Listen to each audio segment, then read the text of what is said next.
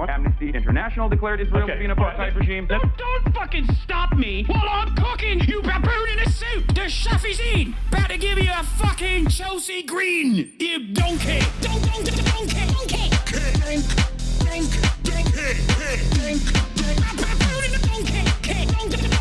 Listen to what I'm saying, and you will understand, perhaps, what I'm trying to imply. Patronizing. Yeah, I am being patronizing. I don't know who the fuck you are, and you're over here chirping all the way from fucking London about you want to fucking free Palestine, but also simultaneously you're talking about how both sides are fucking fine. Shut the fuck up. You don't know anything, okay? Who the fuck is this pink-haired twink?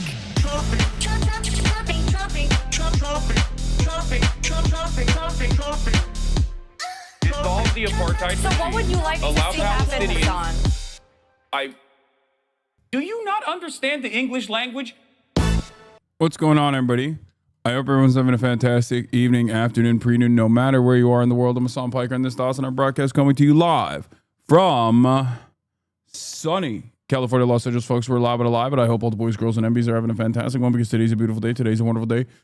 Today is Monday. It's Monday News Day. That's right, ladies and gentlemen, boys, girls, and MBs. It's Monday News Day. I'm live, I'm alive, and I hope all the boys, all the girls, all the MBs are having a fantastic one. Because today's a beautiful day. Today's a wonderful day. Today is, like I said, Monday News Day. And boy, has a lot happened since the last time I was live. This is part of the broadcast where I tell you all about that. About my personal news, about what's going on in the world of HasanAbi Piker in between the time period where I press the stop streaming button and press the start streaming button. So help me God. That's what I'm gonna do. Anyway. Yeah, it's Monday, 5/19. Monday, May 19th, 2025, 10:41 a.m. I'm actually early. For those of you who are wondering what the hell is going on in the universe, how are you early right now? It's because, you know, there's a lot going on and I want to get to it. So much to speak about. So much to cover. Of course, last night I ended the broadcast, and what did I do? I did this. This is what I did. Now, I wasn't in a maid outfit, neither was Bad Empanada. Noah was all in a maid outfit. More talk with Bad Empanada. You two went off. Yeah, that's what I did. I went on Noah Samson's stream, fundraising for Palestine. But also, while I was fundraising for Palestine, I also was, engaging in heated debate with an interlocutor. For those of you who don't know, I was on with Bad Empanada, where he found out that my perspective on a lot of the issues that he criticizes me on is actually quite similar to his, and that the only major point of disagreement that we have is negligible, and that disagreement usually just revolves around me criticizing his technique. It was a surprisingly great debate. It wasn't a debate. Why would you think that it would be a real debate? That's why I kept saying whenever Bad Empanada's fans, or fans of mine who like Bad Empanada, would come in to my chat to be annoying, and I would tell them all the time that him and I do not disagree on things. We simply disagree on techniques, tactics, things of that nature, but that's it.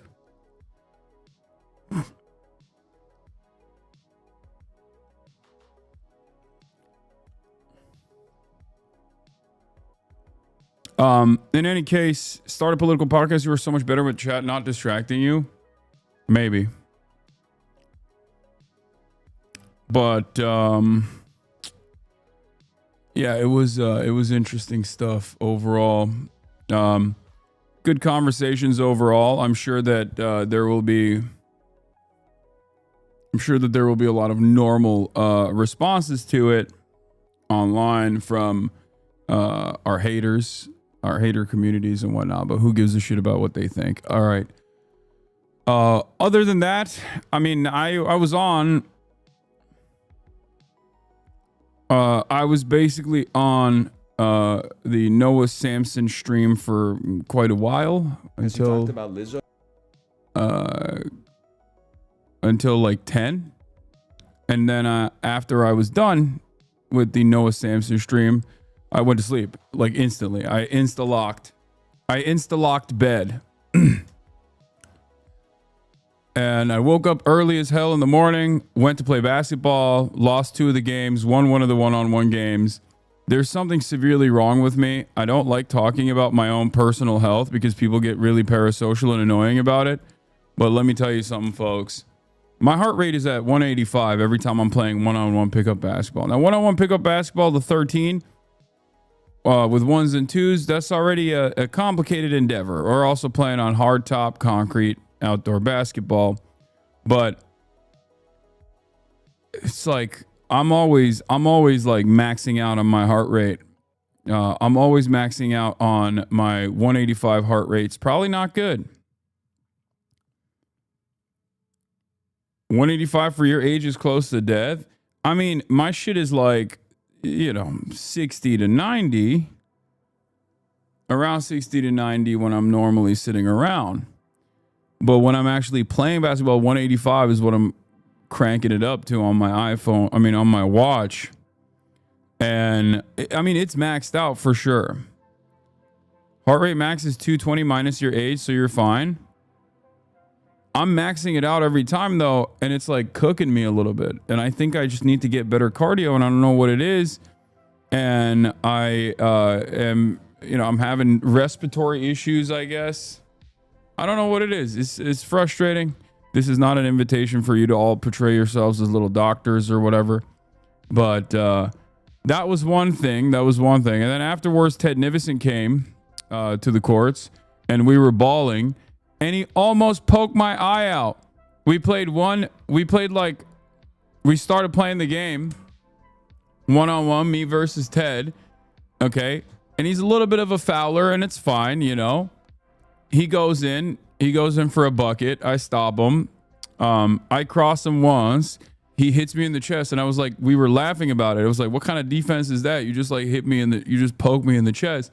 And he was like, yeah, that's how I defend. And then he did it again, but this time he poked me in the eye, in my right eye. And he almost Dan Crenshaw'd my ass. Chat. I couldn't see out of my eye. And I was like, oh shit, like I can't see out of my right eye, right? And then when I opened both of my eyes, eventually I could only, I had double vision, okay? I had double vision. And then not only did I have double vision, but finally when I closed my eyes, like my left eye was fine, but my right eye I couldn't see well out of. It was like weirdly Ted no vision. And basically what ended up happening is like when I move my right eye for the longest time, like for a couple hours afterwards, when I move my right eye, it would be like shaky vision. You know how like the thing flickers a little bit, like my camera flickers a little bit? When I move my right eye around, my vision would flicker in the same way that like the camera will not be able to focus sometimes. And did you call a doctor? No, I got better, so I'm fine. My mom was freaking out, wanted me to actually, everything I'm wearing is Yoji. ID on the shirt, please, big man, is Yoji. Everything, I'm Yoji'd out the wazoo. This is the full Yoji fit. I'm on my Yoji shit. So no, I didn't get it checked out because I'm fine now.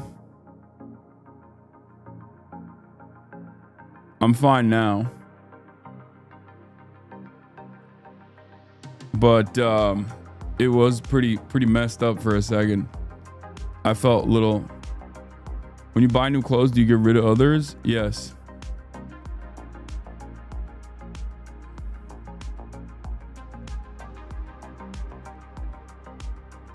Listen to your mom. She's a doctor. Yeah, but she's not a doctor of medicine. She's a doctor of art. What does she know? Do you do cardio regularly? Yes, I do cardio regularly. But it's fine now. I mean, I was doing tests on my shit, and I think for a little bit, like the eye is like a muscle. You know? Right?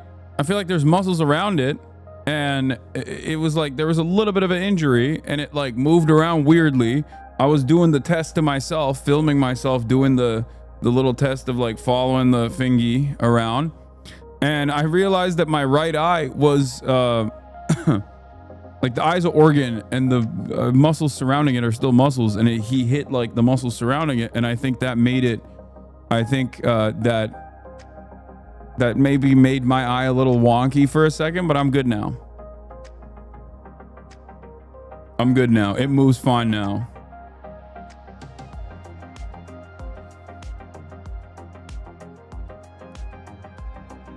That's all it is. I treat my body like a playground. You treat yours like a temple. My shit started going to hell at 45. You'll be fine. I mean, I treat it like a temple, but I desecrate the temple regularly. You know what I mean?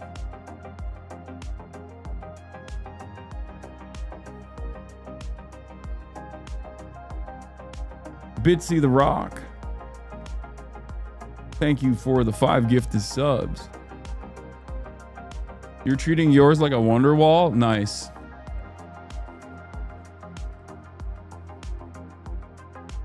Leftist medicine. Yeah, be careful. You'll get pinworms from his fingernails. Is funny. All right, what is this? Balder lion? The lion of the real lion of Syria. What is he saying? He talked about Lizzo.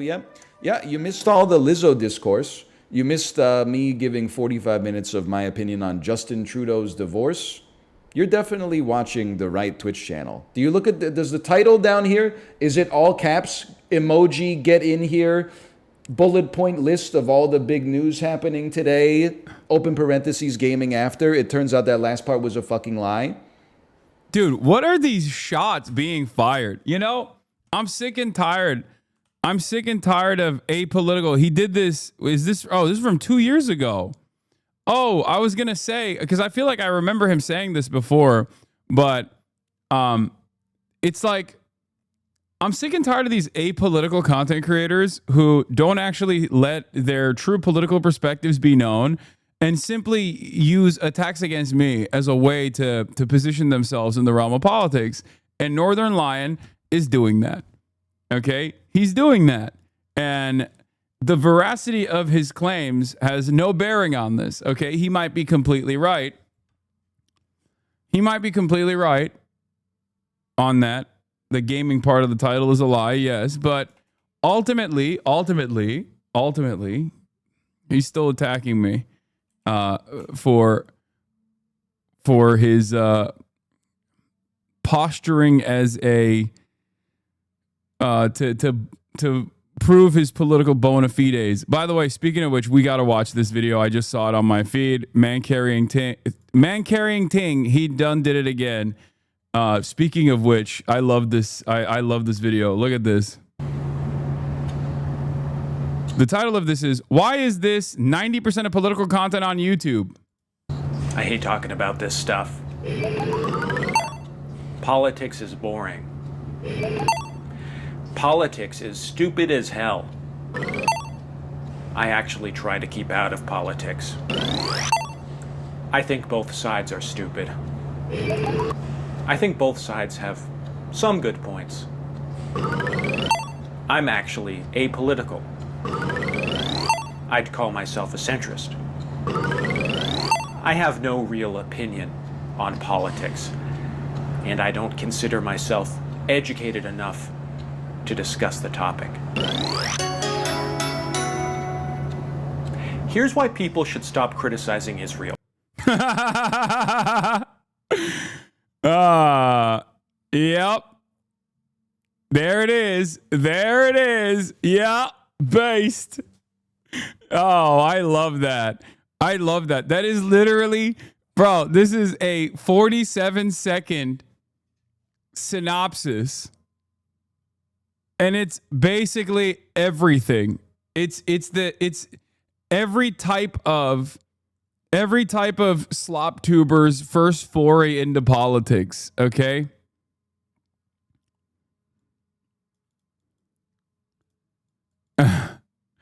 I like that YouTubers are aware of it, though. Look at this. It's always been a policy of mine to stay out of politics on this channel, which is why I'm prefacing my 9th consecutive politically motivated video with that statement. But this is something I just don't feel comfortable staying neutral on. Here's why women shouldn't be.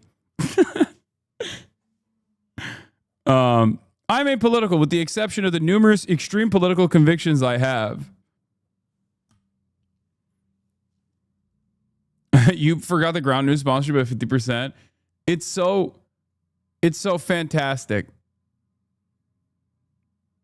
It's so fantastic. Everybody that is always like, I hate politics. I'm so apolitical. I'm so neutral on everything. Trump is content. Trump is a content president. I'm only looking at this from the perspective of drama. Also, suspiciously, all of my political worldview is directly tailored around some of the most extremist reactionary points of view you have ever encountered in your life. And as a matter of fact, if I were to tell you what my true opinions are, you would probably be horrified by them. Also, I am utterly afraid of saying what my true political opinions are, even on my channel, and certainly in broad daylight around other human beings within earshot, because I'm worried that they would kill me with hammers if I were to reveal what I truly believe must be done to women. Like, it's great. It's great. Everyone that says that they're apolitical will just like regurgitate the stupidest, most insane, most heinous fucking reactionary points of view.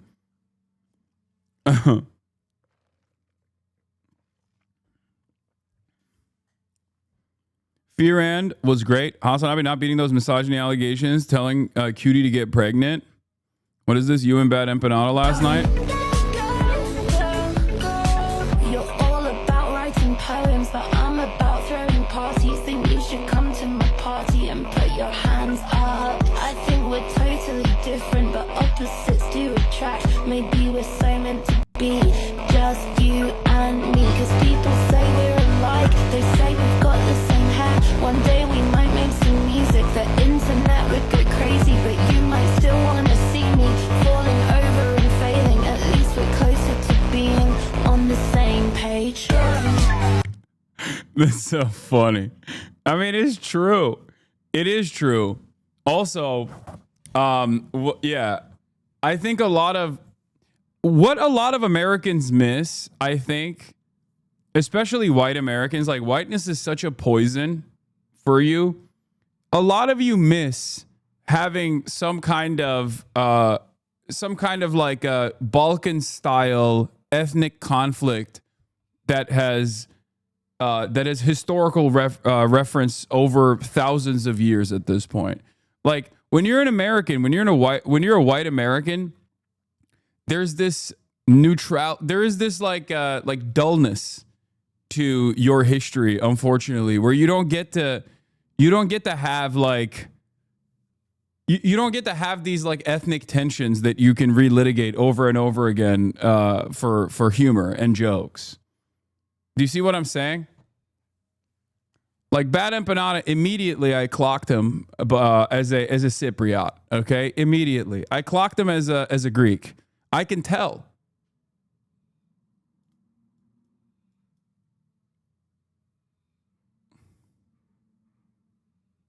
Oh my God.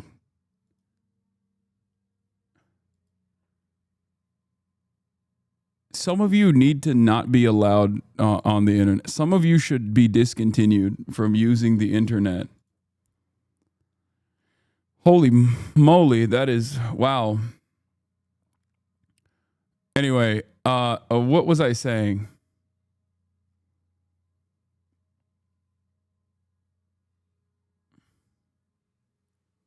We need Trump to mandate sterilization. Okay.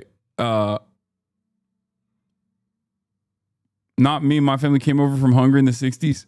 So I've heard unspeakable things said about Romanians and Croatians. Croatians. Yeah. That's what I mean. It makes It makes life more fun.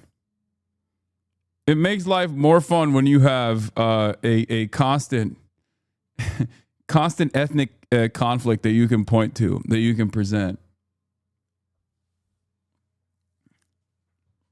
Not true. Go to an Ohio versus Michigan game. Those two states literally went to war once. Yeah, that's what I mean. It's the closest thing you can get to like having two identical parties in every way, shape, or form actually engage with one another in the field of battle for no real reason, despite having a lot more similarities than differences.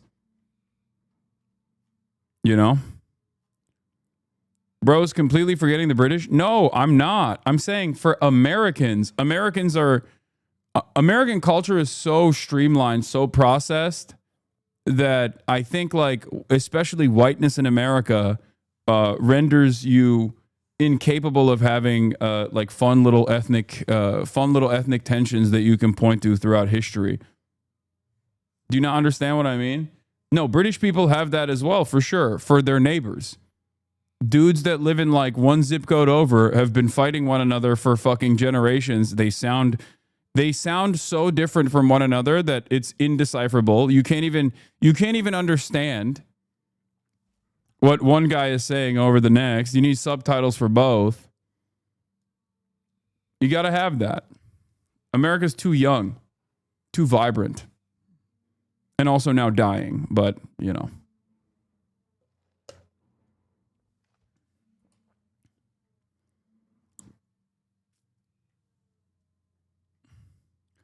I wish you would have brought up Argentinian history with Bad Empanada. Why?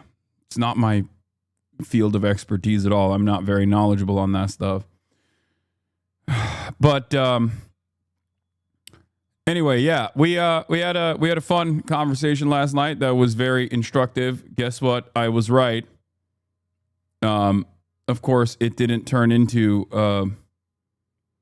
as you may have guessed, it did not turn into a heated debate at all. And it was more so just like clarifying my positions. So he has a better understanding of them. My positions, I mean. Reddit is saying you destroyed your career by talking to him. Yeah, that's Reddit. Reddit is a bunch of NatSec losers who don't even get paychecks from the federal government. Like, it's people LARPing as though they work at Langley. Who cares? And that's not even like all of Reddit. That's just unique subreddits comprised of neckbeards. Oh no, I can't believe Reddit said this.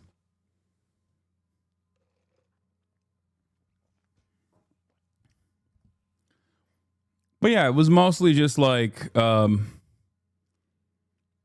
was mostly a very, it was a delightful back and forth. Ultimately, I don't think that, I don't think that those differences in the way that people carry themselves are all too consequential, all too significant, which is why I don't engage in the practice of left bashing at all, which is why I was even, worried about bringing up any of my disagreements with Bad Empanada, because like I just don't think it's productive. Having said that, it's good. I'm glad that we had that conversation. Hopefully some of the HasanAbi heads who also happen to be Bad Empanada heads will now shut the fuck up and stop being annoying in my chat, and vice versa. What is this? Just bad timing?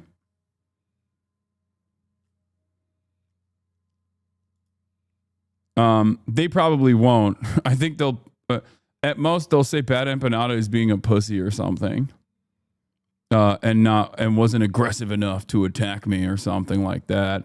But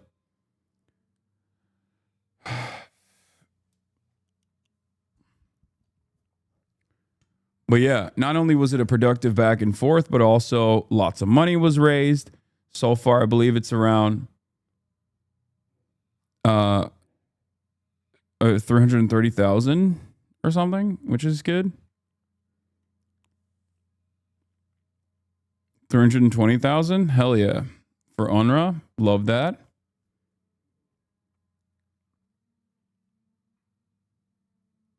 You look like you had fun talking about empanada. I mean, Bad Empanada is like not that dissimilar to someone like Felix Biederman. I think Felix is funnier, but he has a very and I love Felix, as you guys know. And so it's not, why would it be in any way, shape, or form remotely different? Like, why would that conversation go any different? Think about who some of my favorite think about who some of my friends are in this left media sphere. Think about who some of my favorite people are, some of my favorite people to collaborate with are in this left media sphere. Like, they're not, they say things that are, I think, way edgier than what Bad Empanada does in general.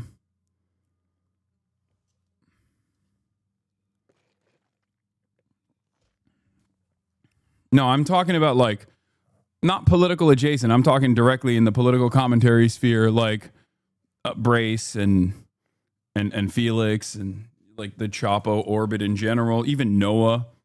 Noah is definitely a lot softer. But someone said Adam Friedland. No, Adam Friedland. I think Adam Friedland has a decent political framework or decent fundamentals, but he's not, I wouldn't consider him a political commentator. He's a comedian. But yeah, learning about Drew Pavlov's background was the best part. Oh yeah, he's nutting. He's nutting over. He's nutting over being mentioned. I think he was like talking in all sincerity about how he really thinks that like I want to enslave his child or something. The irony, of course, is that he will never have a child because that would require him to have sex with a woman, which we all know is never going to happen. So I don't think he needs to worry about that.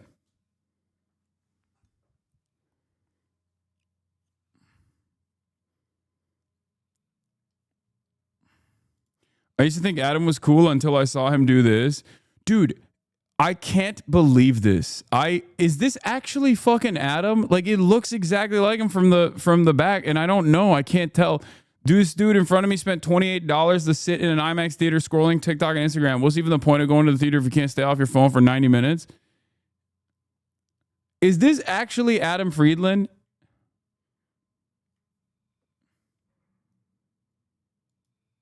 It's not me, but I would be acting like that. Are we being anti-Semitic? Can we stop? Can we put an end to this endless anti-Semitism? This is unacceptable. Thinking this is Adam Friedland is anti-Semitic. Yeah, this is the next Felix take that, of course, was popping off on the timeline. Would you press a button that guarantees that you die in 2030, but it also promises Joe Biden another 10 years of life? If you say no, you can go fuck yourself. It's negative people like you that caused all the epic fail in his prostate. I can't even fully comprehend. Wait.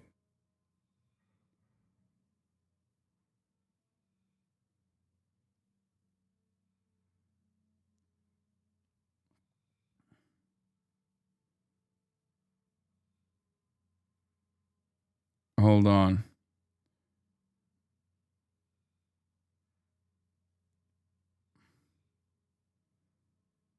One second. I gotta text my manager. I missed the meeting. Fuck.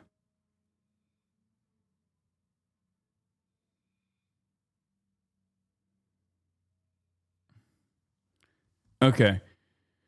10 years. Man is at least a 5-volume memoir to bang out. He needs more time on this planet than that. Why does Hasan keep posting the Rizzler on his stories? Because he's a legend. No, because the recent photo shoot that he did, that I think is the album cover for... Is that a meme? Or is the new West Side Gun album cover actually the Rizzler with like in Yoji Yamamoto and shit?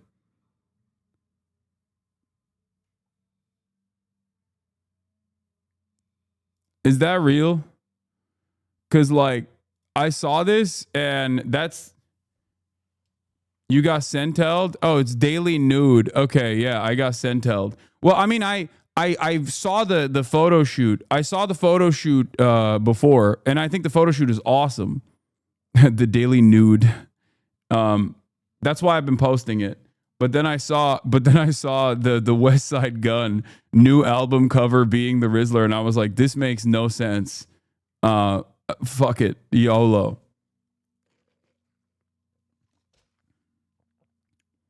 My mom has survived stage 3-4 cancer 4 times. Let Biden cook. Did you see the Supreme shoot? Hard as fuck. I have not seen the new Supreme shoot. Wait, what do you mean? I have not seen any of this. The Rizzler did a photo shoot in like Yoji and like a bunch of other brands. That is real. And I've been posting photos from that photo shoot that he did because he looks awesome. And I love that. I love that for him. He's like, you know, he is the GOAT. How am I supposed to trust your sources when you fall for nude? Wait, what? Dude, you have to realize, like, sometimes you see something that is utterly inconsequential on your timeline and it has nothing to do with your day-to-day existence, and you just move on without a second thought. It's not, you know, I didn't investigate it thoroughly. Everybody calm down. You know, I wasn't applying my critical media my media criticisms to the meme that I saw on my timeline. Like, it's okay. It's utterly unimportant. It's not even important to the actual fucking Rizzler. The reasons why I'm posting the Rizzler. Last off meme, but it might be defamation. What? That's not defamation. It's like obviously a fucking meme. It's not real.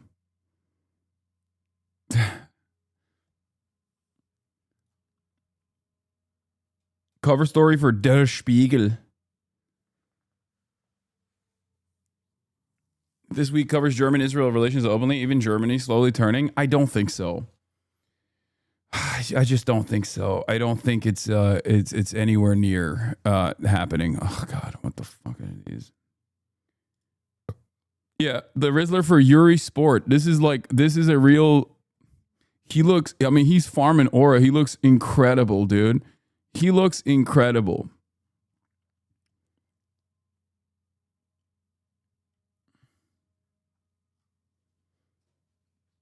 Is there a way to watch your convo with Bad Empanada somewhere? I don't know.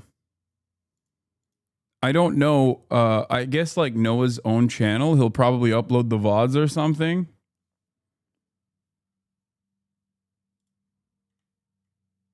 But in any case, yeah, Noah's probably posting the VODs.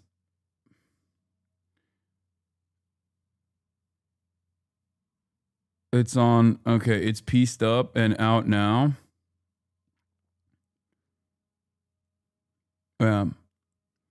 He's living the childhood you wanted. I would have loved to. I mean, I looked like the Rizzler when I was growing up. I looked exactly like him. But of course, I was never dripped out the wazoo like this. Like, this is a dream. It is a dream of mine to be dripped up like this. And I never got it. I never got that dream achieved. You know what I mean? All right. Let's blast off. Let's do it. Let's get it popping. There's a lot to talk about. Let's do the dang thing. Bro, that child is illiterate. So is every American child of that age. Excuse me. What makes you think that he's any different than the average American? I'm sorry that he's closer to the proletarian child than you are. Okay. Oh, look at me, Mr. Elitist. Like, kids should know how to read and write. What's next, dude? You want them to also do math? Shut up, stupid. Get this elitist shit out of here, dude. We don't want that. We don't want our children to know how to read and write.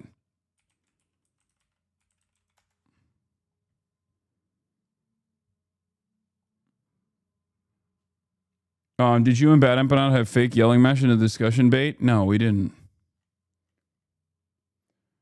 You got the motion to talk with some fashion model unions, maybe do some runway stuff and there's time? Yeah, no, of course not. All right. Let's do it. Let's blast off. Let's talk. What was I gonna do? Oh yeah, Joe Biden has prostate cancer. Trump talks to ADOLF Putler on the phone. 1 hour intro into blast off. It's 42 minutes. Calm down. And also I'm early and I'm only 14 minutes into my normal streaming hours. So once again, calm down times 2. Okay. Joe Biden has prostate cancer. Trump talks to Adolf Putler on the phone. Bernie went on flagrant.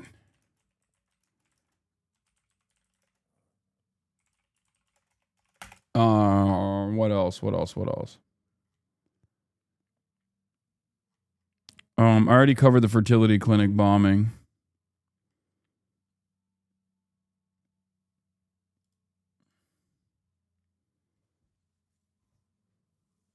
Would you ever consider dual streaming? Yes, I have considered it.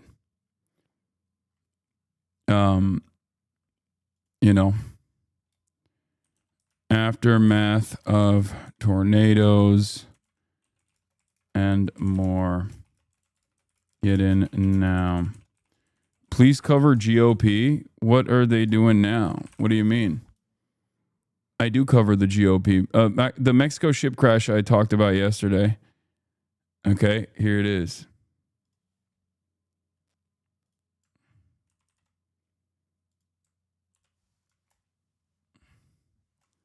CBS CEO steps down. Ooh, the girlies are fighting. Ooh, drama. Hold on. Here it is. This is the blast off meme. Let the people know. Let it be known. Yes, I saw the U.S. credit rating drop. It doesn't mean anything. It happens every now and then. It is what it is. Credit only drops. The U.S. credit rating only drops when the economy is in stress. It's okay. It'll calm itself down. It's not urgent, but can you check your Discord DMs when you have the time? I have not seen your Discord DMs. You have to send me a new one then, because I have not seen the Discord DMs that you are speaking of. I don't know why you are saying that.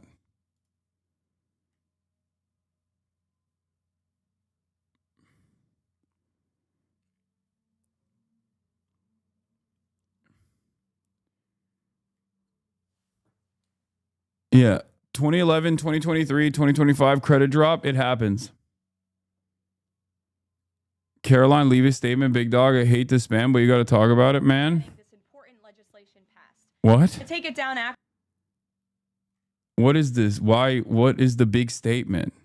Got to talk about Caroline, leave it. Statement, big dog. What do I have to talk about? It's just a fucking press briefing. Are you all right?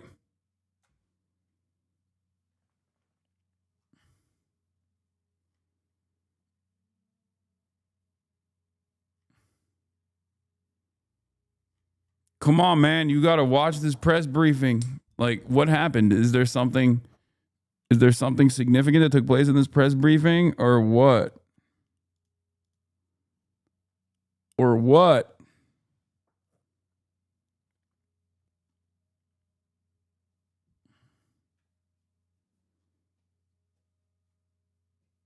I think it means ending TPS for Venezuelans.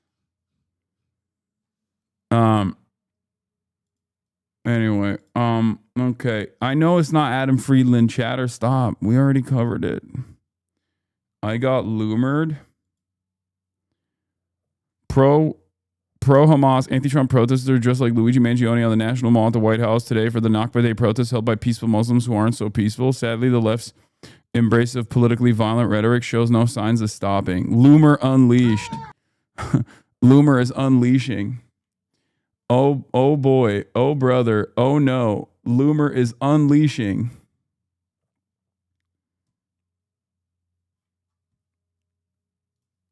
I hate to see Loomer unleash fully, you know, unleash your freak flag. All right, let's get started. Let's get started with the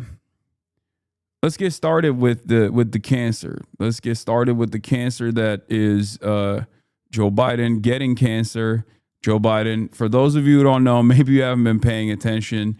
Joe Biden was the president. Okay, he was, and even before he was the president, he was the vice president to Barack Obama. Okay, that's the guy. You might not have known because he didn't have a lot of motion. He was basically decaying in office. But yeah, he was the president before this last one.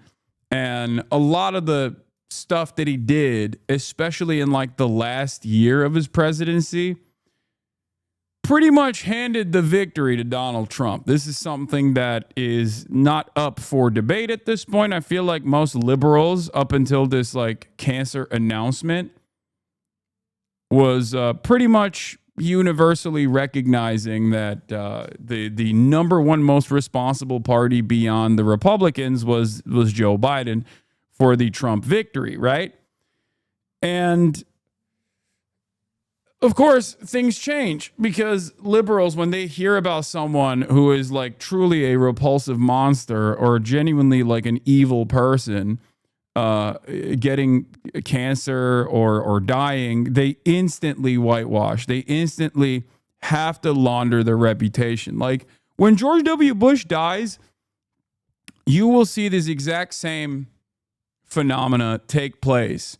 When Dick Cheney dies, well, when Dick Cheney dies, I feel like, I mean, that's the rapture probably. Like he is Satan incarnate. So I feel like, you know, the world will be moving and shaking, right? I just don't understand what this, I mean, I get the tendency for civility. I get the tendency that liberals have where a big part of what the media's job is to specifically normalize the actions and normalize the actions that presidents take when they're in office, normalize that violence, normalize the structural forms of oppression that people are experiencing. That is the goal, right? So of course they're going to whitewash, launder his reputation, and talk about how wonderful of a statesman he was and how he gave his whole life to the American state.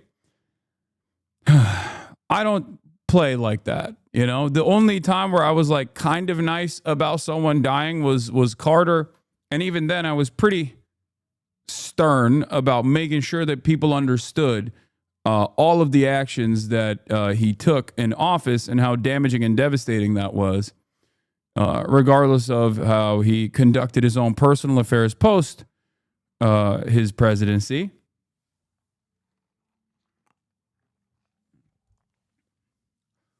But Joe Brandon has cancer. He has prostate cancer, and it's like pretty severe for his age, it seems. Even though I guess it's like responsive to hormones. So they're transing him. They're transing Brandon in order to stop him from dying from prostate cancer, ass cancer, the part of your butt that's also connected to your penis, the G spot. For men. All right, let's watch. With the prostate cancer diagnosis for former President Biden. He has an aggressive form of the disease, and our senior political correspondent, Rachel Scott, starts us off. Good morning, Rachel. Michael, good morning to you. And political leaders on both sides of the aisle wishing former President Joe Biden well overnight after he revealed he has been diagnosed with an aggressive form of prostate cancer, which has now spread to his bones. Former President Joe Biden announcing he has been diagnosed with an aggressive form of prostate cancer. In a statement, his office announcing Biden was seen last week for a new finding of a prostate nodule after experiencing increasing urinary symptoms. On Friday, he was diagnosed with prostate cancer. I know it's important to talk about this stuff and remove the stigma. Why do they have to say prostate cancer? Why couldn't they just say he has cancer? Now we got to think about an 80-year-old man's anus. I don't know. I mean, I guess it makes sense because people want to be hyper specific.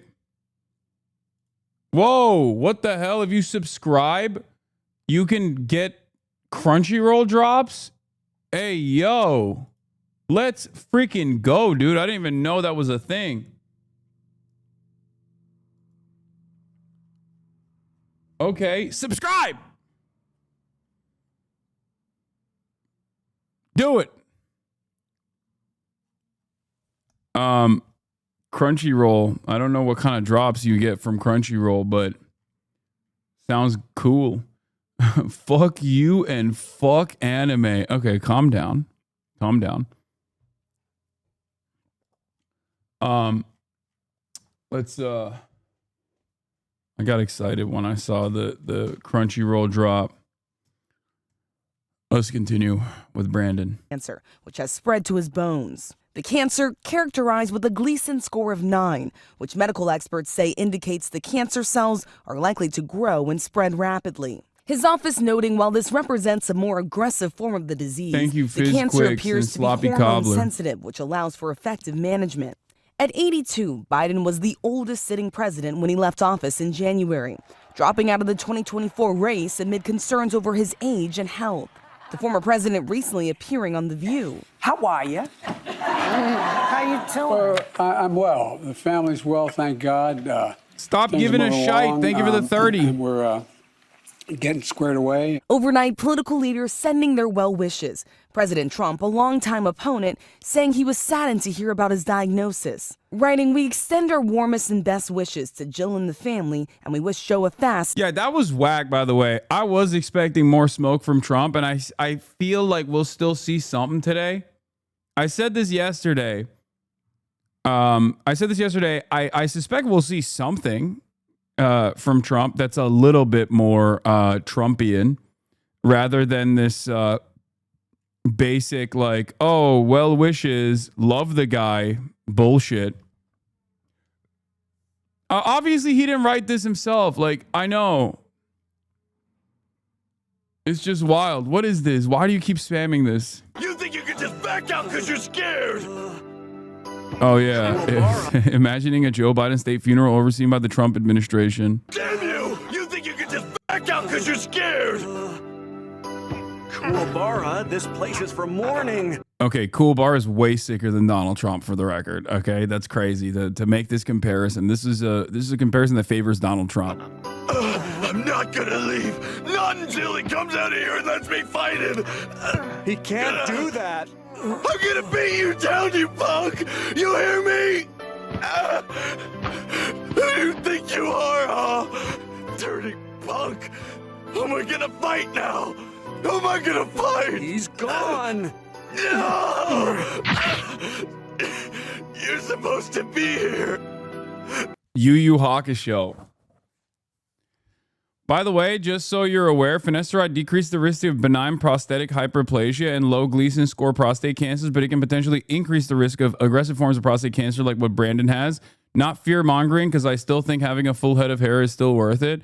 Yeah, thank you for telling me that. And then saying not fear-mongering, but you could probably get Biden's incredibly extreme form of ass cancer. Thanks, chatter. I'm definitely not fearful after that not fear-mongering that you just dropped in the chat. Thank you for the tidbit. God damn. Here I was thinking, like, fantastic. My hair pills are also saving me from getting prostate cancer. And the chatter has to come in and be like, actually, you're probably going to get a worse version of it. Fuck it, you know? It is what it is. All right, Brandon. Since successful recovery. Biden's Vice President Kamala Harris calling Biden a fighter.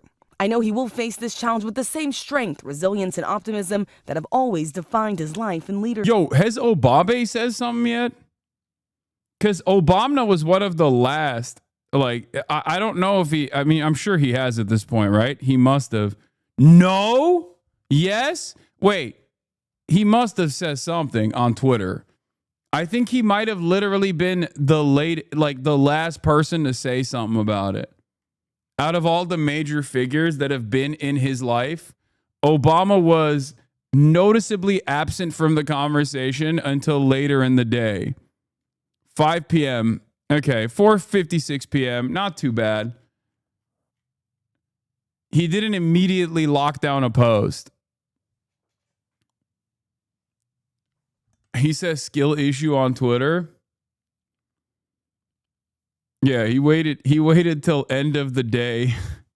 Michelle and I are thinking of the entire Biden family. Nobody's done more to find breakthrough treatments for cancer in all its forms than Joe. Why are they acting like Joe Biden literally was in the lab cooking up new forms of cancer treatment?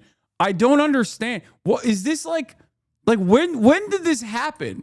He's the president, dude. He wasn't in the fucking lab going, all right, Jack, how do we fix this cancer? What are we doing?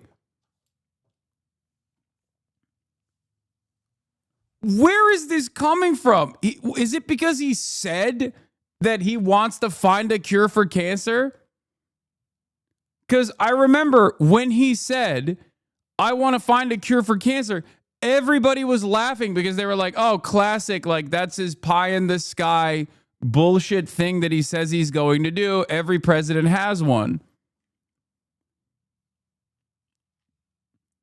I don't understand, like I guess he's so indefensible overall that they just have to make stuff up to be like, nobody's done more to find breakthrough treatments for cancer in all forms than Joe. And I'm certain he will fight this challenge with his trademark resolve and grace. We pray for a fast and full recovery. No, I know he said he would cure cancer, chatters. I know. Brandon, on the campaign trail, said he was going to cure cancer, and we all laughed about it.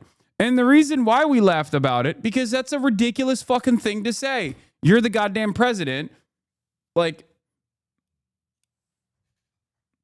I don't understand. I don't understand why he was like, he said that and then, wait, okay, I work in cancer research. Biden's moonshot funding was historic and vital. Okay, thank you. Fair is fair. I still think it's fucking ridiculous to be like, no one has ever stopped cancer as hard as Biden. You know what I mean? He's the president. I don't think it's appropriate to say that. It's kind of like saying Donald Trump did the most to get a vaccine out. Okay? For Operation Warp Speed, Donald Trump is perhaps the most responsible party for eradicating COVID from this planet in all forms. No, he didn't do that shit. He was the president at the time. And the same goes for Brandon. Okay?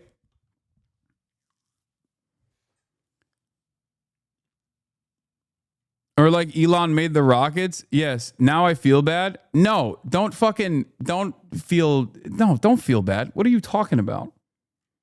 What cancer the Cuba cure? Lung cancer.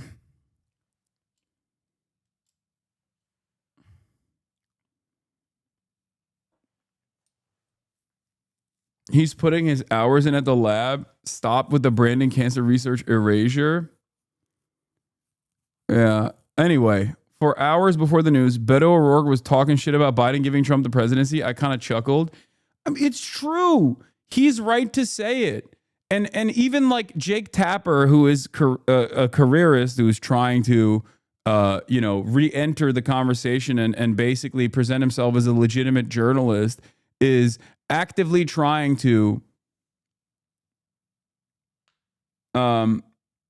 He's actively trying to talk about how he was actually one of the brave journalists that talked about Biden's age, even though he came into the conversation far too late. Okay, Jake Tapper, and it's ironic because every single one of these guys are now going to turn around and be like, "My bad for saying all these mean things about Brandon because he has cancer now." And it's like, why? Why would that change the dynamic? Like, why? Why would that change the fucking dynamic at all? Like, he's still the same bad guy. He's still absolutely the guy who was defended by mainstream media figures, defended by the party, regardless of his mental acuity, his mental deterioration that was like something that you can experience. It was very visible. It was in broad daylight. Anyone that tries to fucking shelter you from that truth is lying. And not only that, but he also was a major ultra-Zionist who allowed Israel to do most of this death and destruction, and he loved it so much. He loved Israel killing children so much that not only did he lie about it, like not only did he lie about why Israel must kill children because Hamas is decapitating children or whatever, all these other like insane things that he said that is that his own team would have to go back to the media and be like, he never saw those photos. I don't know where he's coming from. But also on top of that, he loved it so much that he lost the fucking election. He is the second most responsible party for the Trump victory beyond Donald Trump. He is more responsible than even fucking Kamala Harris is. Okay? This, I thought, was well established. All of a sudden, we're supposed to throw this out. But the news of Biden's cancer diagnosis prompted some top Dems to call for conversation about the former president's cognitive abilities disease. Personally, I don't think the fact that Biden is even in worse shape than we knew should cause us to call off the reckoning. This is what I mean. It's like liberals are going to, once again, actively try to pull back on the criticisms of Biden because he has cancer shit. But he was the president. And not only was he the president, but he did a lot of evil when he was the president, as most presidents do. But some of that evil and selfishness led to an even more evil and more selfish fascist leadership to take power. So no, I'm sorry. I actually do think Donald Trump is a fascist. A lot of people that say that are faking it. Okay? That's it. Liberals that tell you Donald Trump is a bad guy or he's racist or it's Mango Mussolini are fucking faking it. They're not actually angry. If they were, they would be angry at the previous leadership through utter selfishness led to the fucking fascist leadership that we're exhibiting right now, experiencing right now. That's it. Conversations about Biden's mental acuity should be more muted and set aside for now. Is he struggling through this? No, I don't think it should be. I think, for the record, I think, and Beto O'Rourke is correct about this. Okay, he's right. He's cooking here on the Pod Johns, and I'm gonna explain this once again. I think people that actually dial back and have a more muted approach to Brandon right now are going to still look like they're defending Brandon and his administration, which in some ways they are, because I think a lot of liberals in positions of prominence are genuinely afraid of looking like they were wrong. And instead of recognizing that they were wrong and that they were duped and that they participated in this like secret cover up of the president whose brain was melting in broad daylight, instead of openly saying like, yeah, this was fucked up, this is a major fucking cause for distrust amongst the American population, we're not going to do that again. They're like, yeah, I still think we should not criticize Biden. I mean, he has prostate cancer. He's 90 years old. He fucked up the country already, and he's 90. Okay, he got all of his wishes. He finally became president. Sure, he was demented in the process and probably doesn't know that he was president, doesn't know what time it is. But like, he still got that wish across, you know? I don't care. I don't care that he has prostate cancer. This does not change the equation, and it shouldn't change the equation for you, and it shouldn't change the equation for honest brokers, okay? People who are honestly talking about Biden's legacy need to be honest. Stop running defense. Fuck. Leadership. And former President Obama praying for a fast and full recovery for his former number two, saying nobody has done more to find breakthrough treatments for cancer in all of its forms than Joe. And I am certain he will fight this challenge with his trademark resolve and grace. The former president's cancer diagnosis comes nearly 10 years after his beloved son, Beau, lost his battle with brain cancer. That loss motivating Biden to establish the Cancer Moonshot Initiative. We can end cancer as we know it. I committed to this fight when I was vice president. It's one of the reasons why, quite frankly, I ran for president.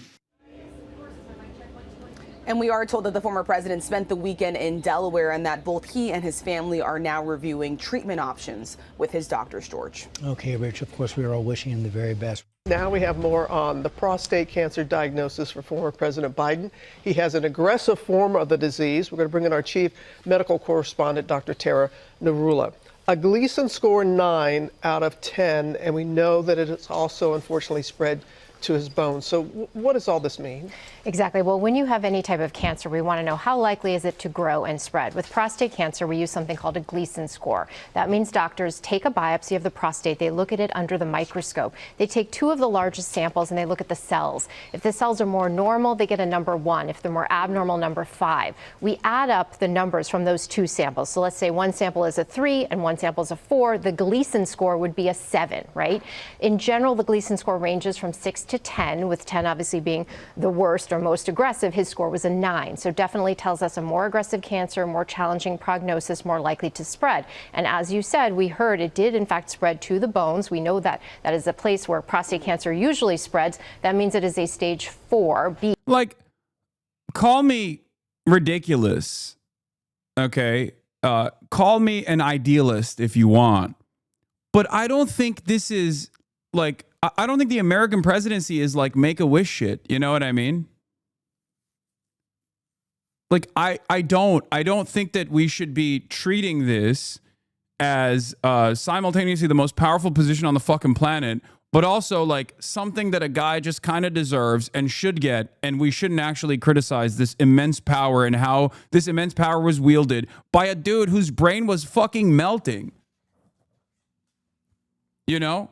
How silly of me.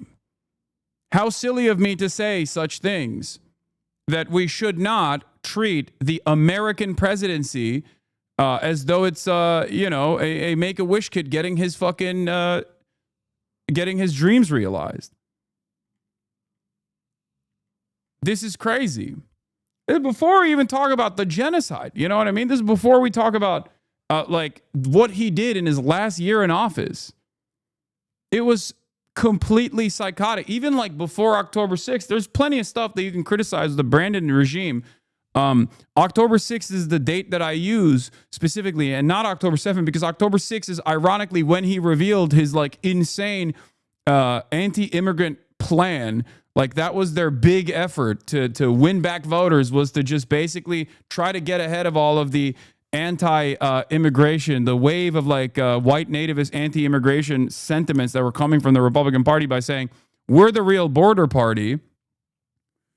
And then Kamala endorsed everything as well. So obviously she's also responsible for this defeat. But like, it blows my mind that we're just going to forget that, all of that. Why? Because he has cancer. Come on, let the little guy rest. Like, get the fuck out of here. Usually that means it is not curable. It is treatable. In general, we think about prostate cancer as being slow growing and usually having a good 5-year survival, 99%. When it is spread to distant sites, then that 5-year survival drops to about 37%. Also, the other part of this that I don't understand, and this is a good question, is how the fuck does this guy not have a doctor prod his asshole with regular frequency? He's 90 years old. Okay? That's like, once you're 45, I feel like that's basic physical shit, you know? You get a physical once a year as a normie, not the president. A doctor's gonna shove his finger in your ass, okay?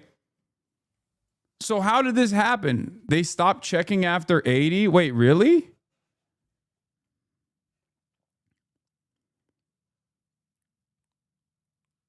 Apparently they stop after 70? Wait, why? They're just like, yeah, if it happens, you're going to die anyway? Is that what it is? And I also, is there also a guideline for presidential checkups? I feel like presidents probably still get like a more comprehensive checkup, including the ass prodding. I believe after 80, there's almost 100% men get prostate cancer. Like what you're describing seems like a common practice for people on insurance or like Medicare. You know what I mean? That seems like legislation that like, or that seems like guidelines that's like some insurance company wrote because they're like, well, there's too many false positives anywhere, so it's a waste of time to like go through this rigorous check. But I feel like if you're the president, you probably go through the maximum checks, right? Or I would expect you to.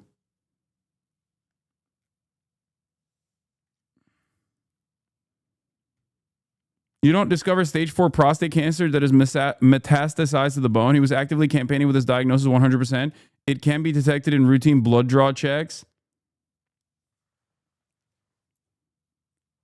Benign prostate hyperplasia neoplasia and we can't biopsy everyone?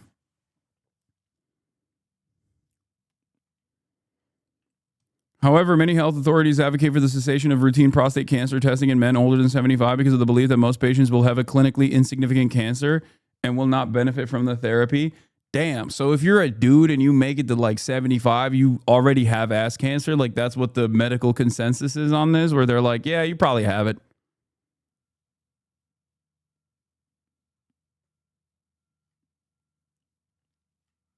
That is terrifying to think of. Holy shit. If only Brandon actually eliminated cancer when he was president, like he said he was going to do, then, you know, I wouldn't be so concerned. All right, let's continue. The statement released by the former president's office, it notes that he's considering hormone treatment. So how does that work and what does that tell you? So when we talk about hormones for this, we're talking about androgen deprivation therapy. That means depriving the body of testosterone or androgens, which we know is a fuel for prostate cancer cells. So by either blocking the production of testosterone or the ability of testosterone to reach the cells, you're hopefully slowing the growth. So we know that with prostate cancer of this stage, we usually use hormone therapy to basically improve quality of life, maybe give somebody more years. Of course, hormone therapy also comes with its own side effects. Former president's 82. Actually, yeah. So age obviously factors into everything. We see prostate cancer usually rise with increase in age. It's the average age of diagnosis is 68. But certainly when you look at factoring in what are we going to treat this person with, you look at age, their health status, their quality of life that they want, their life expectancy, all of that factors into the treatment plan. Well, we are all wishing him the best. Yes, without a doubt. All right, Doc, thank you so much for that. Joe Biden has been diagnosed with an aggressive... I also need to explain something to you guys, and I did this yesterday as well, but it bears repeating.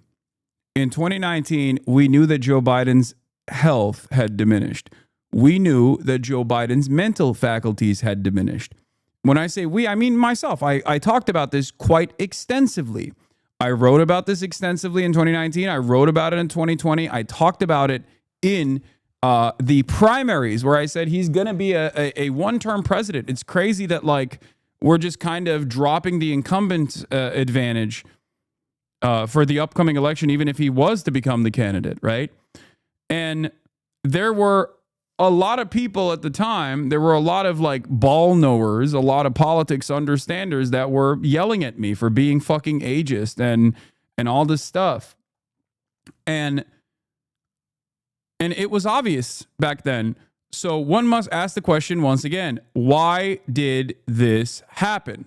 Why did this happen? Why was Biden presented as the only alternative that can defeat Donald Trump from both mainstream media outlets like MSNBC, CNN, and numerous others at a time when it was, incredibly important for the liberals to get together and rally around one candidate that would truly defeat Donald Trump?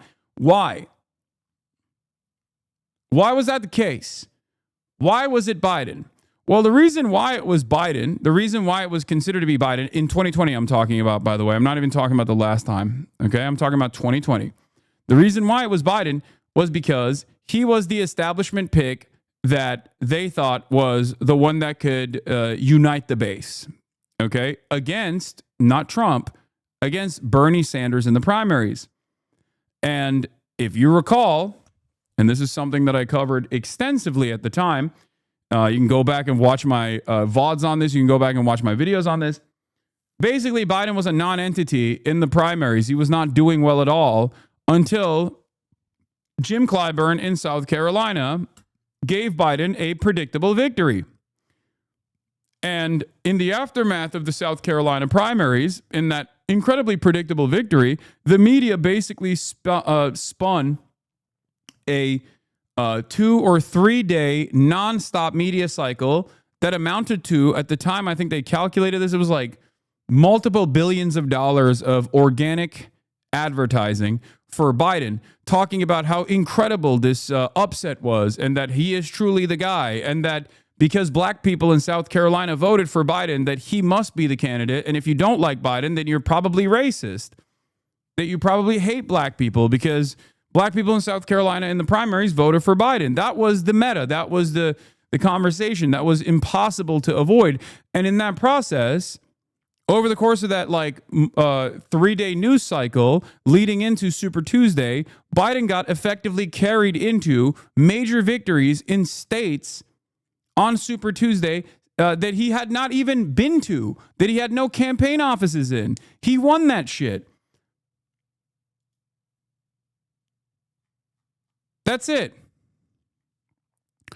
And meanwhile, cynically, they even moved South Carolina to the first point. Aides at both the White House and the DNC admit that the main motivation to move South Carolina first was helping Joe Biden, not uplifting black voters. They openly admit that. It is an incredibly cynical move from the campaign.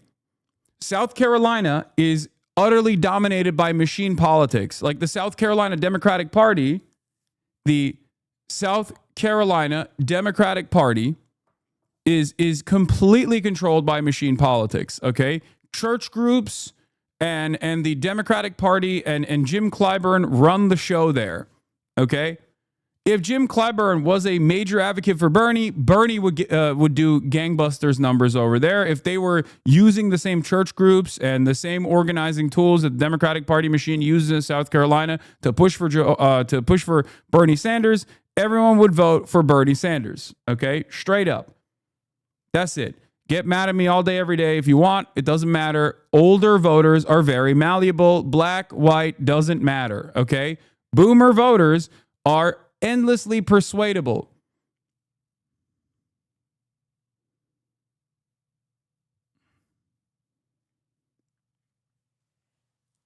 Yes, I'm going to react to Bernie on Flagrant in a second. Why am I talking about all of this? For two reasons. One, the Democratic Party cynically weaponizes identity politics in this way in an effort to put forward establishment candidates.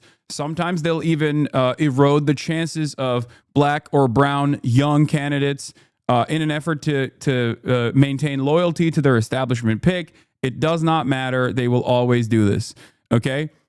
Moving the primary, the first primary to South Carolina is a way to galvanize this, is a way to solidify this, okay? And they did it cynically. They did it, and this is an admission for it. The members of Biden's staff weren't the ones comfortable with abandoning Democratic norms. The former president enjoyed the support of the Democratic Party, which at his behest blew up the old primary schedule, putting South Carolina in the first slot.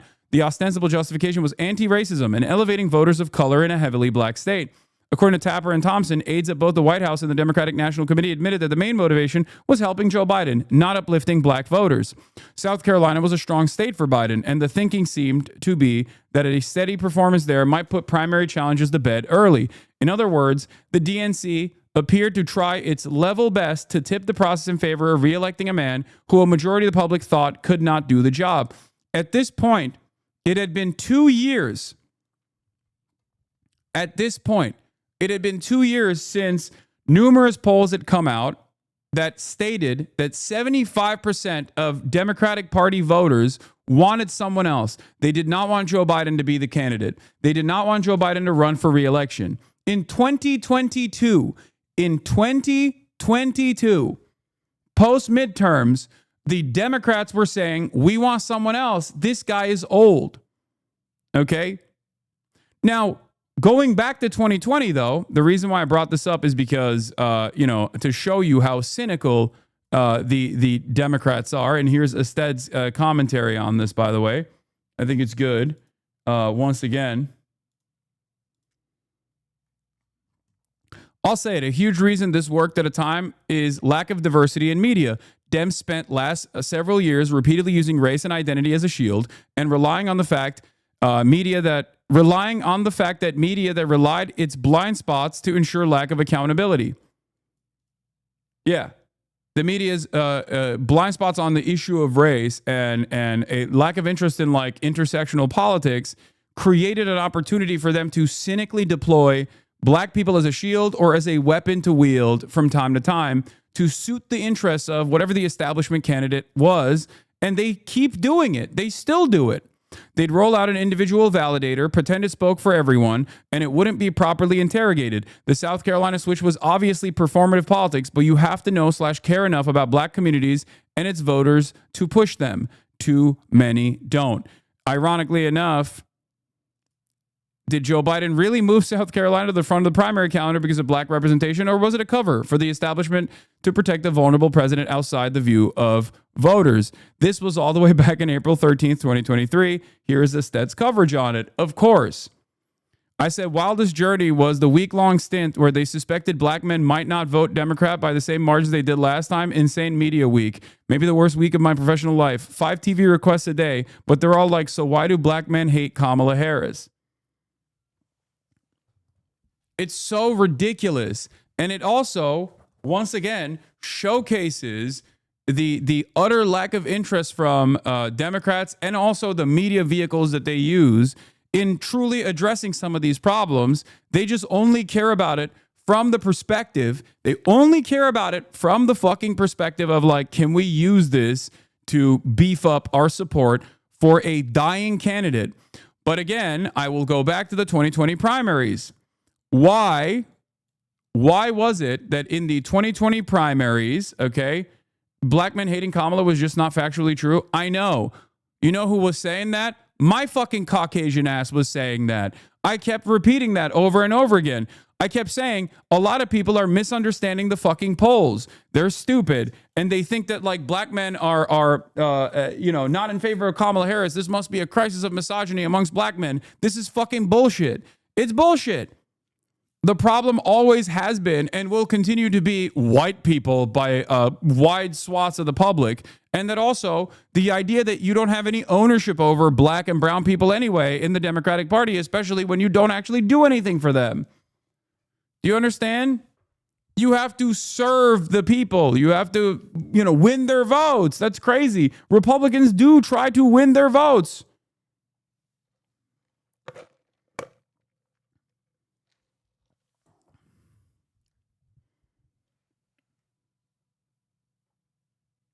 Anyway, I keep going back to this. Why in the 2020 primaries did they want Biden? Why did they push this old man who obviously was falling out of favor and was his brain capacity had clearly diminished? Why did they rally around him? Here's why. Let's assume, and I've asked other candidates this kind of question, veto question. Let's flash forward. Your president, Bernie Sanders, is still active in the Senate. He manages to get Medicare for All through the Senate in some compromised version, the Elizabeth Warren version or other version. Nancy Pelosi gets a version of it through the House of Representatives. It comes to your desk. Do you veto it? I would veto anything that delays providing the security and the certainty of health care being available now. That's why. Because Bernie Sanders was a threat. Now, would he have been able to actually swing America in the direction of social democracy? Would he have been able to successfully push for more social safety nets? I don't know. But it was enough of a fear from those with moneyed interest, those who have power both in the party and also all of the interest groups and the lobbying groups and the corporations that dominate the Democratic Party. That was such a major problem that they were willing to plant a fucking dying fool who's clearly lost his touch in broad daylight, and they forced everyone to rally around. Obama forced everyone to rally around Joe Biden. It was known. It was known that his brain wasn't working as well as it once did. Okay, Biden was a retail politician susceptible to gaffes. Okay, but those gaffes sometimes made him look more human. But he was a fantastic retail politician. He was Mr. Baby Kisser. Okay. He did that shit. That was his main role. That was his role in the Obama administration, the kind of racist white guy that will silence the masses that are terrified of a black president who they thought was Muslim. Okay? But obviously, come 2020, like his mental capacity was diminished. I showed you differences between his speeches in like 2016 versus 2019. It was noticeable. And I think a lot of these people noticed it, but they were so terrified of Bernie Sanders and the moderate, marginal changes that Bernie Sanders was advocating for, like an expansion of the welfare state, or at least like clawing back some of the things that Trump had undermined in the prior administration. They were so afraid of that they went crazy. They went crazy and they pushed for Biden. Make no mistake. And of course, Biden's administration was filled with false promises that he ran on that he never actually followed through on. There is at this point a lot of whitewashing and laundering of the reputation of Joe Biden that's taken place in broad daylight. I will not stand down. I think the goal here is for mainstream media to make you think that like he wasn't all that bad and that everyone's being a little crazy about it. And it's a way to actually launder their own credibility as well, to say, on the one hand, we kind of knew that he was old, but he was like really sheltered from the public. But also on the other hand, don't think too much about it, because then it's really fucked up. If you think too much about Biden's diminished mental faculties and how we actually ran cover for it, then, you're going to start being skeptical of the narratives that we present. Meanwhile, what a lot of these people don't realize is that this lack of interest in doing good journalism is unironically part of the reason why so many people have completely dropped support, and so many people completely refuse to believe any of the narratives coming out of mainstream sources, mainstream resources. Another great example of this is the things that people can see with their own two eyes on social media about the plight of Palestinians versus what they see in mainstream news. There are some good reasons for why people distrust mainstream narratives, and there are some bad reasons why people distrust mainstream narratives. Like COVID is a great example of a bad reason for why people just completely stopped listening to mainstream news. They were like, fuck this. They're lying to us every step of the way. Meanwhile, they actually were following their primary function of creating a sense of security, like a security environment, getting their notes from epidemiologists in an effort to make sure that this fucking new novel disease was not killing people by the millions, which they fucking still failed on, so it doesn't even matter. They were, at that point, disseminating information, and yet a lot of people were very frustrated by the information that they were presenting and hated them and looked for alternative avenues. Form of prostate cancer. His office revealed the diagnosis yesterday, saying that it had spread to his bones. It was found after a nodule was discovered. The statement goes on to say that while this represents a more aggressive form of the disease, the cancer appears to be hormone sensitive, which allows for effective management. The news has led to an outpouring of support from leaders across the political spectrum. President Donald Trump saying, quote, he's wishing Biden a fast and successful recovery. And Biden's old boss, former President Barack Obama, praised his ability to fight this challenge with his trademark resolve and grace. What the Joining fuck? me now to discuss, Dr. Jamin Brombaut, urologist at Orlando Health Medical Group Urology. Good morning to you. Welcome to CNN This Morning. Good morning. Happy Monday. So I want to start with what we heard there, that this cancer is hormone sensitive. I think prostate cancer is extremely common for older men. Can you talk about what it means for treatment, this aspect of the hormone sensitivity? So we diagnose over 300,000 men with prostate cancer a year. Out of those, only about 5 or 7% we will diagnose like President Biden's diagnosis, where they already have metastases through the rest of their body.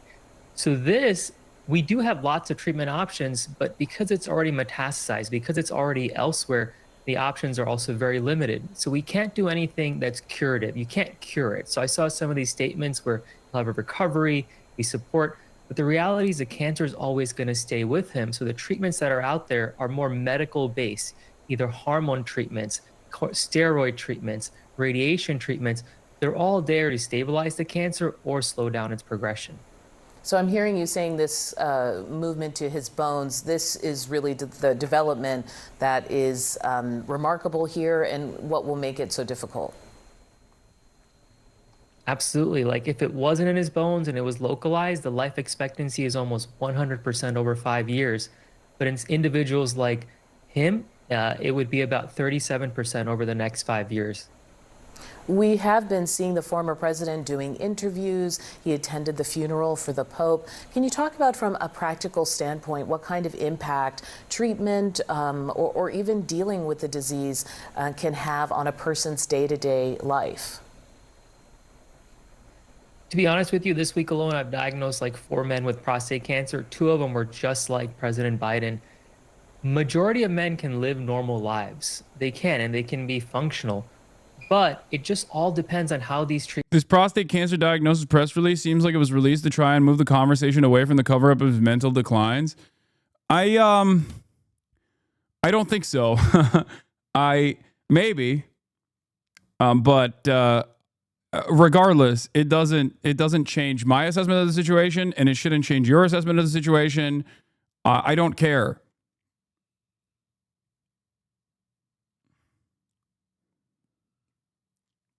Like, I think that no matter what, whether he had cancer or not, I mean, I said this like during the election season, where I was like, he's most likely gonna fucking die after he leaves office, and yes, of course, people predictably have rushed to defend him and defend his legacy when he certainly does not deserve any sort of defense over his legacy. And he deserves scrutiny over his legacy. But, of course, the media will never do that. Treatments are doing and how the body's reacting to them. So these treatments are great. They can definitely control the cancer, but they're also... Bro, you're a fucking joke, bitching about this old-ass loser as Donnie Deathcamp is tearing everything down around us. Good call. Good to see your priorities straight. Yes. In the process of like what is the main story that's like dominating the news cycle, as someone whose primary focus is to engage in critical media analysis, I'm going to obviously counter a lot of the overwhelming sea of support messages coming from mainstream media, and I'm also going to explain to you why they're doing this and why I think it's silly. If you have an issue with that, I don't know, you can go watch CNN directly. Now, having said that, a big part of my commentary and my criticism here with Biden's legacy is that his legacy is Donald Trump becoming president again. So if you hate the fact that Donnie Deathcamp is the president, okay, as do I, and I think you know I hate that, you should understand how the media's cover-up over Biden's mental decline, and even the fact that they propped him up when they knew his brain was already tapioca pudding all the way back in 2019, is perhaps an important conversation to have. Don't you understand? Do you feel like this is an unimportant conversation that's taking place right now? The Democrats abdicating their duty of being the counterbalance towards growing fascism in this country. Don't you think that that's important to talk about?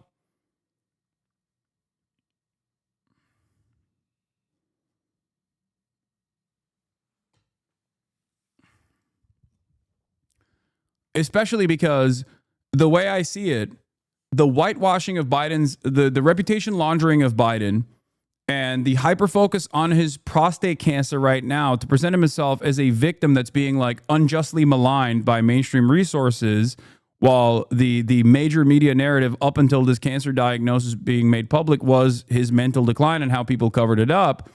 I think the reason why they're talking about this so aggressively is to continue that culture of silence, that culture of refusing to criticize not only previous leaders and their failures, but also all the people that propped up this old man who was dying.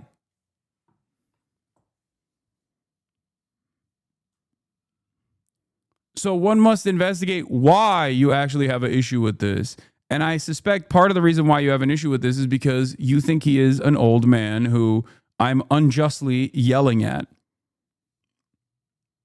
That's where your real concern comes from. But you also recognize, as do I, that, you know, that would be ridiculous and people would yell at you if you were to present the argument from that perspective. So you have to take this other angle where you're like, well, you should be fucking talking about Mango Mussolini or Mr. Cheeto. And it's like, I do every day. I do, as a matter of fact. Even when I'm talking about Biden, I'm covering this from the perspective of like how Biden's inability to cope with the reality around him and his selfishness to hold on to this office, or even his selfishness in terms of like running for office to begin with, led to Donald Trump's second victory.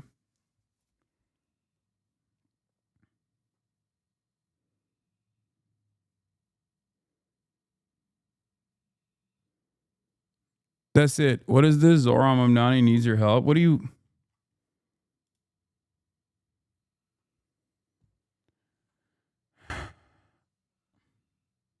What? Volunteer needed. Any lovely supporters speak fluent Turkish and want to help with a quick project? Not looking at you, Eric Adams. I mean, I could help with this.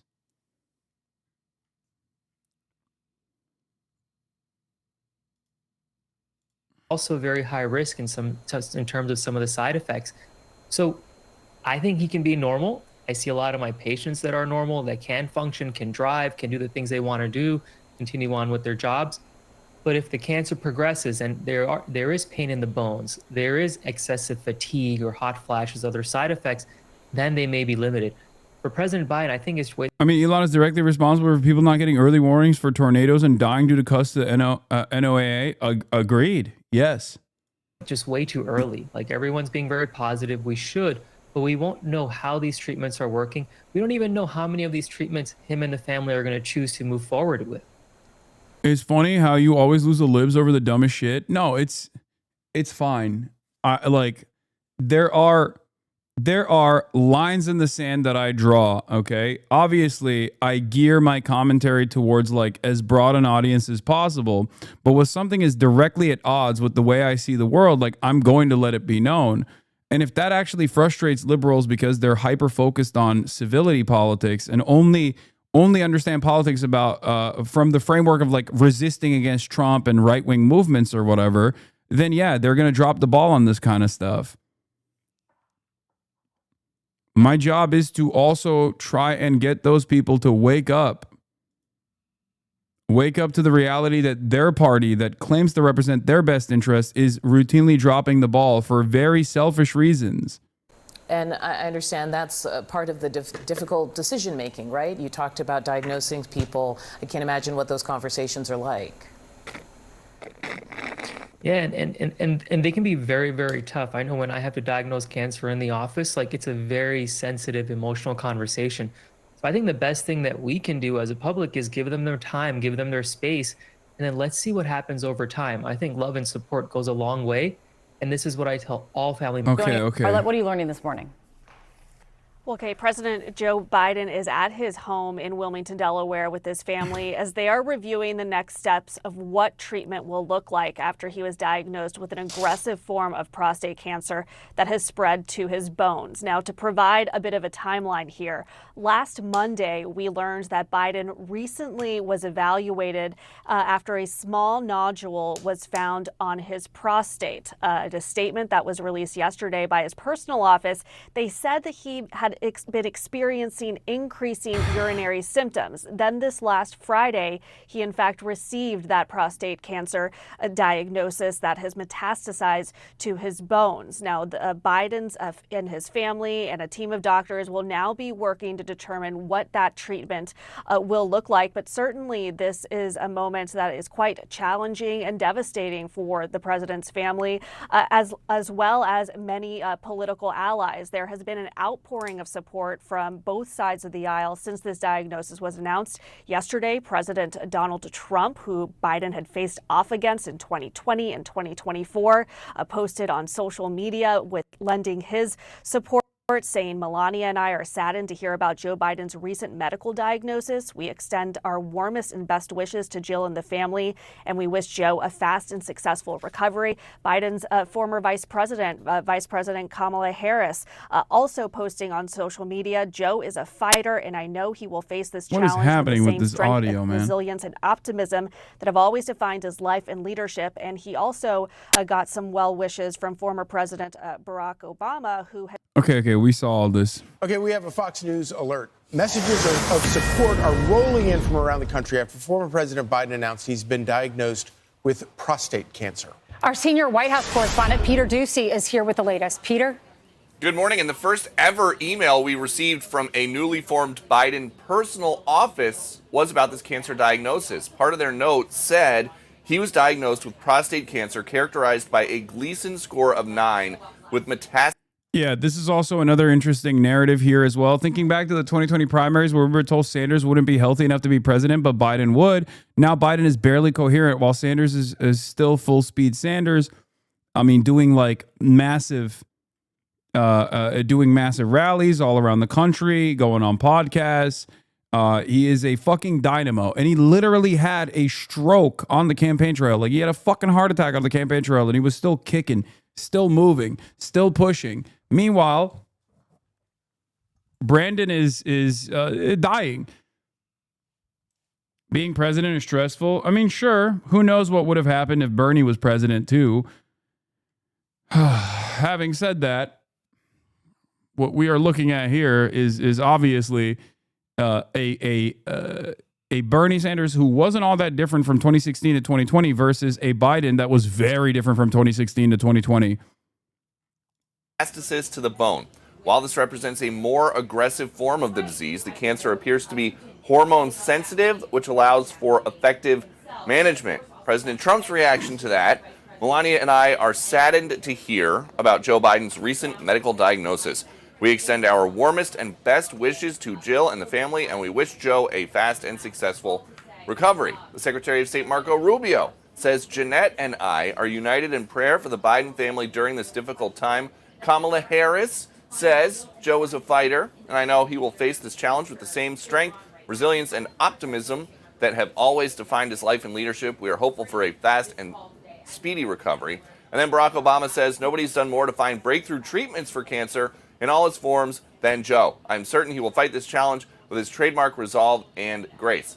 There was, of course, a ton of focus on President Biden's health while he was in office, but most of it focused on cognitive abilities and whether or not the Parkinson's specialist who kept getting cleared into the White House was treating the president. There were a lot fewer questions about cancer screenings, especially after July 21st of last year when he said he was not going to seek a second term. Friday, we all heard that Robert Hur audio come out, and the Biden office was quiet about it.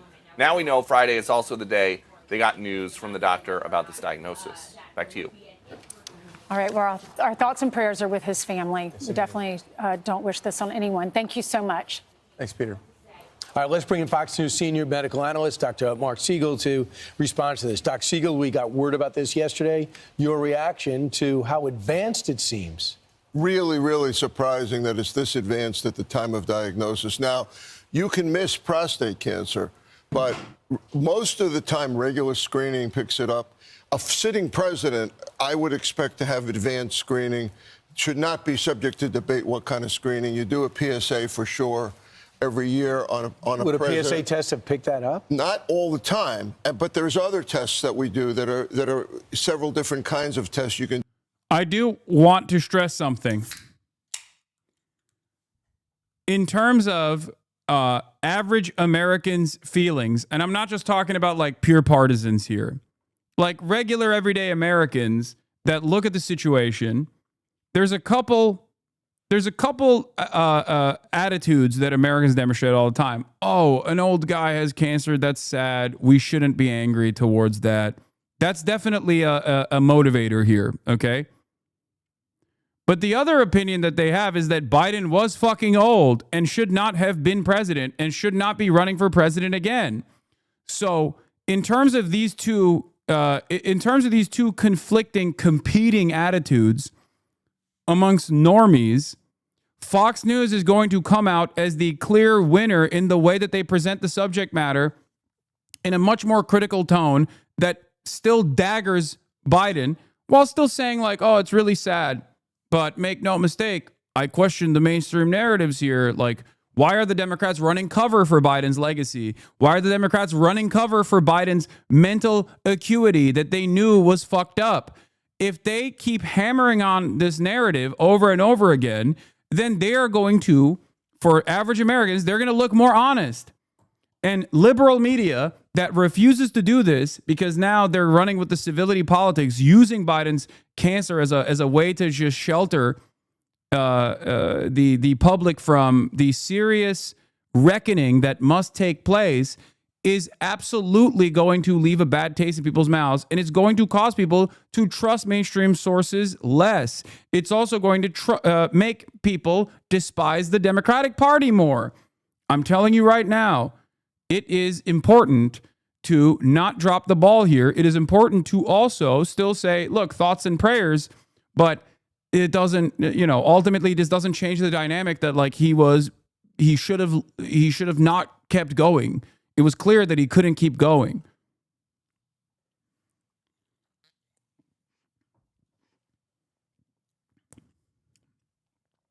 Have you played the Crab song, or has lamestream media neutered you?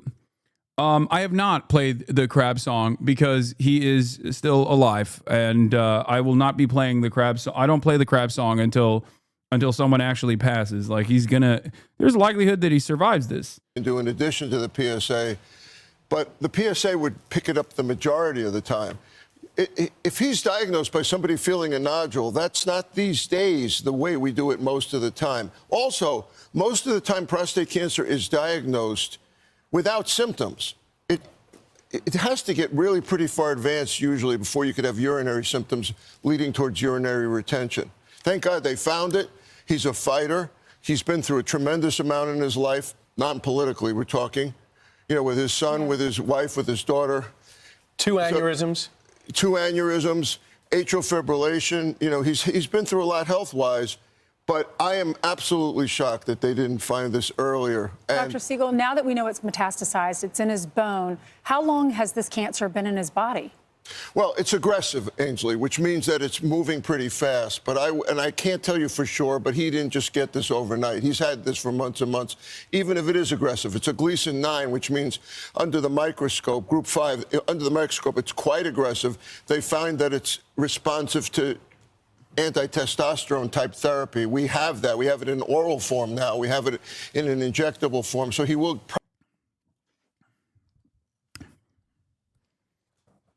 Okay. I don't really care too much about this. J.D. Vance is demanding answers about Biden's health in office after diagnosis of prostate cancer. Obviously, this is a way for them to drive home that narrative directly at odds with mainstream media.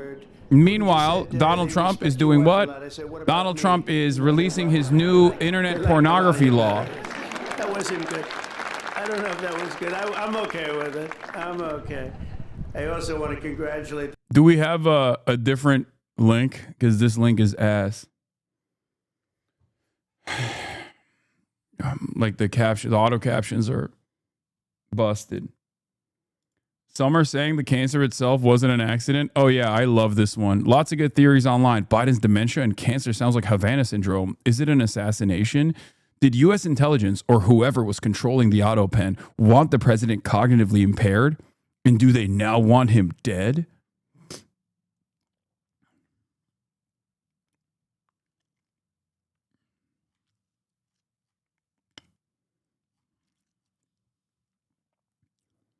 That's right. Federal law to combat the distribution of explicit, imaginary, posted without subject's consent.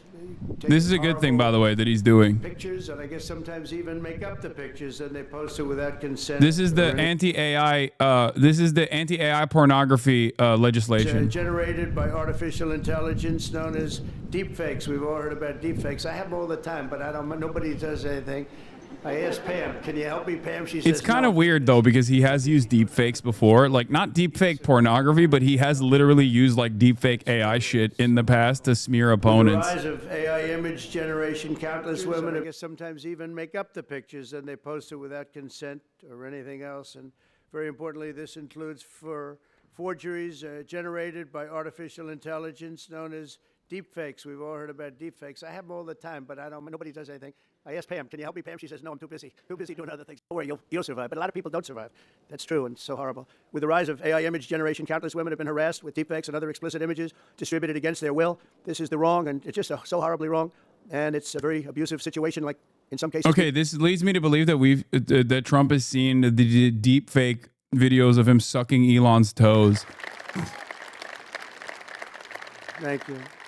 Upon hearing the stories of so many women affected, our First Lady made stopping these abuses a top priority, and she was given tremendous support because she'd go up to people and talk about it. They say, yeah, we know about it. We have the problem. Can we do something? And she did something about it with the help of a lot of the people, especially the political people. For the record, sitting here. I call balls and strikes. This is good. This is good that the admin didn't get in the way of this. I believe there was some contest from the likes of perverts such as Elon Musk, because he's like Mr. AI now, even though he hated AI in the beginning. Let me see. I might be wrong on this. Let's see. I mean, he has Musk sues X to blocks Musk's X sues to block Minnesota deepfake law over free speech concerns. But this is, It's an honor to have you with us today. Great job you've done. you know, Congress passes Take It Down Act despite major flaws from the Electronic Freedom Frontier Foundation. There's always going to be issues with this kind of legislation, by the way.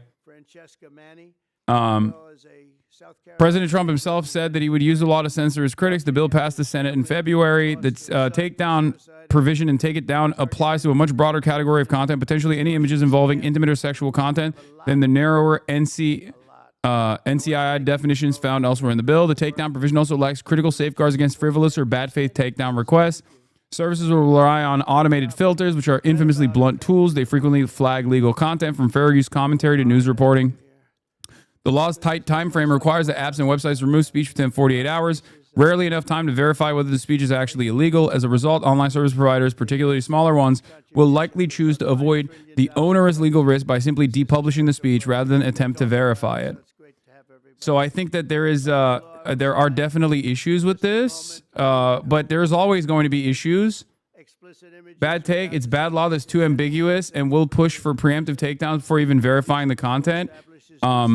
But I think that given how aggressive people will try to misuse the takedown notices here, I assume that they will it will be up to the private corporations to issue better protections towards false takedown notices and to build better verification tools. People talked about all sorts of First Amendment, Second Amendment. They talked about any amendment they could. The reality of the matter is deepfake AI is truly a horrible, horrible thing that is incredibly commonplace.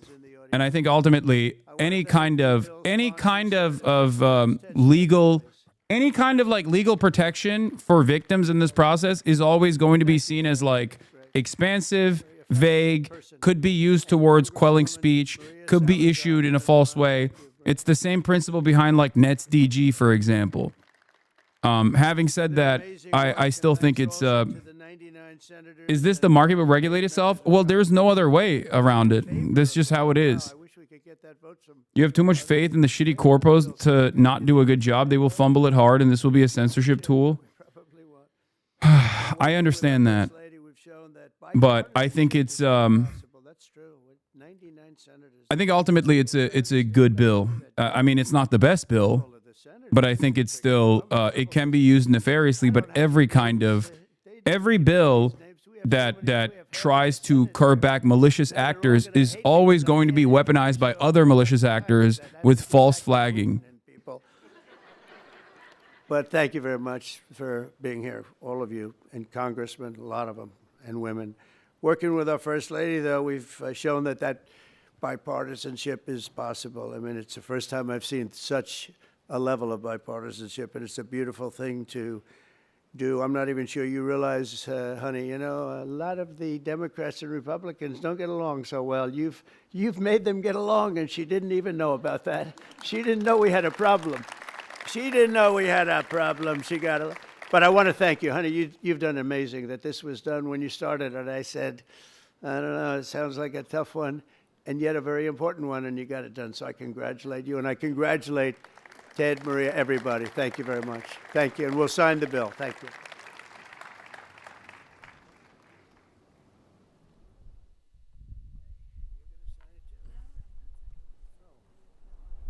So fucking condescending. I mean, that's Trump, baby. That's how he is. So yeah. I don't think it's the end of the world. Obviously, any kind of bill. I mean, you could say this about everything. Every kind of legislation, good or bad, can be misused. Okay. Breaking. Trump wants to ban this AI video showing Melania Trump making out with Gavin Newsom. Trump insiders told us Trump is disgusted by this AI video and wants it banned off the internet. Oh my God, Blue Anon. Oh my God, Blue Anon is so fucking brain broken, dude.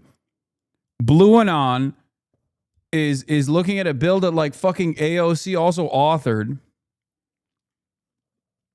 or co-sponsored and saying like, no, this actually is for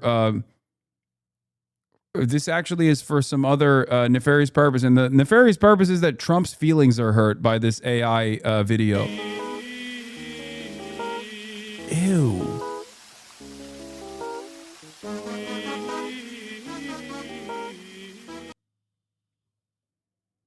I think they are memeing, but I might be wrong. I don't think they're joking. I think they're being sincere. I think it's like almost like a Midas touch angle here, which is that the biggest anti-internet laws always use topic everyone agrees with to be like, how can you be against this? To ship horrible things into law. I agree. Sesta Foster is a great example of this as well, where they act like they're trying to combat sex trafficking. Many anti-sex work provisions, many anti-sex work laws are positioned as like being against sex trafficking and being against like other forms of non-consensual sexual acts being filmed, when in fact the actual impact of legislation such as that is to make it harder to do sex work in general in a consensual manner. And Sesta Foster is a great example of this that was horrible for sex workers and took away tools that they could use to protect themselves from clients that were bad, for example. I know this. I've talked about this extensively. I still think that this, on the other hand, is not like the primary purpose of this is not necessarily to quell speech or to issue takedowns falsely. It will be used for that purpose. But the primary purpose of this legislation is to combat deepfake AI porn. Do you see what I mean? Like Sesta Foster, its primary purpose wasn't to combat sex trafficking. It was just presented as that. But in fact, it was actually to make it harder to do sex work, to move away from decriminalizing sex work and to move in the direction of further criminalizing sex work, make it harder to do. The primary purpose of this legislation, on the other hand, while it still allows opportunities for bad faith actors to falsely apply this Take It Down Act to try to get shit taken down and to try to stop free speech from taking place online. The primary purpose of the bill in and of itself is still to combat deepfake AI porn, and therefore I think it's not the worst. Anyway, speaking of sex, JD Vance, a man who doesn't have it. Sex, I mean. Let's get back to JD Vance talking about Biden's health in office and the prostate cancer stuff that took place. Let's take a look at what he had to say. If Russia's not willing to do that, then we're eventually just going to have to say, this is not our war. It's Joe Biden's war. It's Vladimir Putin's war. It's not our war. We're going to try to end it, but if we can't end it, we're eventually going to say, you know what, that was worth a try, but we're not doing it anymore. Last question. Oh, no, you go. Speaking of Joe Biden, sir, do you have any thoughts on his diagnosis? Yeah, look, I mean, first of all, of course, we wish the best for the former president's health. And, you know, it sounds pretty serious, but hopefully he makes the right recovery. Like I will say, whether the right time to have this conversation is now or at some point in the future, we really do need to be honest about whether the former president was capable of doing the job. And that's no, you know, that you can separate the desire for him to have the right health outcome with the recognition that whether it was doctors or whether there were staffers around the former president, I don't think he was able to do a good job for the American people. And that's not politics. That's not because I disagreed with him on policy. That's because I don't think that he was in good enough health. In some ways, I blame him less than I blame the people around him. And why didn't the American people have a better sense of his health picture? Why didn't the American people have more accurate information about what he was actually dealing with? This is serious stuff. And this is the guy. I don't like that one of their best communicators, even though he's a dweeb and a loser, is able to craft a narrative that presents himself as the correct party here. This is, you're losing the conversation to the likes of Jedediah Vance, and I don't like that. This is something that I'm warning against. Once again, this is my warning. I am warning the Democrats and those who listen, the liberals that come in here to fucking yell at me and say like, oh, Hasan, you're so ruthless about Biden.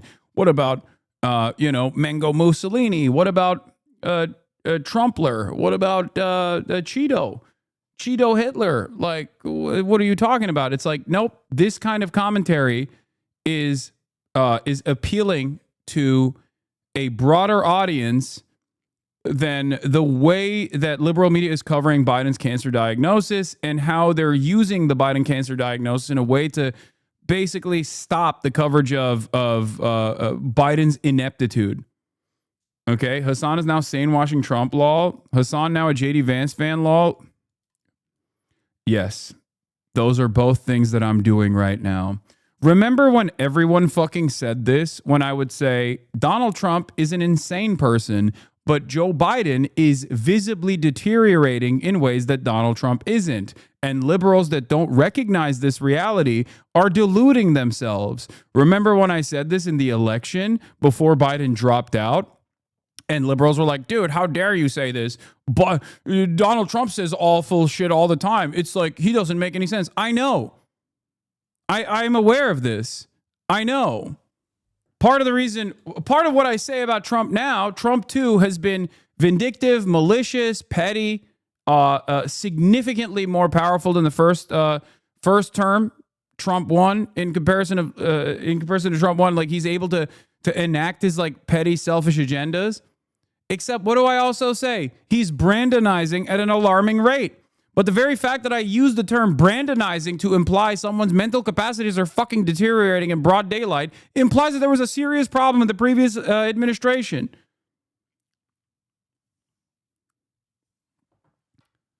Between Trump and Biden, a reality that every American could see was that Trump says crazy stuff, but that's just Trump. Whereas Biden was seen as a old man that it was just like a sad state of affairs. An old man that's like being propped up, like too old to run the country. If you can't trust him behind the wheel, why would you trust him to run the country?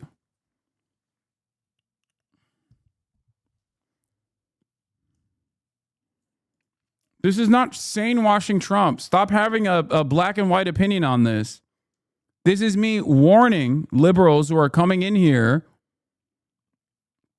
This is me warning liberals who are coming in here who have this kind of black and white opinion on issues, who demand coverage that actually shelters themselves and other people in the public from the truth. In the process of me warning you that, like, you can't lose the narrative to the likes of J.D. Vance. Okay?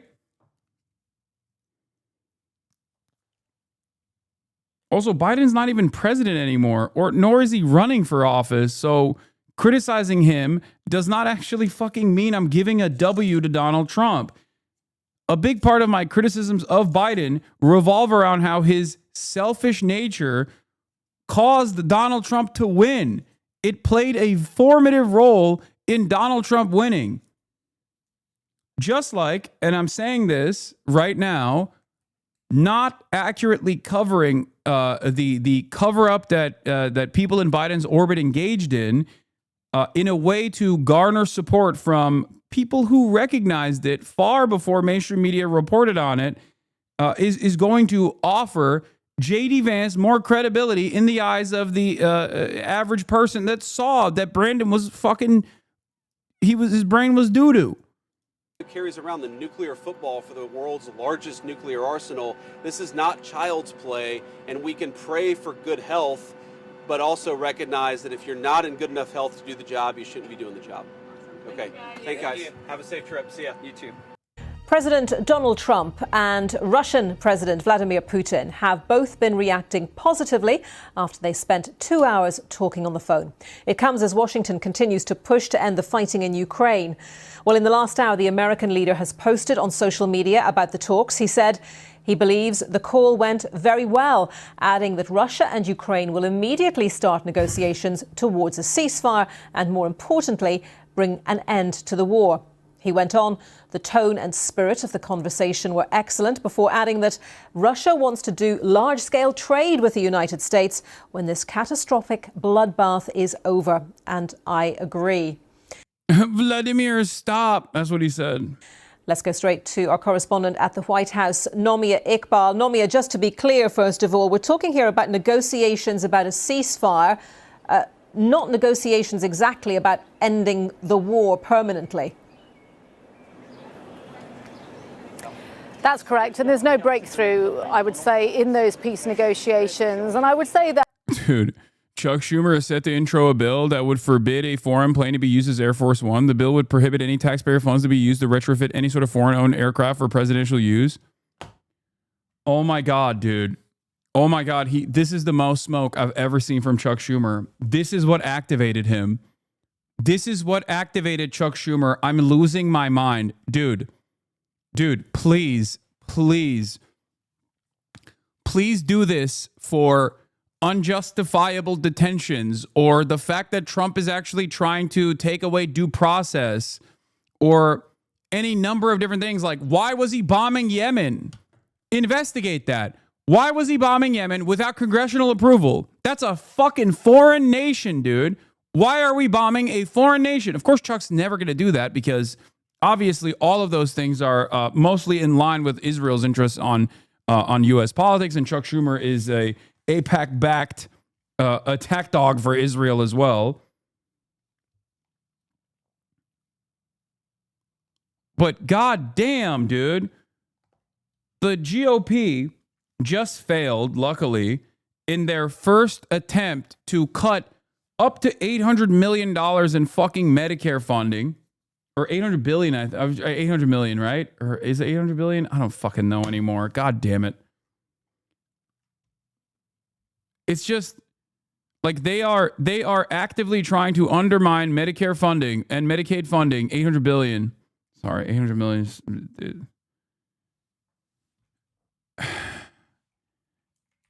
Hold on.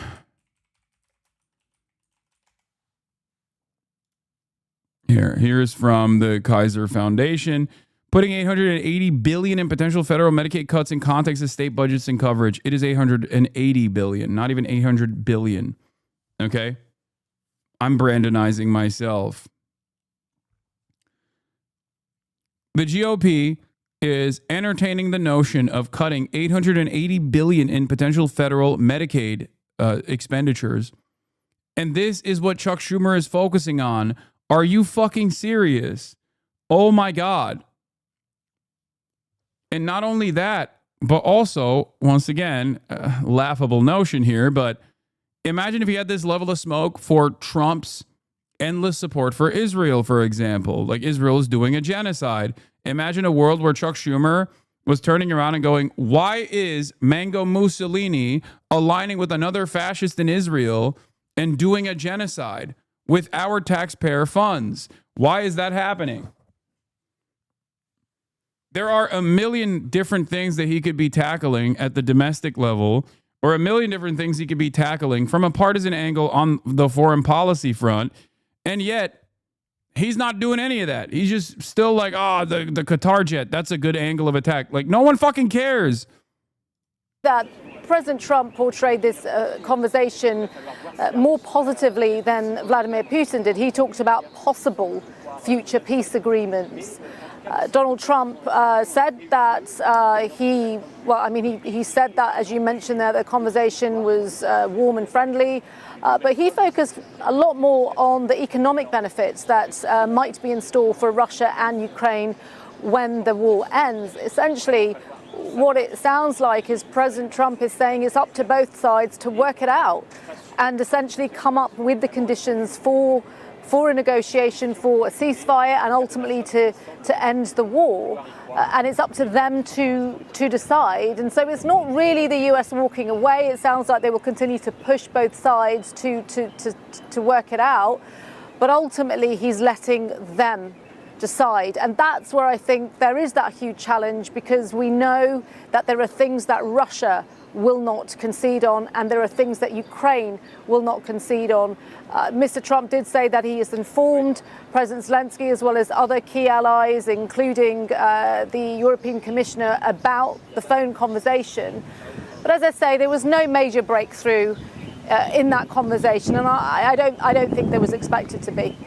Okay, Nomia, thank you very much for that. Nomia Iqbal at the White House for us.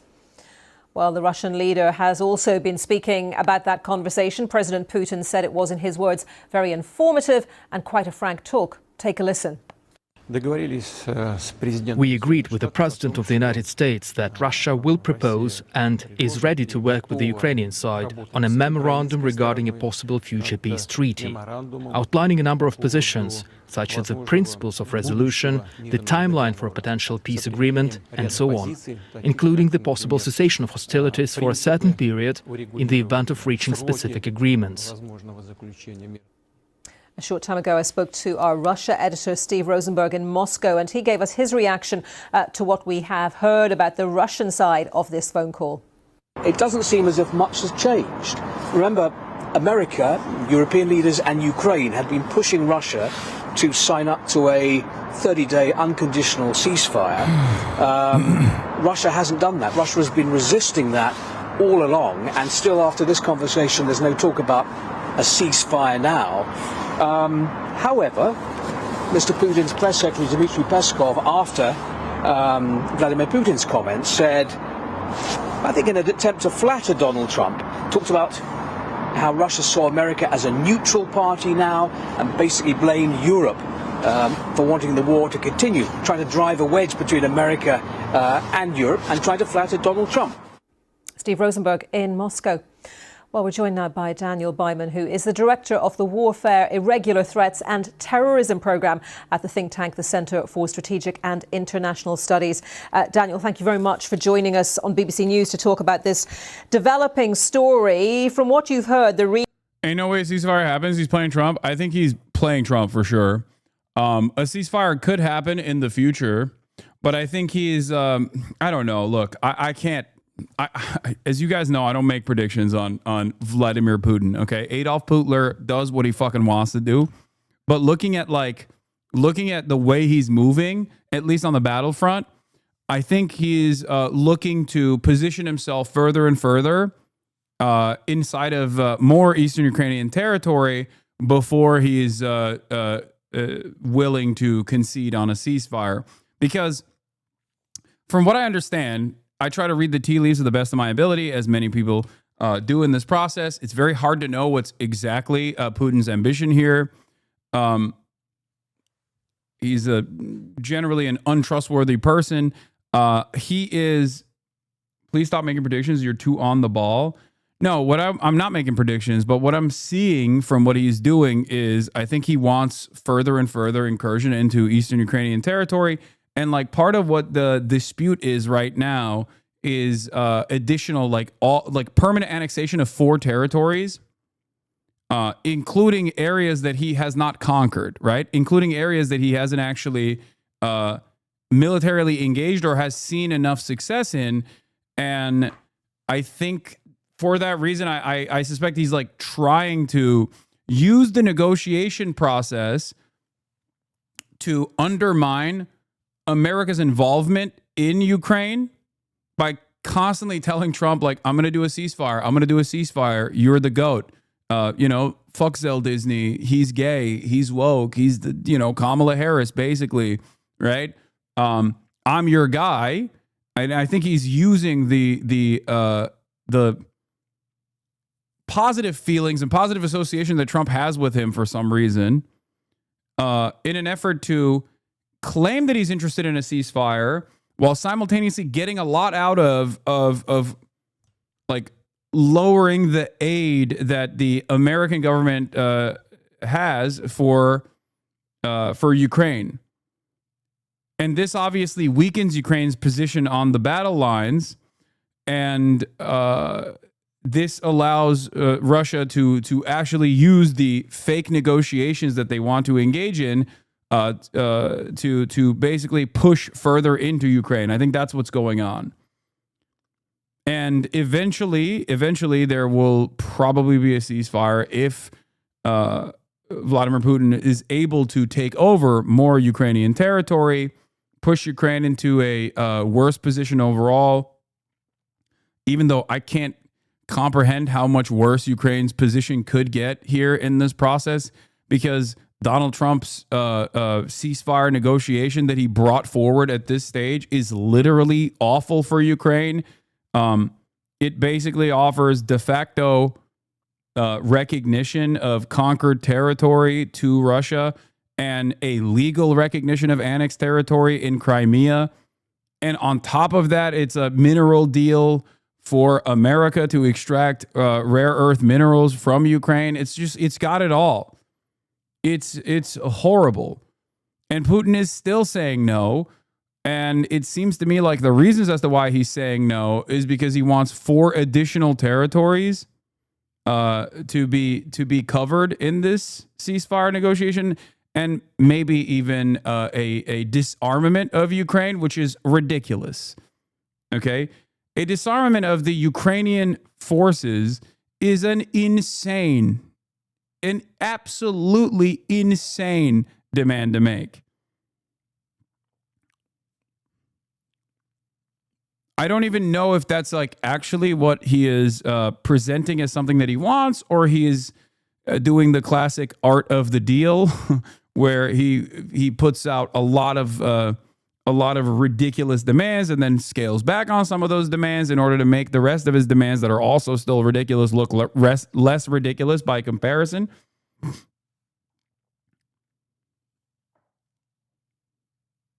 Yeah. Russia is not saying anything about wanting a ceasefire. They're winning on the battlefield. That's not true. That's not true either. Russia has absolutely claimed that they want a ceasefire, Sally Hemings. This is not true. You're saying this because Russia is not showing that they're interested in a ceasefire now, but they absolutely have said that they wanted a ceasefire. That is 100% false. They said it, and I think they're using the ceasefire negotiations as a way to cut the relationship, as a way to cut into the relationship that America has with Ukraine. Okay? That's what I think is going on. I think they're just fucking lying. Yeah, they wanted a ceasefire when they were losing, and they still have maintained the position that they want a ceasefire. It's just that they want peace to be no NATO, disarmament of Ukraine, and recognition of the territories they can demand because they won the war, is what you're saying. Except the reason why they're quote unquote winning the war, which again is incredibly costly. I think a lot of people forget how costly this has been for Russia as well. Okay, this is an incredibly costly endeavor for Russia too. They cannot permanently occupy these areas. I don't even know how they're going to try and maintain the annexed territories inside of eastern Ukraine. I think there's going to be a fuck ton of terrorism.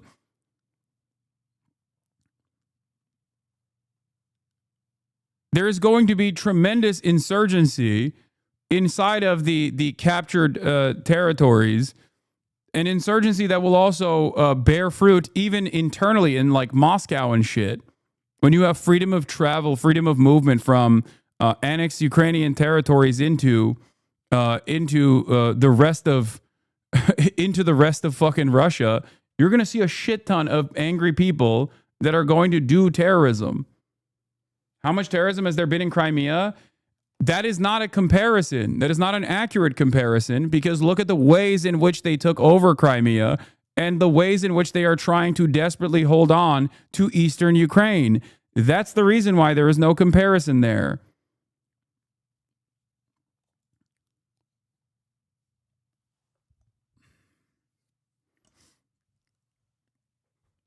They want 4 territories that combined have a pre-war population of over 1 million to 2 million population. They didn't win/lost for a 30-day ceasefire. That's not going to happen. Yeah, I think the reason why, the reason why Russia is doing this is literally because Vladimir Putin knows he can manipulate Donald Trump. He knows he can manipulate Donald Trump because he's in, he has good favor from Donald Trump in a way that like Brandon never would have even entertained. Okay. But also on top of that, he knows that Trump rose to prominence, rose back into power by claiming he was going to pack up this Ukraine stuff. He has actively been able to change the minds of a lot of people in the base of the Republican Party into having favorable opinions over Russia, which is crazy. Okay? Like, Republicans broadly don't want to keep giving money to Ukraine. They see it as like a partisan issue. Ironically enough, this is why I always try to get the Democrats to hit this from a partisan angle as well with Israel, to be like, Republicans want endless money to go to fucking Israel. What is that about? You know what I mean? That's a great way to start the conversation, because you're leaning on American selfishness and American individualism and American exceptionalism in a way to greatly, in a way to, one, present yourself as earnest and actually for peace, while simultaneously hit the Trump administration in a way that truly would hurt. Republicans have done this successfully, partially due to, I guess, like a little bit of FSB involvement, and partially due to the same motivating principles that I explained of like selfishness and not wanting to fucking continue giving money to Ukraine.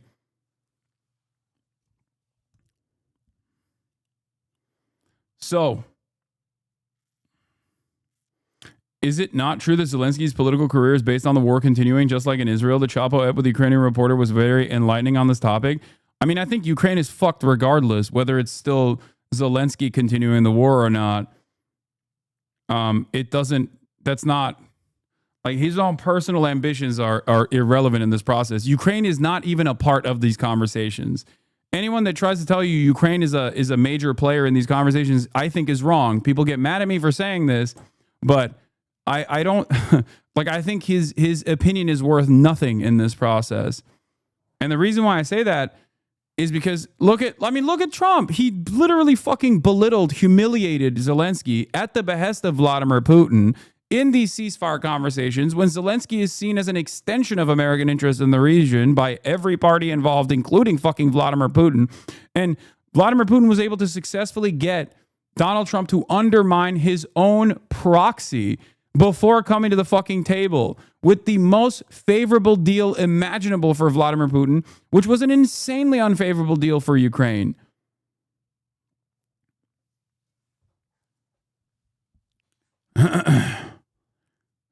It doesn't matter who gets to run Ukraine in the future, especially in the near future, whether it be continued by Zelensky or whether it be a more radical, more nationalist element that ends up running Ukraine, or even the less likely option, which is like an Atlantic Council choice liberal that is more of a hawkish element in Ukrainian politics. None of those things matter. Atlantic City Council is what I said. Yeah, New Jersey, baby. Readout from Russia and the US. What are your thoughts? There's a lot of very vague words and promises. So there's seems to be an effort to work toward a ceasefire. There could be some sort of memorandum, but any of the content, any of the principles remains very unclear. And given how far apart the two parties were before the phone calls, I'm not sure how much closer we are now, despite all the rhetoric.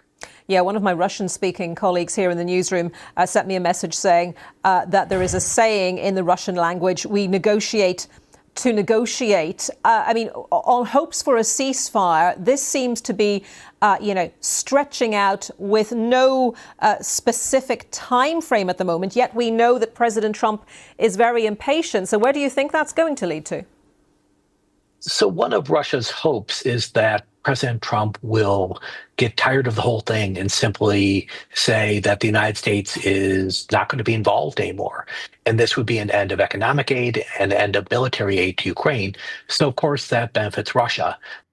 I think Russia's, I don't know if this is entirely correct. I think Russia's goals here are to continue the supposed interest in ceasefire negotiations in an effort to extract more concessions from Donald Trump and specifically stop the American aid to Ukraine, for sure, in a way to weaken Ukraine's position so it's literally easier to take more territory. It's easier to take more territory. There's no like, oh, let's just wait it out. It's attrition. I think that at the end, they will arrive at a stalemate and they will come to the table for a ceasefire. It's just increasingly less likely with every passing day that this will happen with a favorable position for Ukraine unless there are more troops. And I've said time and time again, the only way to bring more troops into Ukraine is by either engaging in the act of mass deportations in cooperation with the Ukrainian government, mass deportations of Ukrainian men living in the Western world right now, living in Poland and living in America, and forcibly sending them back to Ukraine so they go to the front lines, get trained and go to the front lines. And even that process would take an incredible amount of fucking time. Or to make up for that lack of military power somehow with, I don't know, private security contractors or actual standing militaries from European armies. Now, obviously, or reduce the age of conscription, but that's the nuclear option, and I don't even think that that's going to happen. Like, I that would be horrible. That would be the most horrible outcome of all of this, would be to lower the age of conscription in Ukraine down to 18, especially at a time when it's 25 or 27 at this point, and people are evading the authorities inside of Ukraine. Like they are actively evading the authorities if they are eligible for conscription, forced conscription. There's like military police all over Western Ukraine that's just like forcibly sending people to the fucking front lines, and that's not exactly giving me confidence that Ukraine can hold out much longer.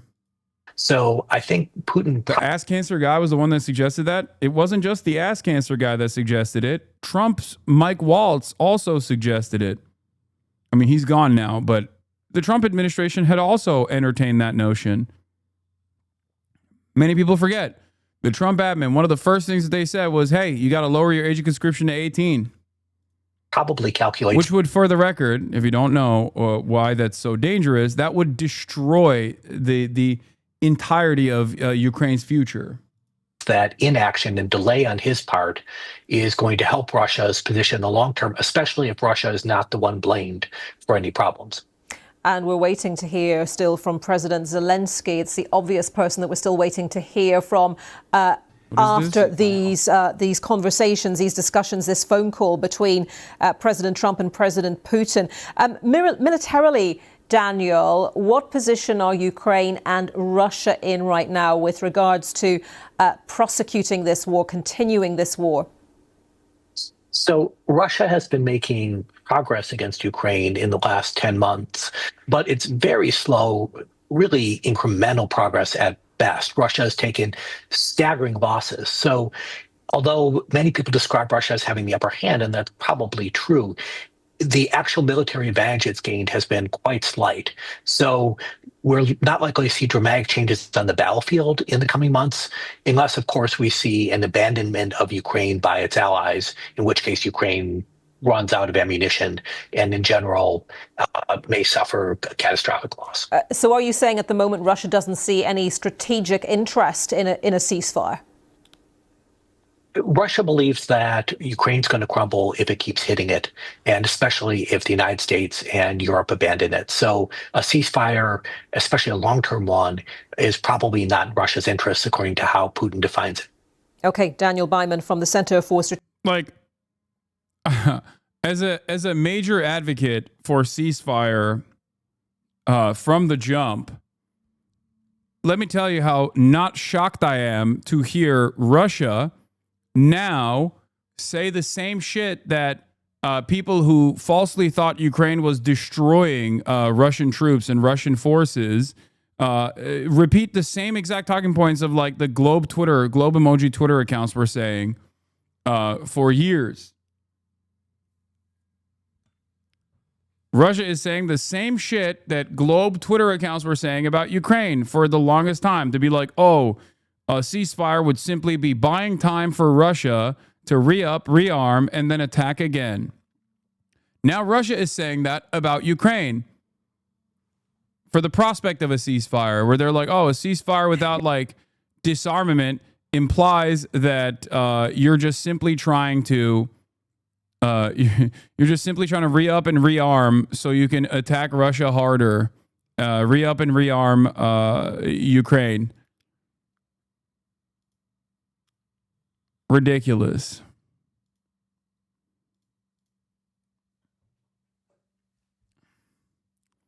Had to use a ladder a few days back to avoid the conscription teams. Regarding age decrease in autumn, there's going to be a soft way in which the age is going to be decreased. Mandatory military training for university students, after which you become a reservist.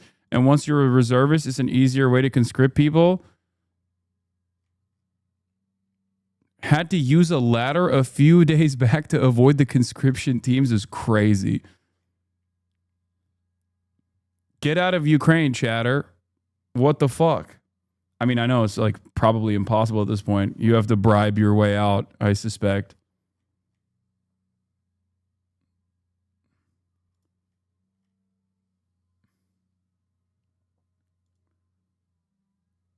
What is this? Oh, the Harvard-Harris poll. Do you believe the West will try to rearm Ukraine during the 30 days? Oh, for sure. I think so, but it doesn't matter. The only thing you're doing at this stage is, I think the only thing you're doing at this stage is just like trying to desperately cling on to more marginal victories in terms of like eroding more of the Russian forces, I guess. And that's all you're getting out of this.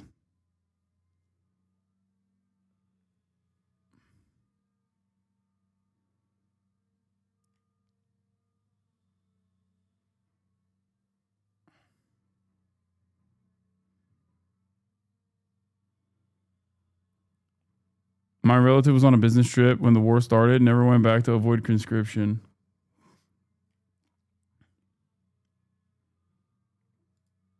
This is from the 17th of June, 2024, by the way. Facing one of its most perilous chapters since the start of Russia's full-scale invasion, with Moscow's offensive getting ever more. One of the most annoying parts about like having any sort of nuanced opinion on this shit is the very same things that people say about like talking about the plight of Palestinians or talking about like Palestinian sovereignty is immediately people go, oh, you fucking love terrorism. Like you love the bad guys and you hate the good guys. And it's the same, like me talking about this shit back then was met with people saying like, oh, this is Russian propaganda. It's always a thought terminating cliche. intense. The Ukrainian army desperately needs to enlist more troops, but more than 2 years into the war is struggling to... One evil way in which Putin also wins is demolishing morals. A lot of soldiers Google Putin-Trump news on a daily basis before going on assaults. It's in their phone search history. Sad stuff. Had a bet with my friend, which they lost because they thought Trump would wrap this up in 100 days coming into office. Yeah, there was 0% chance. There was 0% chance Trump was wrapping this up because he has... Dude, the greatest example here is Israel. Trump has an endless amount of power over Israel. Trump does not have a lot of power over Russia. Obviously, the maximalist position, but not even the maximalist position, but close to the maximalist position of resisting against Russia happened under the Brandon administration, and that didn't actually yield the results that people thought it would get. Trump has no motion with Russia. There's not really anything he can do. It ends when Russia says it ends. Like, we've already maxed out on the fucking sanctions against Russia. And clearly, there are very, not even like super sophisticated, but there's just like a very successful means of avoiding said sanctions.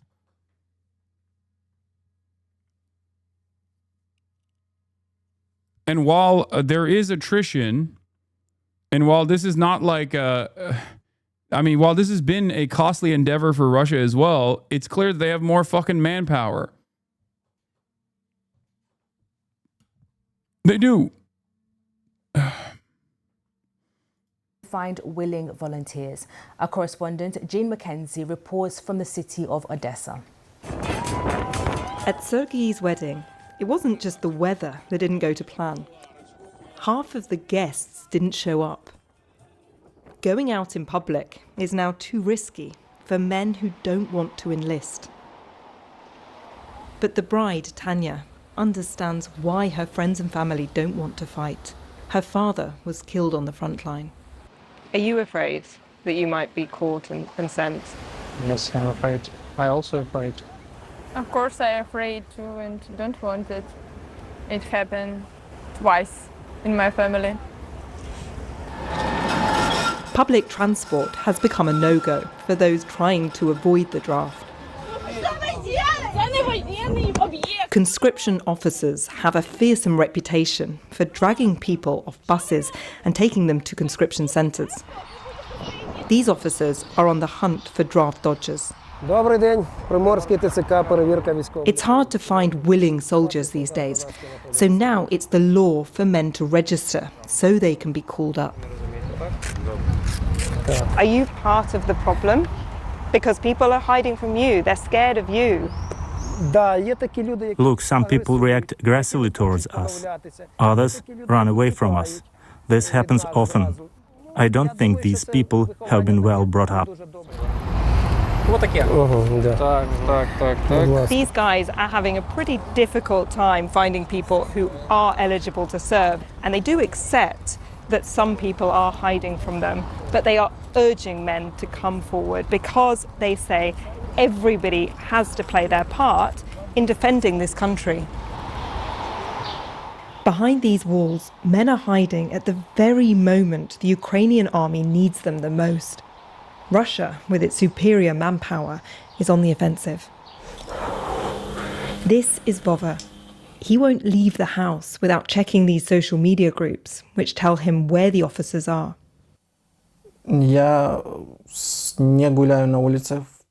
I don't walk outside at all now, unless I'm with my daughter, because they don't take people with their children. The Ukrainian army says that it needs people like you to fight if it is to win this war. I'm not a military person. I've never held a weapon. I don't think I'd be useful on the front line, but I know if I get drafted, this is where I'll be sent. These men who are hiding, I don't consider them men. What are they waiting for? Vlad was badly injured serving on the front line. If we run out of men, the enemy will come to their homes, they will rape their women and kill their children. Recruitment posters line the streets of Odessa. The message, together to victory. But Ukraine is now divided between those who are prepared to fight and those who would rather run or hide. This, by the way, is from a year ago, okay? This was from a year ago.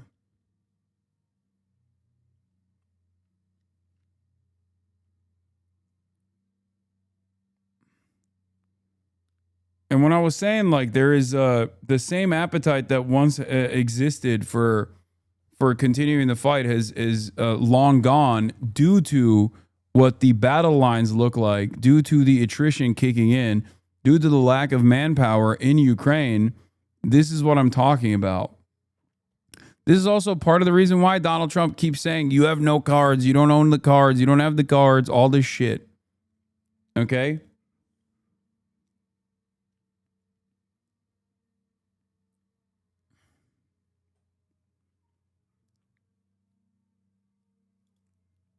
To be fair, what we see here is just for the camera team. I see dozens of videos daily where they force people, men in vans, sometimes leaving their children on the street. Yeah, I'm sure it's gotten worse in the past year or two.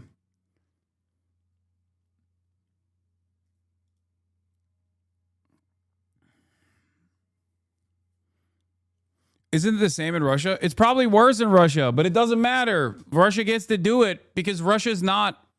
Like, Russia gets to just do it. Do you understand what I mean? Like, what can we do? Like, you see what I'm saying? Is Trump wrong when he says they have no cards? Yeah, of course. He's not wrong. He's not wrong about that. But the way he's going about this is also self-defeating.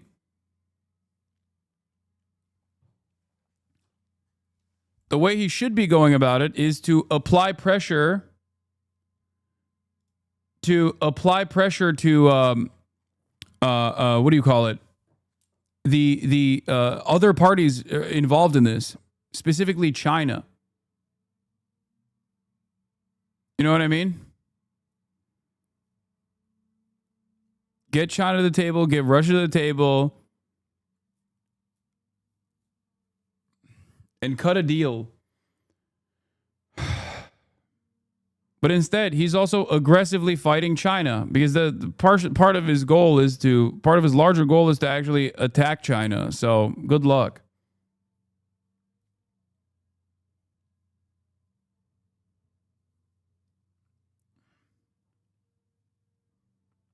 Anyway. Let's take a look at Republicans advancing a tax cut and budget bill now. In Washington, the Republicans' tax cut and budget bill is one step closer to getting through the House after overcoming opposition from several conservative lawmakers.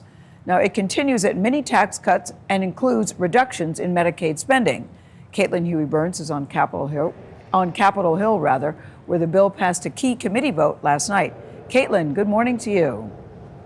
Hey, good morning, Gail. Yeah, it was a rare Sunday night vote here at the U.S. Capitol, but the president's so-called big, beautiful bill lives another day. Now, 4 hardline conservatives on that key budget committee last night who had originally opposed the bill voted to move forward with it. But they still have very deep concerns that the spending cuts don't go far enough. Now, here's exactly what the bill does. It extends those Trump tax cuts that were passed in his first term in 2016. It makes those permanent and includes some campaign promises to eliminate taxes on tips and overtime pay. It also increases spending for defense and immigration enforcement, but to offset. Don't say bless you, chatter. Say science you. It's science you, not bless you. Those costs. It cuts billions of dollars in federal spending to Medicaid, food stamps, and clean energy subsidies. Now, House Speaker Mike Johnson says he wants a full vote on the floor this Thursday, and he can really only afford to lose a couple of votes. So the president is starting to apply that pressure. Now, even if this bill passes the House, it still has to go through the U.S. Senate, where one Republican over there compared it to the Titanic. Gail? Oh, that's never a good comparison. Thank you very much, Caitlin. World leaders returned to the Vatican on Sunday to celebrate the inaugural Mass for Pope Leo. The new pope, born in Chicago, received the official symbols of his office. Before greeting top officials, he called for peace around the world and unity inside the Roman Catholic Church. Chris Livesay has more from Rome. With the weight of the world aboard the Pope Mobile, Pope Leo XIV rode into history. Before tens of thousands, including his brother, he donned the mitre and the fisherman's ring. A first for a man born in the U.S. It's a historic moment for the United States, for the Vatican, and for U.S.-Vatican relations. Leading the U.S. delegation here was Vice President J.D. Vance, a devout Catholic. Followed by the Secretary of State and fellow Catholic Marco Rubio, and joined by other dignitaries like Ukrainian President Volodymyr Zelensky. Leo denounced conflicts worldwide, calling once again for a just peace in Ukraine. Rubio, the vice president, and the Ukrainian president later met, the first time for Zelensky and Vance since that heated White House exchange back in February. Mr. President, with respect, I think it's disrespectful Over Russia's invasion of Ukraine. On the same morning as Leo's inauguration, Kyiv said Moscow launched more than 270 drones across the country, a record since the start of the war. The American pontiff has offered to host peace talks, but as a pastor, not a politician, says Canadian Cardinal Michael Cherney. He's not an alternative General Secretary to the UN. This is not a political position. So world affairs have their place. It's a bit risky to start comparing him with a global leader. And there has been a flurry of diplomatic activity here in Rome. Just this morning, Pope Leo met again here at the Vatican, Secretary Rubio and Vice President J.D. Vance, just as the Trump administration is pushing for that ceasefire in Ukraine. Gail, Nate, Tony. Chris Livesay in Rome, thank you. Right, Chris Livesay, thank you. I know 48, just yesterday I was in Rome. Yeah. You know, it's amazing what you can do in 48 hours, but Oprah and I were invited, and Maria Shriver, and so we got literally a front row seat. How was it? It was amazing. I'm not Catholic. Maria is a very devout Catholic. Look at you. But wow. For some reason, we were placed in the front row, and we got to see the Pope Mobile when he came by, and he was this close. Look at this. So that's Oprah's hand going, Chicago, Chicago. He's pointing, though. It looks like he's pointing at us. He's pointing to Father Manny, who was our guide, who was seated right next to us. Manny clearly has a relationship with the Pope. That's amazing. But you could really feel the energy on that square about the love that people have. We also got to talk to a He's couple a Chicago of guy. He probably watched the Oprah show. He's giving a shout out. Yeah, no, I think he What's up, O? No, Yeah. you definitely didn't do that. But you know, there was something about the energy on the square. They were all religious denominations. Yeah. And we got to talk to a couple of cardinals who said he was the right man at the right time. He checked many of the boxes, and that he is going to be and is a gift to the world. Wow. There's something about him that I think is very captivating. You're very right. There's something about him, and there is something about that little piece of land that's a crossroads of world history. You really do feel it, Tony, when you're there. Yeah. Well, we're glad to have you Regardless back. of your religion. I'm glad that you enjoyed it. Glad to Looked come back, amazing. too. Yeah. Operation Gideon's Chariot, through the sights of an Israeli rifle. From their tanks, the soldiers see a landscape of rubble. From the Pope to Israel is a little bit of a whiplash, but you know, even the new Pope thinks what America's doing in Israel is totally fucked up.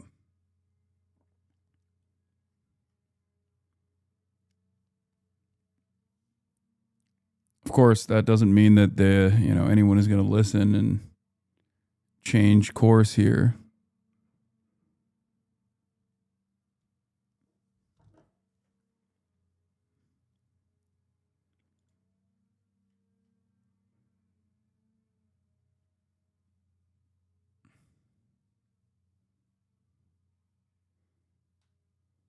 Breaking. Out of 5 trucks that enter Gaza today, 2 were loaded with shrouds. White bag labels, shrouds in blue. This isn't food. It's preparation for mass death. Gaza isn't being fed. It's being buried.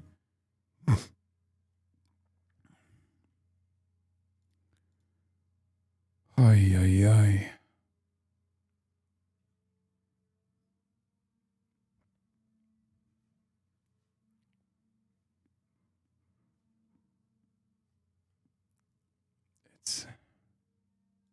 Israel created, hiding what they see as terrorists who must be eliminated. Operation Gideon's Chariots from a tented camp that the Israelis told Gazans would be safe.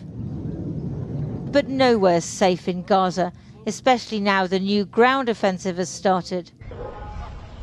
Today, the Israeli government told the residents of Khan Yunis to evacuate the town again to allow a free fire zone.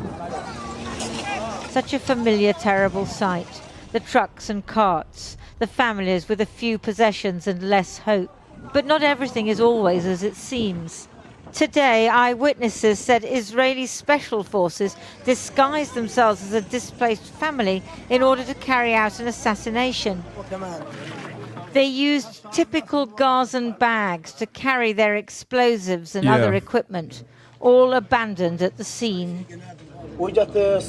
They also kidnapped the wife and the children of the dude that they assassinated. Yeah.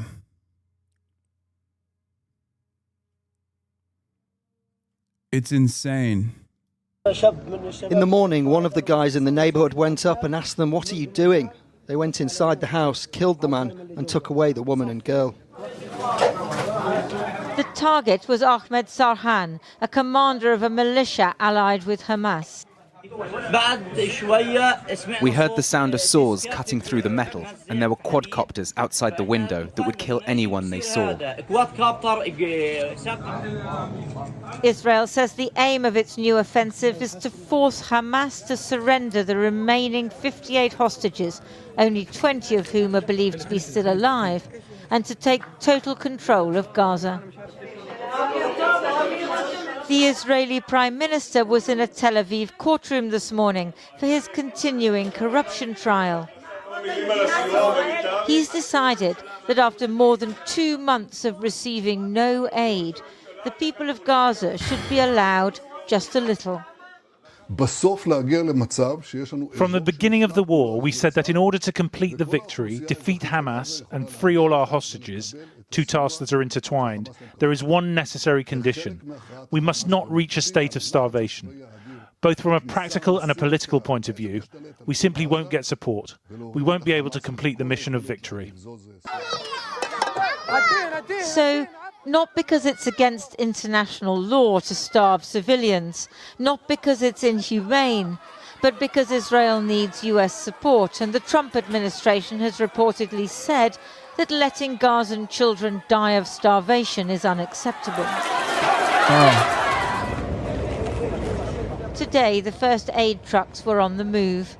Israel plans to prevent the UN and other international humanitarian agencies from distributing aid, instead creating a new US-Israeli organization. They're literally bringing in marginal aid, and the marginal aid that they're bringing in is not even enough aid, and it's not even real aid. Like, they I think brought in 9 trucks, when the number of trucks that they should be pushing through is more than 60. They sent in 9 aid trucks. It's horrifying. To ensure that food and medicines will not only be lifesavers, but also instruments of control. Lindsay Hilson there. Well, earlier I was joined by Dr. Victoria Rose, who's a British plastic surgeon currently working at the Nasser hospital in Gaza. She began by telling me that today's delivery of food aid by 9 trucks was nothing like enough. The population. Israel allowed less than 0.84% of the bare minimum Gaza needs on a normal day to survive, let alone after 78 days of total starvation and 590 days of genocide. This is not aid. It's a PR stunt to allow Western leaders to pretend problem is solved while the annihilation continues. 5 humanitarian aid trucks enter the Gaza Strip after inspection. And apparently, there's not even like real aid in the trucks that they're allowing in. Just to put into perspective, before the war, 500 trucks a day were needed to sustain Gaza. Today, Kojat agreed to let in 9 trucks. There are 9,000 trucks waiting outside the various crossings, not allowed to enter. Whether or not this GHF will happen, Gaza Humanitarian Foundation, and I'm very skeptical. This whole thing is a cover for the annihilation of whatever's left of Khan Yunis and its surroundings.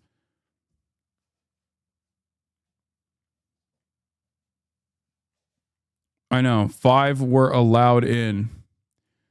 There are thousands waiting to be let in for months. It is exactly like Putin saying he wants a ceasefire with Trump in Ukraine. Yes. Except the difference here is Trump doesn't have any way of stopping Vladimir Putin, whereas Trump has every way to stop Benjamin Netanyahu. Trump, if tomorrow he got hit with like a humanity laser beam and became an empathetic person, could make one phone call and stop this. Do you understand? This is something that's very important to recognize, something that I repeat all the time. The reason why I repeat this all the time is so that people don't actually misunderstand the American government's involvement. Can he? Honest question. Yes. Yes. 1,000,000%. Yes. Just like Biden had the opportunity to put an end to this with one phone call, Trump also has an opportunity to put an end to this with one phone call. Israel would not be able to conduct this Holocaust without our steady munitions flowing into Israel. There is no world in which Israel gets to do any of this without American funds, without American weapons, and without American cover.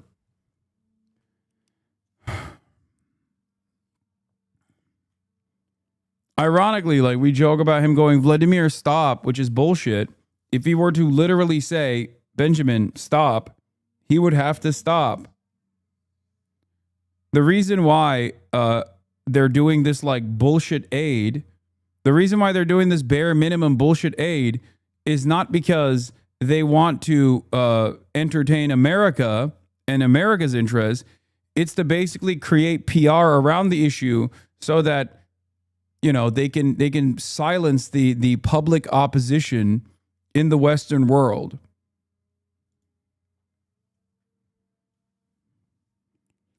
Meanwhile, the Yemeni armed forces have just announced the implementation of a naval blockade against the Haifa port, warning all shipping companies going there to turn around. Can you talk about the precedent for this, where the U.S. did something similar? Yes. The United States, under Joe Biden, actually stopped Israel from continuing in 2021. Israel bombed the Associated Press building in the Gaza Strip in 2021. Joe Biden called Benjamin Netanyahu, and all it took was one phone call. The United States is also, under Reagan, stopped Israel from continuing to pummel. I think it was, at that point, it was Lebanon. Yes, one phone call. Ronald Reagan literally said, what you're doing is the Holocaust.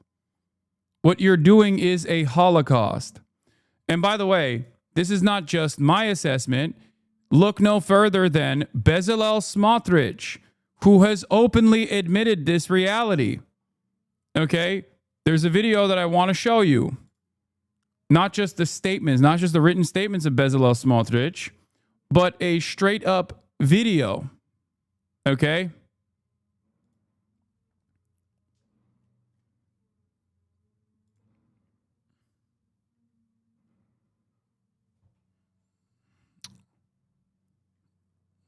Here it is. I tweeted about this earlier today. I said they're just flexing being able to do the Holocaust while the world watches and refuses to do anything about it. Let's start with the simplest thing. No aid is going to Hamas. Period. Anyone who says otherwise is simply lying. Okay, this is 8 minutes long. I don't want to watch the whole thing. Here. Israel's Finance Minister Bezalel Smotrich gave a speech Monday defending Israel's strategy of mass devastation in Gaza, saying humanitarian aid is only being allowed in so the world does not stop us and accuse us of war crimes. The goal, he insisted, is to conquer, clear, and stay until Gaza is dismantled beyond recognition. On aid, Smotrich said, Only the bare minimum will be allowed. A few bakeries distributing pitas, a daily portion of cooked food. Citizens in Gaza will get a pita and a plate of food, and that's it. That's exactly what we see in the videos. People standing in line, waiting for a plate of soup. The purpose, he admitted, is not relief, but optics. It allows the world to continue providing us with international protection. We are annihilating everything that remains in the Strip, he declared, simply because it is one big city of terror. He described the new military strategy as one of permanent occupation. No more raids with ins and outs. We are conquering, clearing, and staying until Hamas is destroyed. He welcomed the shift towards targeting Gaza's civil infrastructure. The IDF is finally conducting a campaign against the civilian rule of Hamas, eliminating ministers, officials, money changers, and figures in the economic and governmental apparatus. Boasting of the scale of destruction, Smotrich said, "We are dismantling Gaza, leaving it in ruin with unprecedented destruction, and the world still hasn't stopped us." I'm going to repeat that one more time. Smotrich said, "We are dismantling Gaza, leaving it in ruins with unprecedented destruction, and the world still hasn't stopped us." He added that personally he would prefer a total blockade until the last of the hostages returns. We should also not let water into the Gaza Strip. Smotrich endorsed ethnic cleansing as official policy. The population will reach the south of the Strip and from there, God willing, to third countries as a part of President Trump's plan. This is akin to basically having direct access to the Nazi regime in Nazi Germany and having them enjoy and entertain like full, complete political cover from all the allied forces, like all of the rest of the planet.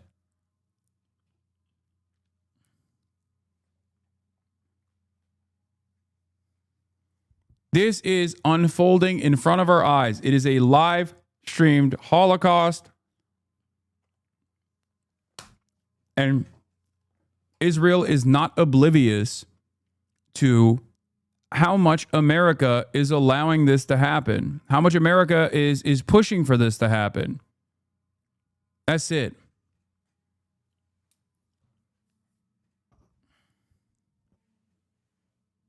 It's fucking insane. The scale of atrocity is insane.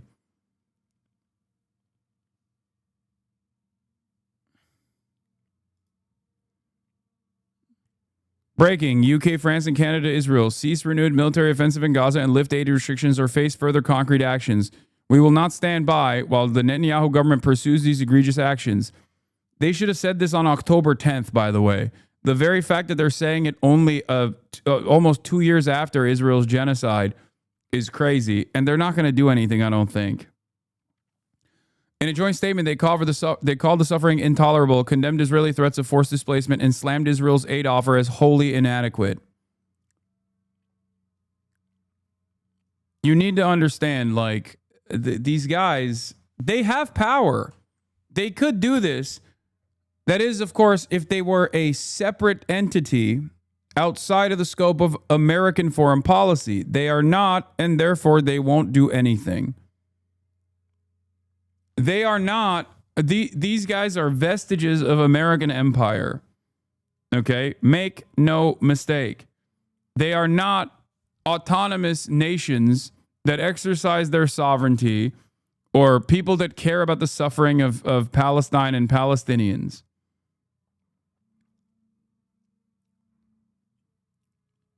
They can try to entertain political pressure like this after 19 months of unlimited death and destruction. But at the end of the day,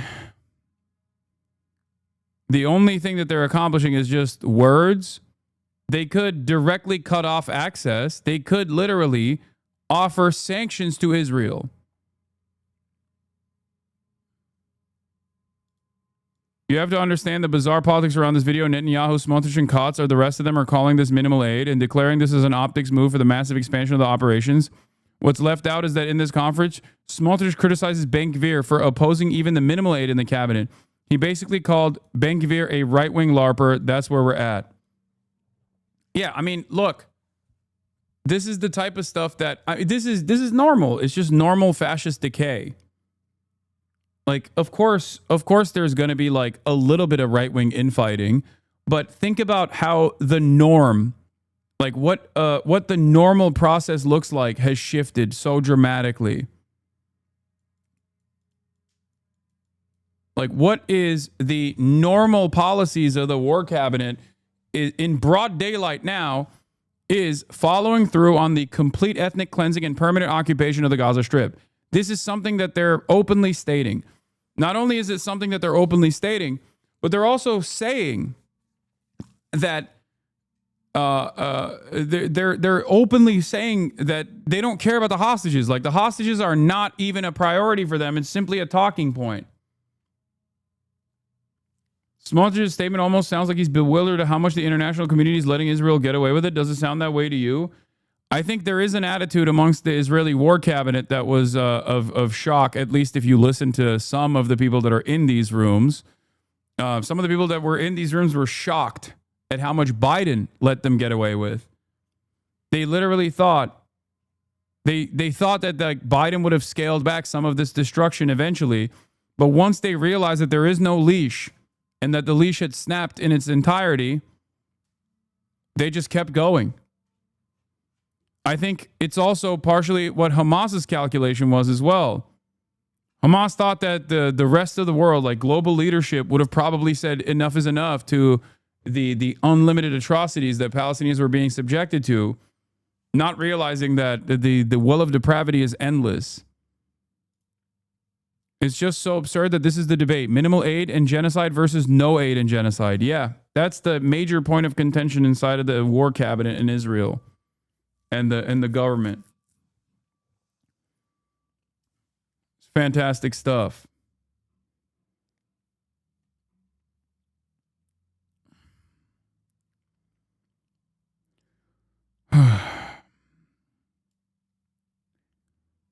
It is really fucking insane.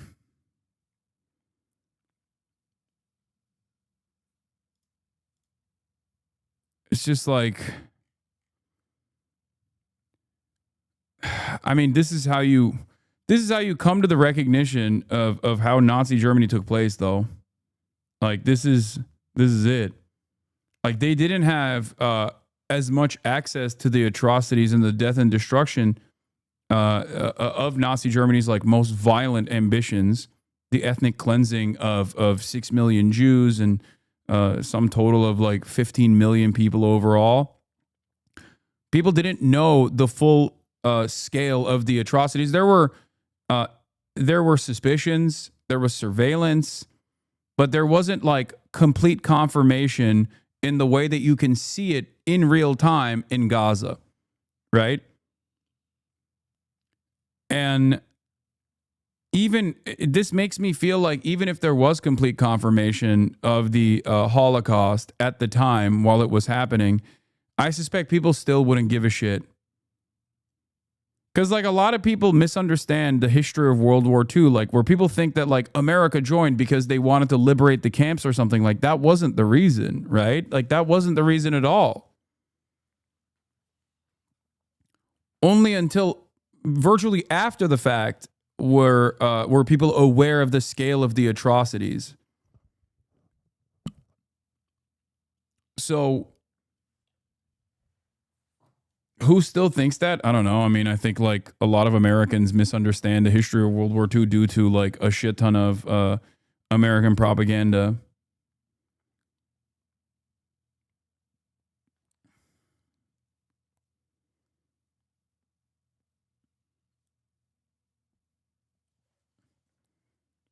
I'm talking not about like Alan Dulles chatters. I'm talking about, yeah, Pilecki literally snuck into Auschwitz, sent the Brits a report, and it was just shoved into a drawer. Yeah, that's what I'm saying. Like there was some information coming out of the camps at the time that Allied forces were privy to, but there's a difference between full-scale confirmation from every single person. Like right now, in this day and age, with the information, with the access to information that we have, the unprecedented amount of access that we have to information in real time over the internet, you literally have direct real-time confirmation of the events that are unfolding, the scale of the atrocities, right? It's not even comparable. It's not comparable to the broader public's understanding of what the fuck was going on inside of these concentration camps. This isn't to like offer plausible deniability to like everyday Germans and all these people that were complicit, right, in the death and destruction that lived around these fucking concentration camps, these death camps, and just like never understood why it was so ashy all the fucking time. You know, that's not what I'm saying at all. But it's like, if you were interested in understanding how, like something as violent and as ruthless, like the scale of atrocity and the mechanization of death that the Nazis put together could ever happen, with decent public support for at least like the deportation policies, like the disappearance policies that were implemented in broad daylight and legalized in the aftermath of the race laws. If you're wondering how like so many people can sign off on this, look no further than what people are seeing right now. Look no further than what people are experiencing right now. There is another Holocaust taking place in front of our eyes.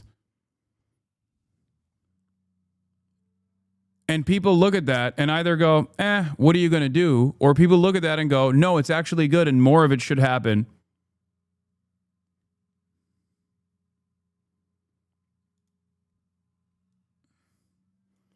I didn't understand anything till I watched him alone, and thank God you and Chad and Hasan informing us people were ignorant.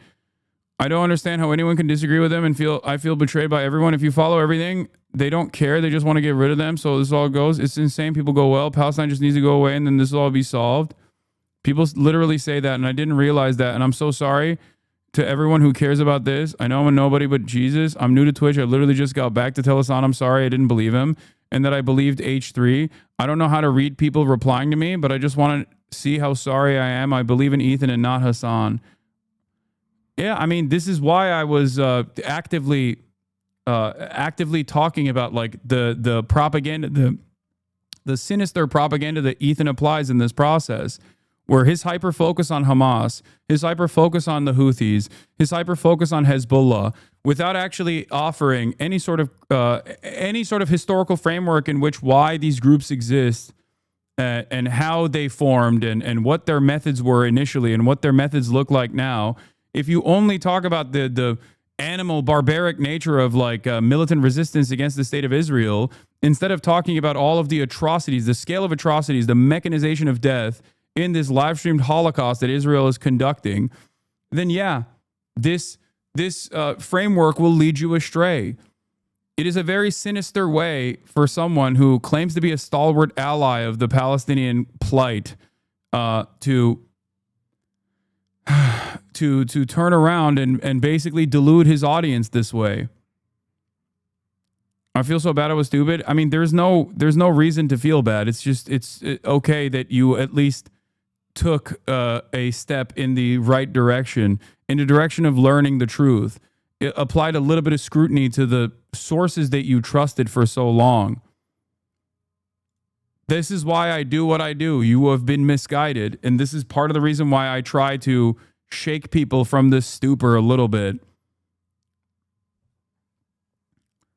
There are far more people who don't recognize this and actually feel galvanized and confident in their position of not knowing, thinking that what I'm doing is actually harmful, what I'm doing is actually wrong, what I'm doing is actually misinforming people. Like think about all those other people in the H3 podcast community that still think that they're like advocating for Palestinians, but in the right way.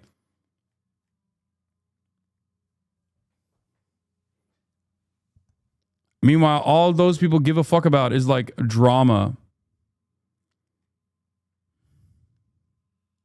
here are really in need of food. I've never seen them in such a bad condition. The children are cachectic. They are all smaller than they should be for their age. They are underweight. They are showing signs of malnutrition. Their dentition is terrible, which is the first marker of inadequate nutrients and vitamins. You think Ethan would change his position if he actually did the research and see the videos online? I don't give a fuck about Ethan changing his position at this point. And no, the answer is fucking no. No, he's too dug in and too narcissistic to even care. Obviously, when you match up the scale of atrocities with what his hyper focus has been for the past 19 months, you come to a very scary conclusion that this person that you're watching for goofs and gaffes is truly a repulsive monster. Okay?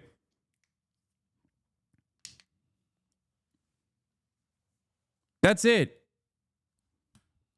Like, when you look at all of this that's going on, you think it's a lack of knowledge. It's because he's like totally oblivious to the scale of atrocities. I mean, he calls it a genocide. He says that like West Bank settlers are valid military targets. Like, that's what he has said. But then he changes his position over and over again. The reason for why he does that is because he doesn't give a fuck about the Holocaust that is taking place.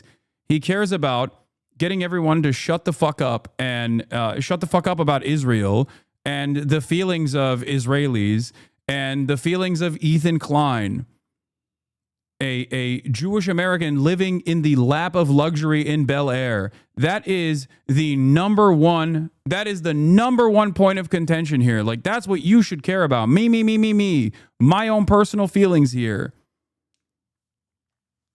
It's disgusting. It's completely disgusting. And they are just not healing any of the horrific wounds that they have. And coupled with that, we have the added problems of the susceptibility to infection, which is rife out here because we have very few antibiotics to fight it. It seems a naive question, perhaps, but just explain a little bit more. How does low-level nutrition, malnutrition, I think we're talking, impact on a patient, particularly a young patient's ability to recover, to stave off infection? Without a balance. Like, look, there's still people doing this. Just say you support terrorist organizations already. The Palestinian people are victims, but these organizations are 100% terrorist organizations. What you are doing is absolutely harmful. Your voice carries weight, and when you support these groups while enjoying the freedoms given to you by America, to which you seemingly hate, it becomes confusing. Surprise Twitch hasn't banned you. Yeah. You will forever be surprised by basic things. Okay?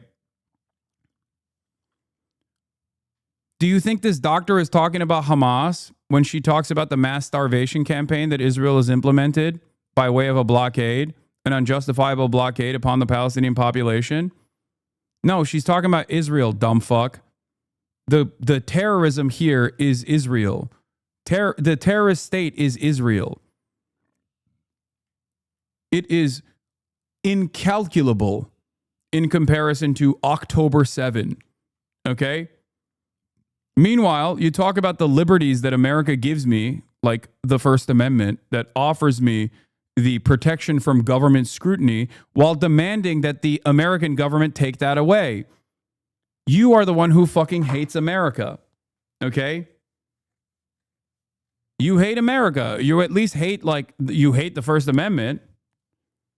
Seemingly.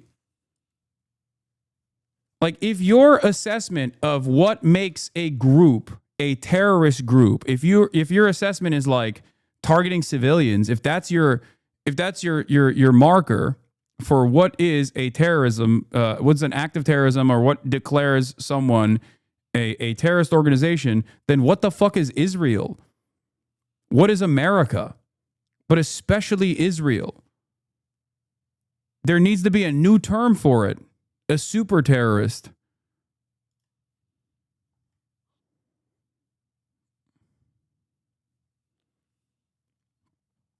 Again and again and again. When I'm talking about this stuff, the only thing that these people can grab onto is this fucking notion that, like, the American state's terrorism designation is not one that has a practical application of denying people habeas corpus and to stop people from even speaking out against these atrocities, and to basically declare anyone who resists against the Nazi state of Israel as bad people across the board, bad guys. You shouldn't talk about them. If you talk about them in any way, shape, or form that offers a more human-focused perspective to why people resist against Israel's actions amidst a fucking genocide where 2 million people are being forcibly starved, which, by the way, the majority of the 2 million people are also under the age of 18. They're children, okay? If the only thing you can do is just go, well, the government says that these guys are terrorists, so you can't even actually speak on why they're doing certain things because then you're a bad guy and you should stop talking, okay? Then you're a fucking baboon. Diet, not only will you be unable to heal any wounds, but you won't have the reserves for growth. And that's what we've seen immediately we got here last year, was that the children here are much smaller than their Western counterparts in height, in weight. It's really very obvious. Children that you would think would be 7 years old actually turned out to be 12, 11. I've never seen it this bad in my life. We are going through a dire situation at the moment. Not only have we had 75 days or 76 days of no food, but we haven't had any medical aid either. And where we are in Khan Yunis, we're one of 2 hospitals. We're the biggest of 2 hospitals in the region, and we're just about to face evacuation. Evacuation to where? You're a hospital. We don't know yet. We're right on the border of the active fighting zone. So Israel sent some flyers, or they update their website to show you where the active fighting zone is. And at the moment, we look to be about 1.5. I've heard the argument that Israel would just turn to other countries if America stopped supporting them, essentially claiming that they would be less efficient, but it wouldn't stop the genocide. Is that true at all? Or is that simply an attempt to portray America's involvement as minimal? Yes. That only comes from dumb fucks who don't know how much America supports Israel. Okay? Are you kidding me? If the United States of America said tomorrow, hey, you're done, and Israel refused to cooperate, there are many tools in America's tool belt to destroy Israel's ambitions here. Okay? First and foremost, without America's munitions or without America's central command in the region, Israel is not able to defend itself. Okay? So even if there was a denial of weapons transfers into Israel, that would already put a immediate logistical hurdle in their genocidal ambitions. That's number one.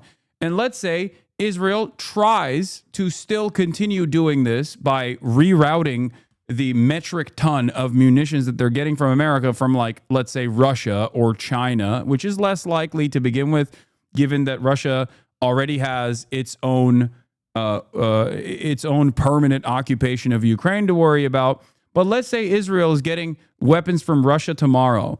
America would then turn around and say, we're putting sanctions on Israel for continuing this genocide. And if Israel still continued to say no, then America would fucking invade Israel with the entire brunt of the NATO forces. This is what would happen under normal circumstances. It would never even get to that point, however, because one phone call is all it fucking takes. Because Israel is America's puppet. Israel is the weapon that America wields in the region. That's it. Oh, you like NATO now? No, the reason why I don't like NATO is because NATO is obviously a dishonest fucking grouping that is an extortion racket, a protection racket created by the United States of America. Because if NATO was actually the true police of the world, they would have fucking invaded Tel Aviv by now. What the fuck are you talking about? NATO forces bombed Serbia for much less than what Israel has done over the course of the past 19 months. Don't you think that's odd? That's on fucking European soil, as a matter of fact. How the fuck did that happen?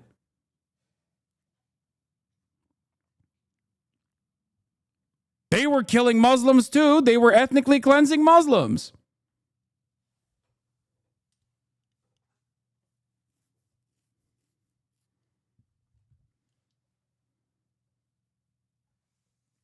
Meanwhile, what are the coalition forces busy with? They're busy with the only country in the region that is actively trying to issue penalties to Israel for its fucking 19-month-long genocide and starvation campaign. That's right, it's Yemen. Yemen is the country that they're fucking bombing. Well, they stopped bombing Yemen now because they set up a side deal with Ansar Allah to say, hey, you're smoking too many of our fucking Reaper drones. And also, we've dropped too many of our F-18s in the process of trying to stop you from implementing a blockade on the Red Sea, which is the moral thing to do in this process. So please stop actually destroying our military equipment, and we'll let you do whatever the fuck you want to Israel, basically, in the process. And people want you to think that the only fucking state actor in the region that is actually trying to do anything against Israel is the bad guys. Okay? They are the bad guys, not Israel. It's a very weird, very cynical, very sinister way of trying to shelter you from the fucking truth. You say, Israel's bad. Okay, well, but who's worse? The Houthis. You know who's worse? Hamas. These groups are incalculable in the harm that they've done to their own domestic population or to any other population, as a matter of fact. Even Hezbollah, when you factor in its militant actions in Syria, is incalculable to the fucking harm that Israel has caused in the region. It's not even a comparison. There is no comparison whatsoever. It's completely fucking ridiculous. It's not comparable. And the easiest way to understand it is the famous words of Michael Jamal Brooks, which is, if roles were reversed, and it was a Muslim nation that had partitioned Jews living in this area and relegated them to an open-air prison that it routinely bombed and killed hundreds of thousands of Jews inside of its open-air prison, the world would have already fucking destroyed said Muslim nation. They would have nuked them. They would have fucking nuked them instantly. It's not even comparable. Like, it's just so ridiculous. They would be celebrating the Jewish resistance forces as fucking heroes for conducting October 7 in that process. They would be like, oh my God, these guys, I wanna hug and kiss them. That's what the fucking Western world would say in that process. If Israel was a Muslim nation that was doing this to an indigenous Jewish population, the world would have taken military action a much longer time ago, okay? People forget, like, the reason why the methods have become more violent in terms of the resistance forces against the state of Israel is because the apartheid in South Africa dissolved by 1994. Israel's apartheid, on the other hand, from its inception of the nation state, has gone on. It continued. And in the process, any kind of military aid that the resistance groups could get, and any kind of global pressure that they could have possibly gotten from the USSR, for example, it perished.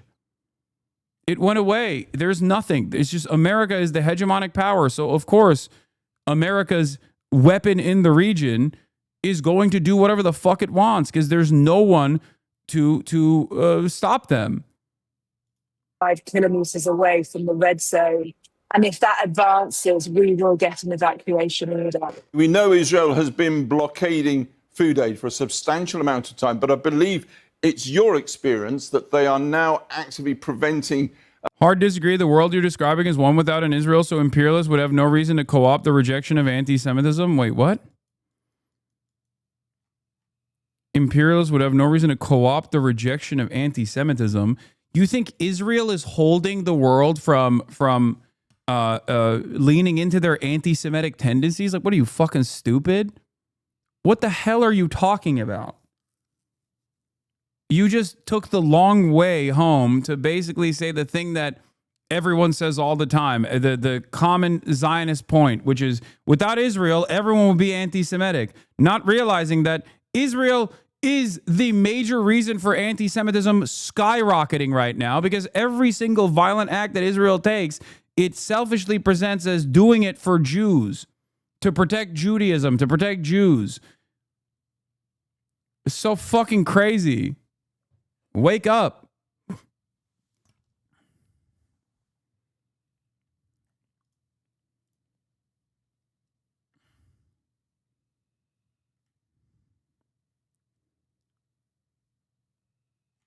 It's so dumb. It's so dumb to just like constantly say like, no, you don't understand. After all of this, like without Israel, anti-Semitism was skyrocket. Okay, well, is anti-Semitism skyrocketing right now?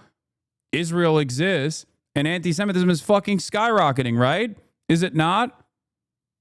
Perhaps those two things are actually related, but not in the way that you think.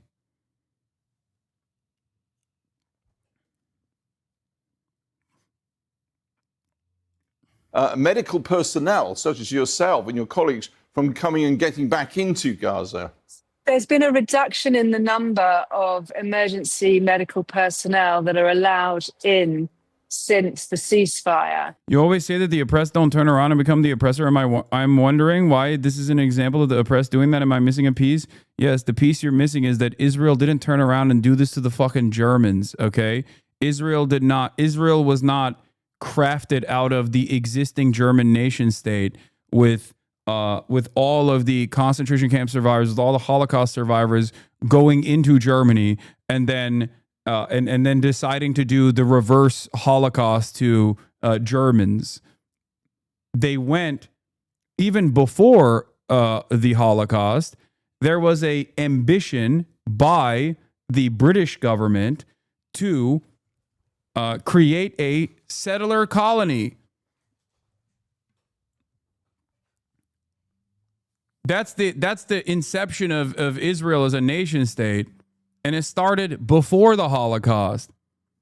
And the aftermath of the Holocaust, all of the displaced victims of the Holocaust were sent to Israel, and the death and destruction that befall the Palestinian population was not done as revenge for the Holocaust. The Palestinians didn't do the Holocaust. So no, that is not a great example of the oppressed turning around and doing righteous vindication and righteous violence or righteous vengeance against those who oppress them. It's a completely fucking removed third party that they're destroying in that process.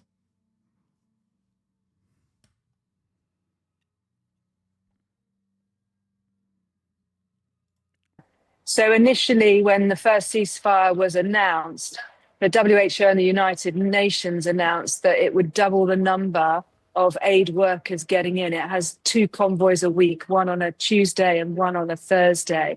And from that point on, Israel have denied 50% of all aid workers entry. They're attacking hospitals, they insist, because they are being used in some way by Hamas. Have you ever yourself seen any evidence of that? There's no indication of any organized resistance in the hospital. So unless they are, undercover and we have no idea who they are, we haven't seen them. What do you, as a trauma surgeon, as a reconstructive surgeon, right now, tonight, desperately need? I need aid. I need medical aid, and we need food into Gaza.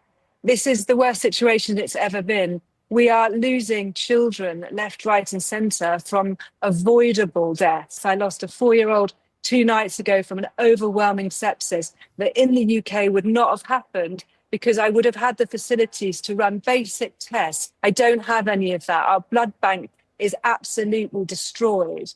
These are all things that could be treated.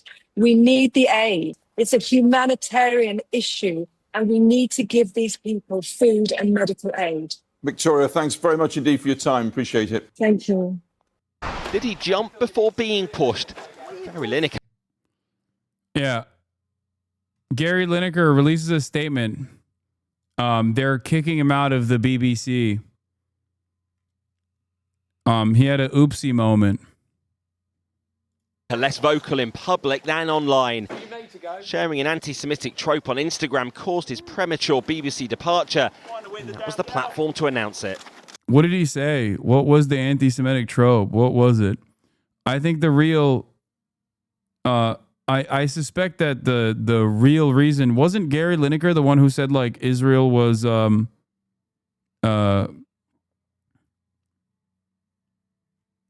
Wasn't Gary Lineker the one that said, like, Israel is the fucking, well, covering the, fuck.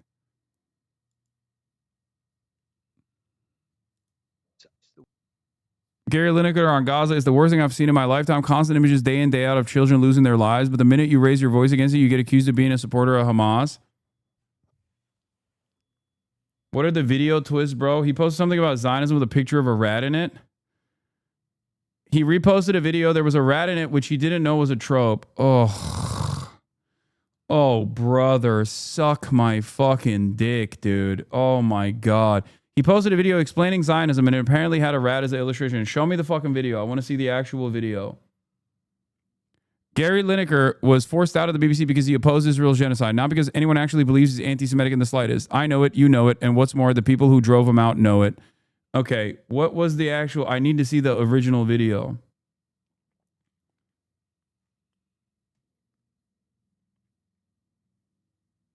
He didn't post the rat. He reposted a Palestinian human rights lawyer talking about Zionism and he didn't see the rat. I don't care about the rat. Claim that it's there. Oh, this is what he posted? Zionism explained in less than 2 minutes? That's why? This is what the fuck? Oh my God. Suck my fucking dick, dude. God damn it. This is it. This is it. This is it. This is literally it. This is what's causing anti-Semitism to explode, okay? And then they make concessions on land that doesn't actually belong. I am not spending a single fucking second taking this statement seriously. Ridiculous. Take the land, claim that it's theirs, and then they make concessions on land that doesn't actually belong to them. You're so cooked, dude. They're going to fuck us all over, man. Oh. The Zionist movement and Zionism on the ground is the idea of creating not only a Jewish state, but at the expense of the indigenous Palestinian population. What Zionism is the idea of privileging and giving exclusive rights to one group of people at the expense of another group of people. This isn't liberal. This isn't relating to equality. There isn't a single Zionist who's able to say that they actually believe that Palestinians have the exact same rights as Israelis who are living in that country. I think it blows my mind. I think it blows my mind that it took this long for him to even like for the BBC to find anything that they could grab onto that where they could make like a I guess like somewhat of a convincing argument for themselves and others who are not really paying attention to this stuff at all that like he must have been dealt with. Okay. Yeah. Gary Lineker was forced to leave his lifelong career because he shared a post about Zionism containing a rat emoji, but Israel and its propagandists are allowed to use anti-Semitic tropes on a daily basis on primetime TV. Eretz Nehederet, Israel's most popular comedy shot, depicted Sinwar as a rat. I don't care. I don't care about this at all. I'm not even going to fucking sit around and be like, hey, man, you really have to be careful. You should be careful regardless, but this is such a fucking stretch. This is such a goddamn stretch, dude. Fucking suck my dick. I think it was Mohammed Al-Kurd that said something that's really interesting that I agree with. Like, it's fucking ridiculous. That the idea that like, the idea that these guys are just like, hyper focusing on anything they can in the Western world to like silence any sort of opposition to Israel is so crazy because what Israel is doing is far worse. Okay. The thing that people are yelling about is far more consequential and is far worse. The human toll. It's so fucking disingenuous. What's the trouble about rats? It's the fucking Nazis would depict Jews as rats and as parasites and shit like that. So they're saying that that like he was doing that. He's being a Nazi. God damn, dude. It's fucking crazy. It's actually so unsustainable. It is so depraved to do this. I'm not sure this actually works for any human being. I don't think this works for anyone who wasn't already motivated for blood, where they're like, oh, thank God they got this guy because he was speaking thoughtfully about fucking Palestinians. Hi everyone, some personal news. Last week I shared a post here on Instagram that contained an emoji that has awful connotations. Unfortunately, I did not see the emoji. If I had, I would never ever have shared it. Yeah, like this is a correct statement. You still don't get it. You waste so much energy saying this or that isn't anti-Semitic when the truth is no sentiment or abstract ideology, anti-Semitism or otherwise, would be worse than the tangible, systematic, real-life genocide happening right now. What's not clicking? This doesn't mean that you should cast aside anti-Semitism or overlook anti-Semitism, but like the idea that posting a fucking rat while talking about Zionism explained in less than 2 minutes is enough for someone to fucking point to Gary Lineker and be like, you're out, you're done, is so disgusting, okay? As you said to Bad Empanada, it undermines your point. Obviously, in an ideal world, everyone would be perfect, but you can still concede it looks bad. This is not a concession. I'm not making a concession that this looks bad. I don't think this is even in any way, shape, or form appropriate. They just like tried to grab onto anything that they could. It's a real trope, but Jesus Christ, this is not it. And it's making it worse for me as a Jew. Exactly. This kind of like hysterical posturing when everyone knows exactly what the fuck happened here is it.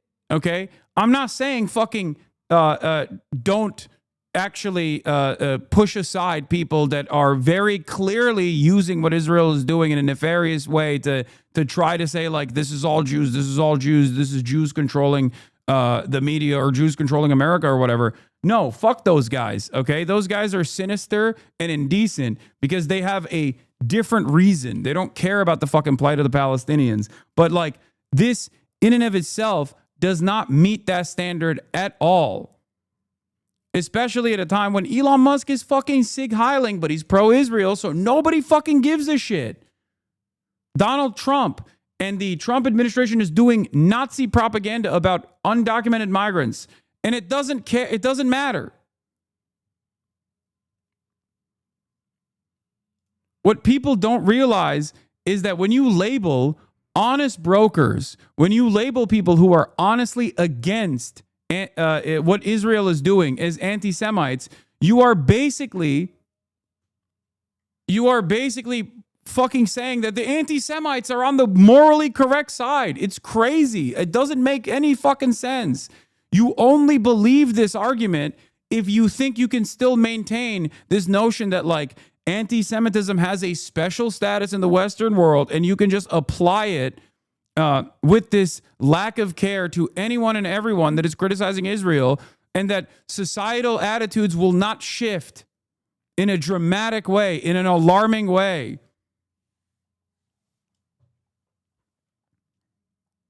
It's fucking nuts.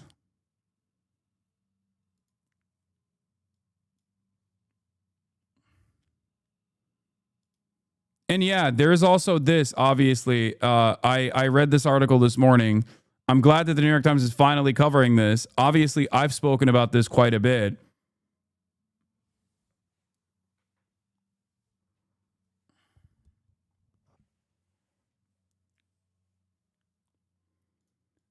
Like, look, this is what I mean. I mean, why is the rat there? Jews as rats is a pretty common thing. If we had a Muslim article with a, what? Plain office bomb in it, it would be an issue. What fucking planet are you living on where you think that would be an issue? Dude, please wake up and live on the planet that we are on right now. There is a fucking holocaust of primarily Muslim children that is taking place in front of our fucking eyes. And virtually everyone who speaks out against it is branded a fucking enemy of the state. And you think Islamophobia would actually be treated with the same severity as what people are claiming is anti-Semitic? Are you fucking insane? Are you out of your mind? What are you doing? Wake up.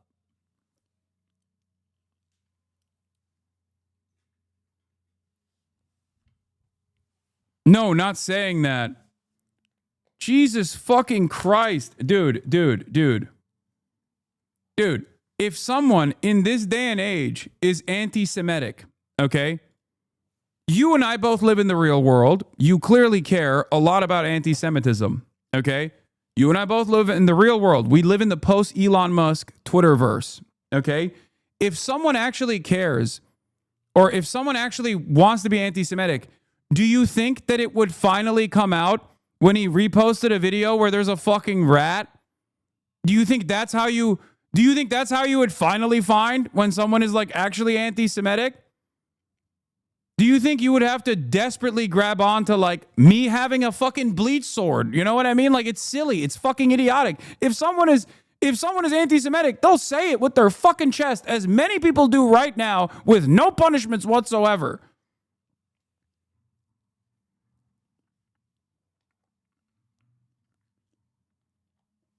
My point is, why the fuck would Gary hide his secret anti-Semitic tendencies for as long as he did, only to accidentally, reveal that by reposting a video that had a fucking rat on it?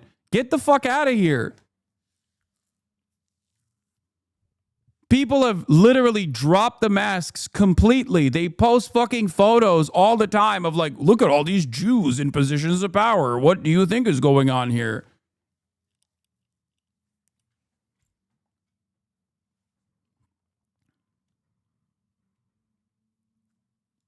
And this is the fundamental problem with Zionism. I mean, the fact that we're trying to make a distinction between what happened in 48 and what happened in 67 is a false distinction to be making. Zionism, as its fundamental core, is the idea of privileging one group of people over another. And the way that they created a Zionist state in the first place was to expel millions, hundreds of thousands, now millions of Palestinian refugees, including my family.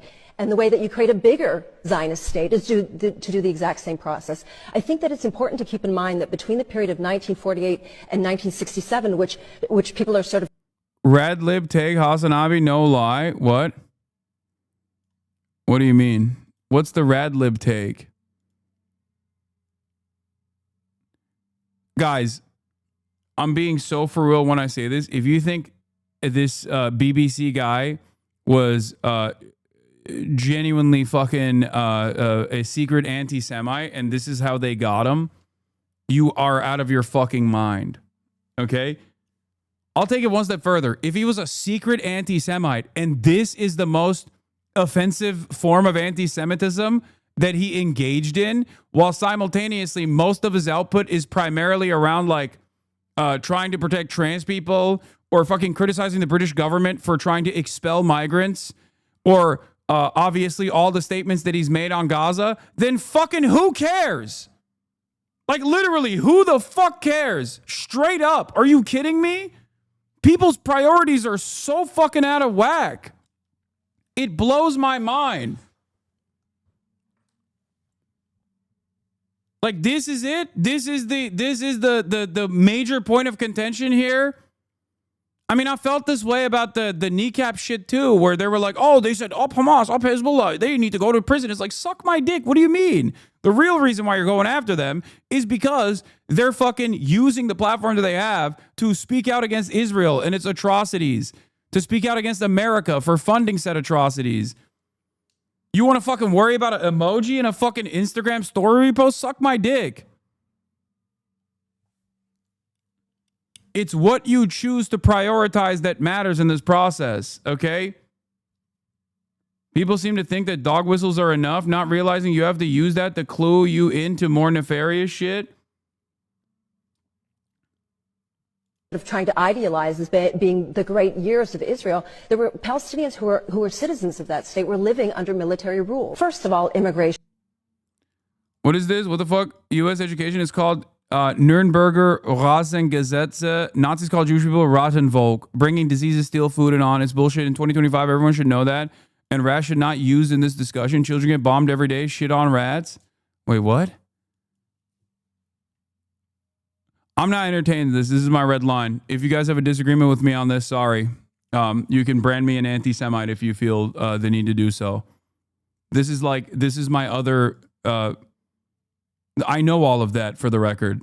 I know all the things that you just brought forward. I'm aware. And while I'm still aware of all of those things, this is not the real reason why he got fucking fired. Okay?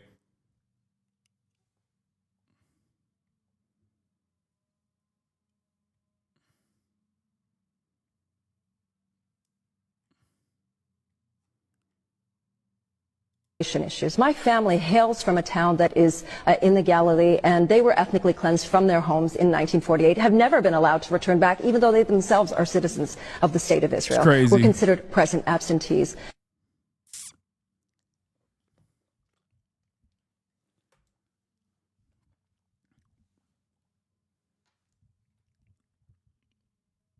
No.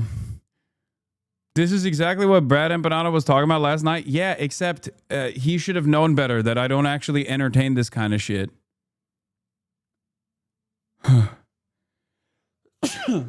I don't. Just like I don't entertain the fucking from the river to the sea, Palestine will be free is actually a dog whistle for terrorism. That might be seen as a dog whistle for ethnically cleansing Jews for some people, for some parties in the West, but that is a red line.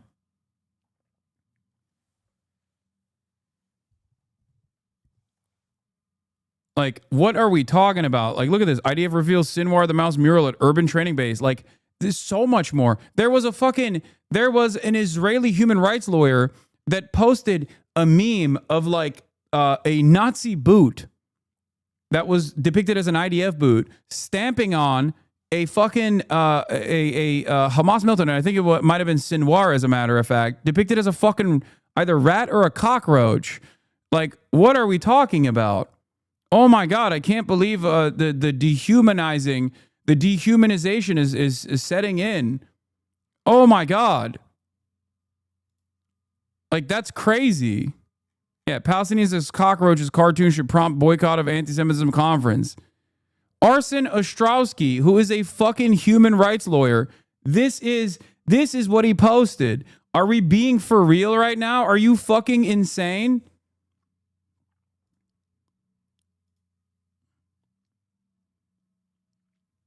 Like, the very fact that this is the only thing they could point to with Gary Lineker, the very fact that this is the only thing they could point to with Gary Lineker being potentially anti-Semitic implies that he is not anti-Semitic.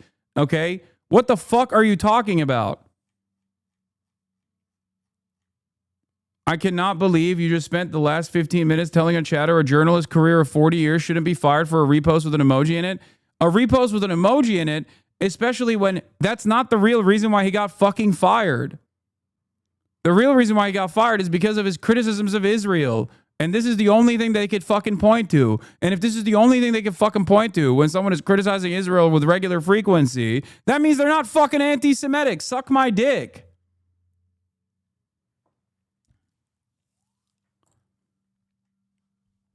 BBC Online Middle East editor Rafi Berg has a framed letter from Netanyahu on his wall. He has fanboyed over Bibi on Twitter. His own staff have accused him of whitewashing Israeli war crimes. How can he possibly be allowed to continue in this extraordinarily influential role? First time I've been on a prime minister's bookshelf. I know I've got one of Israel Prime Minister Netanyahu's books on mine, but wow. BBC journalists who spoke to Dropsite News believe the imbalance is structural and has been enforced by top brass for many years. All of them requested anonymity for fear of professional retribution. The journalists also overwhelmingly point to the role of one person in particular, Rafi Berg, BBC News Online's Middle East editor. Berg sets the tone for the BBC's digital output on Israel and Palestine, they say. They also allege that internal complaints about how the BBC covers Gaza has been repeatedly brushed aside. This guy's entire job is to water down everything that's too critical of Israel, one former BBC journalist said. This type of shit, for the record, if you are Jewish, living in the Western world, if you're like a Jewish American, you know, like a British Jew, okay, this type of shit is unironically 1,000,000% creating actual fucking anti-Semites. When you lean into the tropes, okay, what is the average person supposed to think when they see this? It undermines every fucking thing that I try to do here. It undermines it in its entirety. You come across like a hysterical psychopath if you defend this type of shit. It's completely and utterly ridiculous.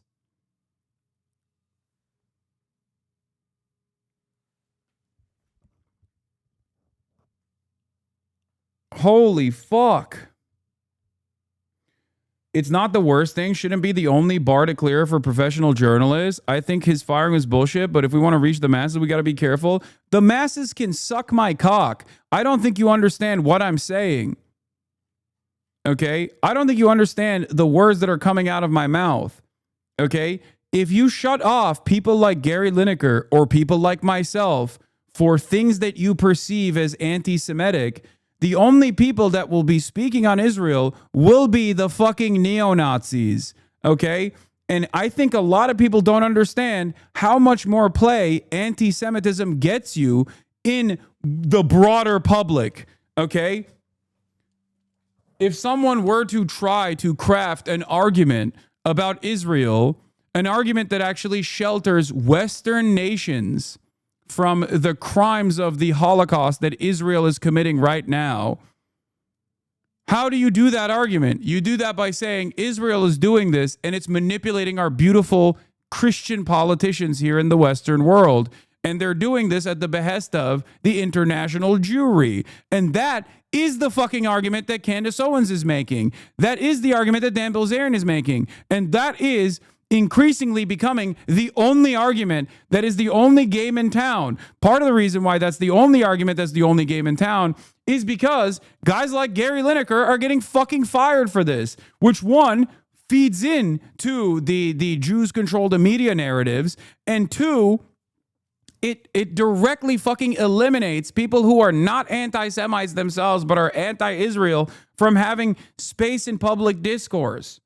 There will come a day when all of the people that are celebrating people like Gary Lineker getting fired or people like me getting deplatformed will be begging for voices like mine, okay?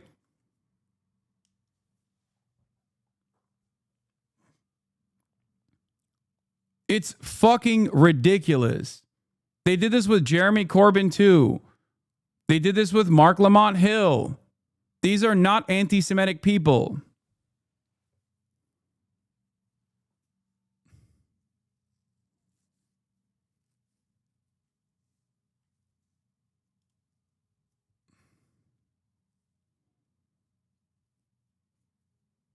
He also called you gay on a separate chat. What? The guy I'm referring to called me gay on a separate chat? Okay, but you understand, if you don't think he's anti-Semitic, then why the fuck are you hyper-focusing on him reposting an Instagram story talking about Zionism, and then there's a fucking rat emoji associated with it, and you're like, well, you know, he needs to be more careful.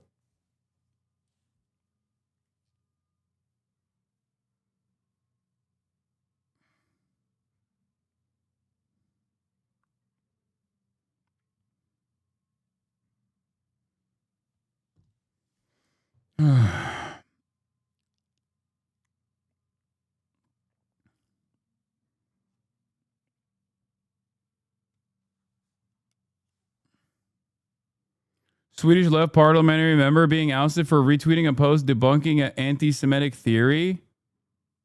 I think we should reverse the hands. Israel is nothing but a colonial tool for the U.S. and its interests in the Middle East. This is what the person got fucking kicked out for. It's like Ethan using me talking about Hassan Nasrallah arguing against anti-Semitism amongst Arabs who think that like Israel controls America when the roles are actually reversed, and then clipping that out of context to be like, look at him. Look at both Hassans on screen. They're both anti-Semitic. This isn't anti-Semitism. It's combating anti-Semitism. It's actually combating an anti-Semitic trope.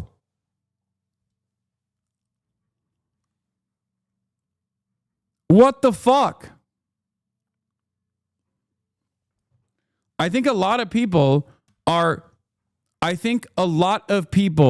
are completely fucking lost. And it's actually Bazan that posted it too. Holy shit. It's reposting Bazan, a person that is literally in Gaza, right? This is the same Bazan, no? A journalist that's literally in Gaza criticizing a post from Mohammed Hadid, Gigi and Bella Hadid's father, for playing into anti-Semitic tropes. And the person who reposted it, the person who retweeted it, is being fucking is being ousted. That's crazy.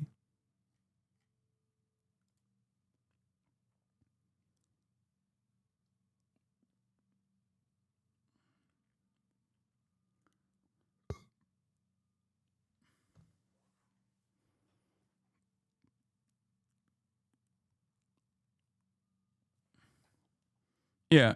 Right now, the only appropriate avenues are if you're anti-Semitic, you get canceled, but not really. If you're fighting against anti-Semitism and Israel's genocide, you get canceled. But if you're a huge fucking Nazi but pro-Israel, you get to run the government. You get to be in the highest office. You get to do whatever the fuck you want. And the same institutions that are fucking busy going after people who aren't anti-Semitic while falsely saying like they are anti-Semitic are fucking running around too busy trying to like cancel people over dumb shit. Shit that they do a million times over, by the way. Shit that they defend when Israel does it. It goes back to that Tucker Carlson statement against the ADL. Tucker Carlson's like, I want a demographic majority in the United States of America to be a white population. You say that is unacceptable. That is a bigoted opinion to have. You at the ADL defend Israel maintaining a demographic majority in areas that it occupies. A demographic majority of Jews in areas that it occupies. That's a real part of the Israeli government's out and about legislation. Don't you think this is hypocritical? Is correct. Tucker Carlson, the fucking nationalist fascist Tucker Carlson, is correct when he says that. Both of these parties are fascist.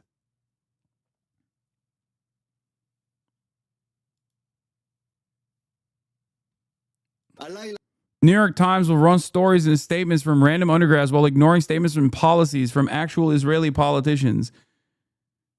Last night, 100 Gazans were killed, and he didn't even ask me about it. Know why? Because no one cares. Everyone's gotten used to the fact that 100 Gazans can be killed in a night of war, and no one on earth cares. Gleeful Zvi Sukkot, repping the KKK in Netanyahu's coalition.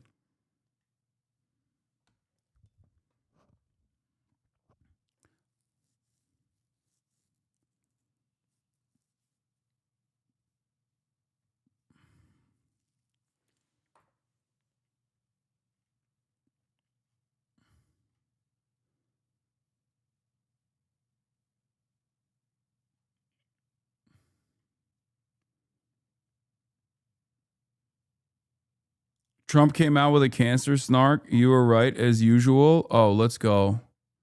Do you want to respond to President Biden being diagnosed with cancer? Are you going to call your predecessor?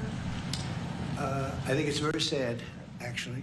I'm surprised that it wasn't you know, the public wasn't notified a long time ago, because to get to stage 9, that's a long time. I just had my physical. You saw that. You saw the results of that particular test. I think that test is standard to pretty much anybody getting a physical, good physical. We had... Fuck. It was almost verbatim with the exception of him saying stage 9. God damn it. I should have factored that in. I should have factored into my prediction that he would say something stupid. God damn it. It's almost verbatim what I said he was going to say. It was like, look, I got a physical and it showed how healthy I was. His physical showed something different. The doctors at the White House and over at Walter Reed, which is a fantastic hospital, I did a very complete physical, including cognitive tests. I'm proud to announce I fucking, oh my God, he even brought up the cognitive test. Oh my God. Oh my God. It is almost bar for bar what I said he was going to say. Oh my God. I fucking told you, chatters. I told you this motherfucker was going to come out and say some shit. Did I not tell you that he was going to bring up his own fucking cognitive test and that his own clean medical bill that proves that everyone was lying? I am the healthiest president anyone's ever seen, and Biden, not so healthy. Not so healthy. Nobody knows how unhealthy Biden truly was because they hid it. The lying Democrats hid the truth.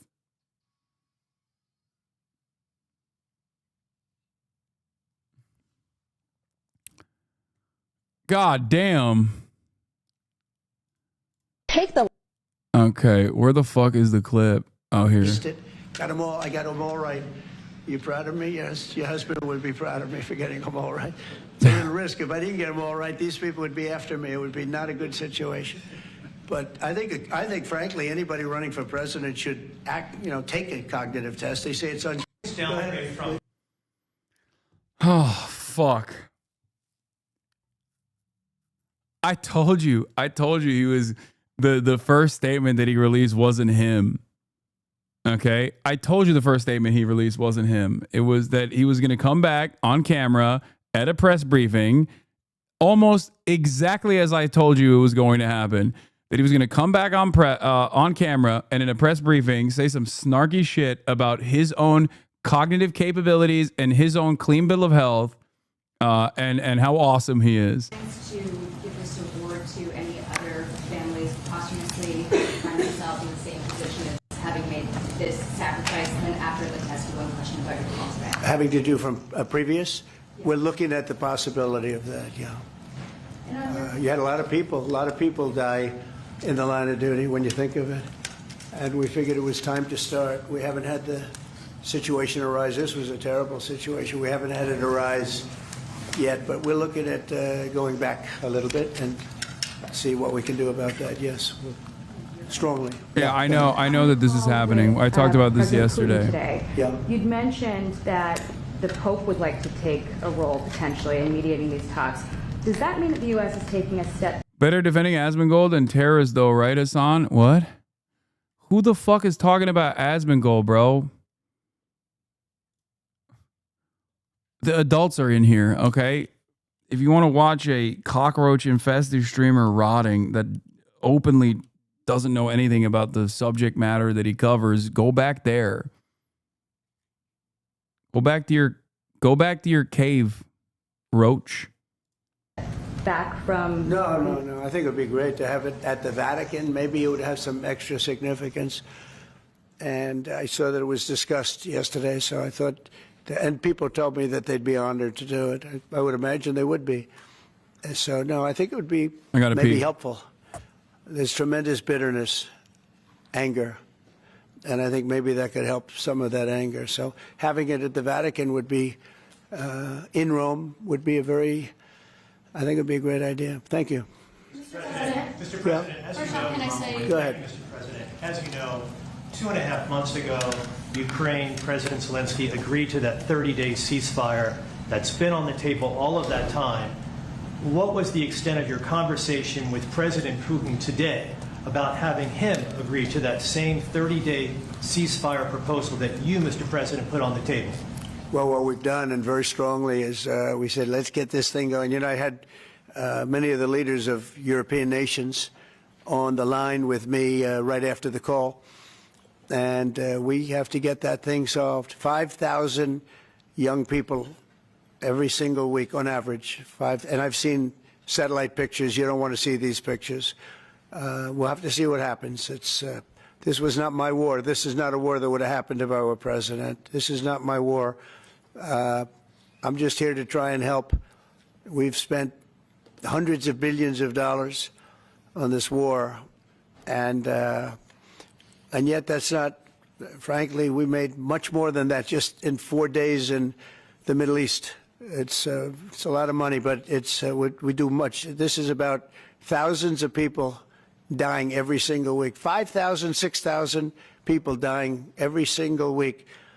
And just like you have the relatives here, wives and children and everything, you have, these soldiers, they say goodbye in Ukraine and in Russia, and then their parents never see them again, except maybe in pictures of horrible scenes, because I've seen some scenes, I've never seen anything like it. So we're going to see if we can get it taken care of. Yeah, please. First off, our thanks to the members of law enforcement who are here, and our condolences to the families. We're very sorry for your loss. Mr. President, on Ukraine and on your call today that you had with President Putin, you said last week that you thought nothing was going to happen, no advances would be made until you and Putin got together. Do you still feel that way? I think something's going to happen. It's a got very big egos involved, I tell you. Big egos involved. But I think something's going to happen. And if it doesn't, I'd just back away, and they're going to have to keep going. Again, this was a European situation. It should have remained a European situation. Should have remained. But we have, because the past administration felt very strongly that we should be involved, and we got involved much more than Europe did in terms of the money and all of the things that we gave. We gave massive amounts, I think record-setting amounts given to a foreign. There's never been anything like this, both weaponry and money. And Europe gave a lot also, but they didn't give anywhere near what we gave. We gave probably almost 3 times the amount. And it's just a shame. The whole thing is a shame. The level of death is just a shame. Yeah? Did you ask President Putin to meet with you? About what? About Ukraine. Of course I did. I talked to him about it. I said, when are we going to end this, Vladimir? I know him for a long time now. I said, when are we going to end this bloodshed, this bloodbath? It's a bloodbath.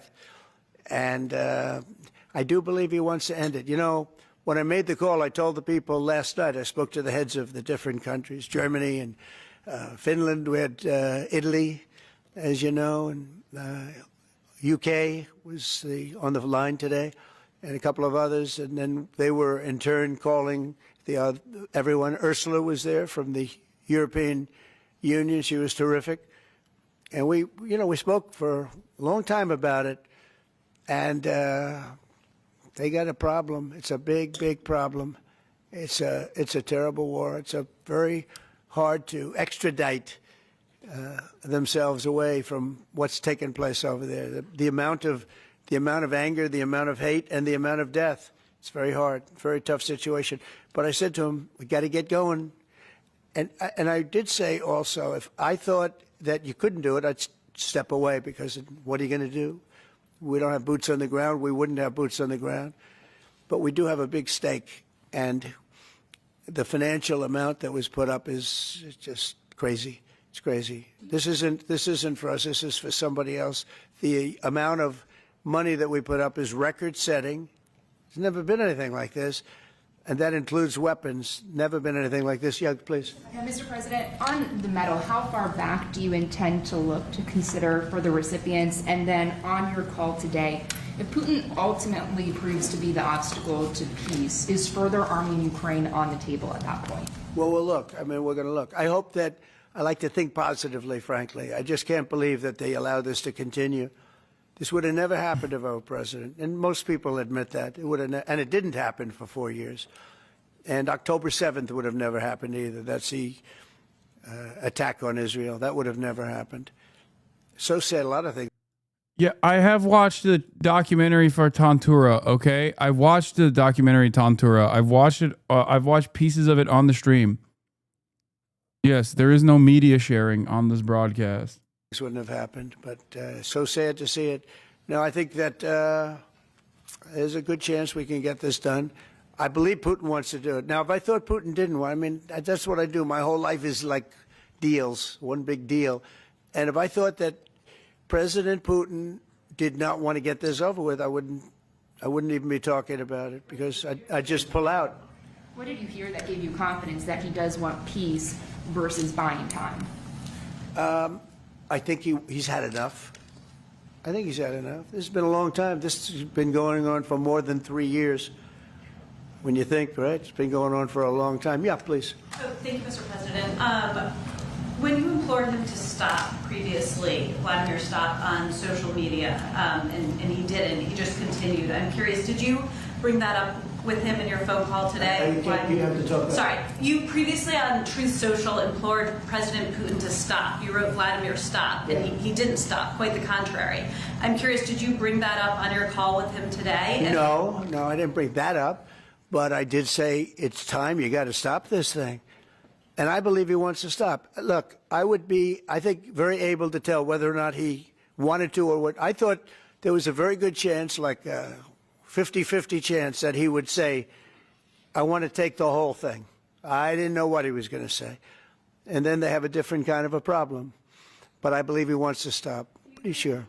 Just now about backing away or walking away if it looks like it's going to be an intractable problem. Do you have a red line in your head of what would cause you to back away? And yeah, in my head, but not something I'm going to announce. But yeah, definitely in my head I do, yeah. Exactly would that because this isn't our war. This is not my war.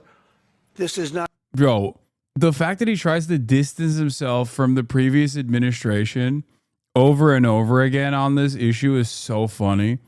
It's not my war. They lost it. The previous admin lost it. It's like, bro, you can't. It is yours. You're cooked. Okay? It's yours. That's how it happens. That's how this goes. You come into power. It's your war now.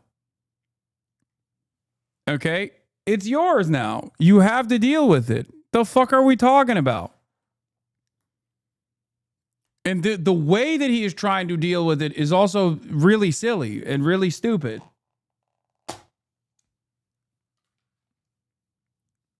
No, he sided with Putin. I know. I mean, that's him trying to save face for his own constituents to a certain degree, where he's like,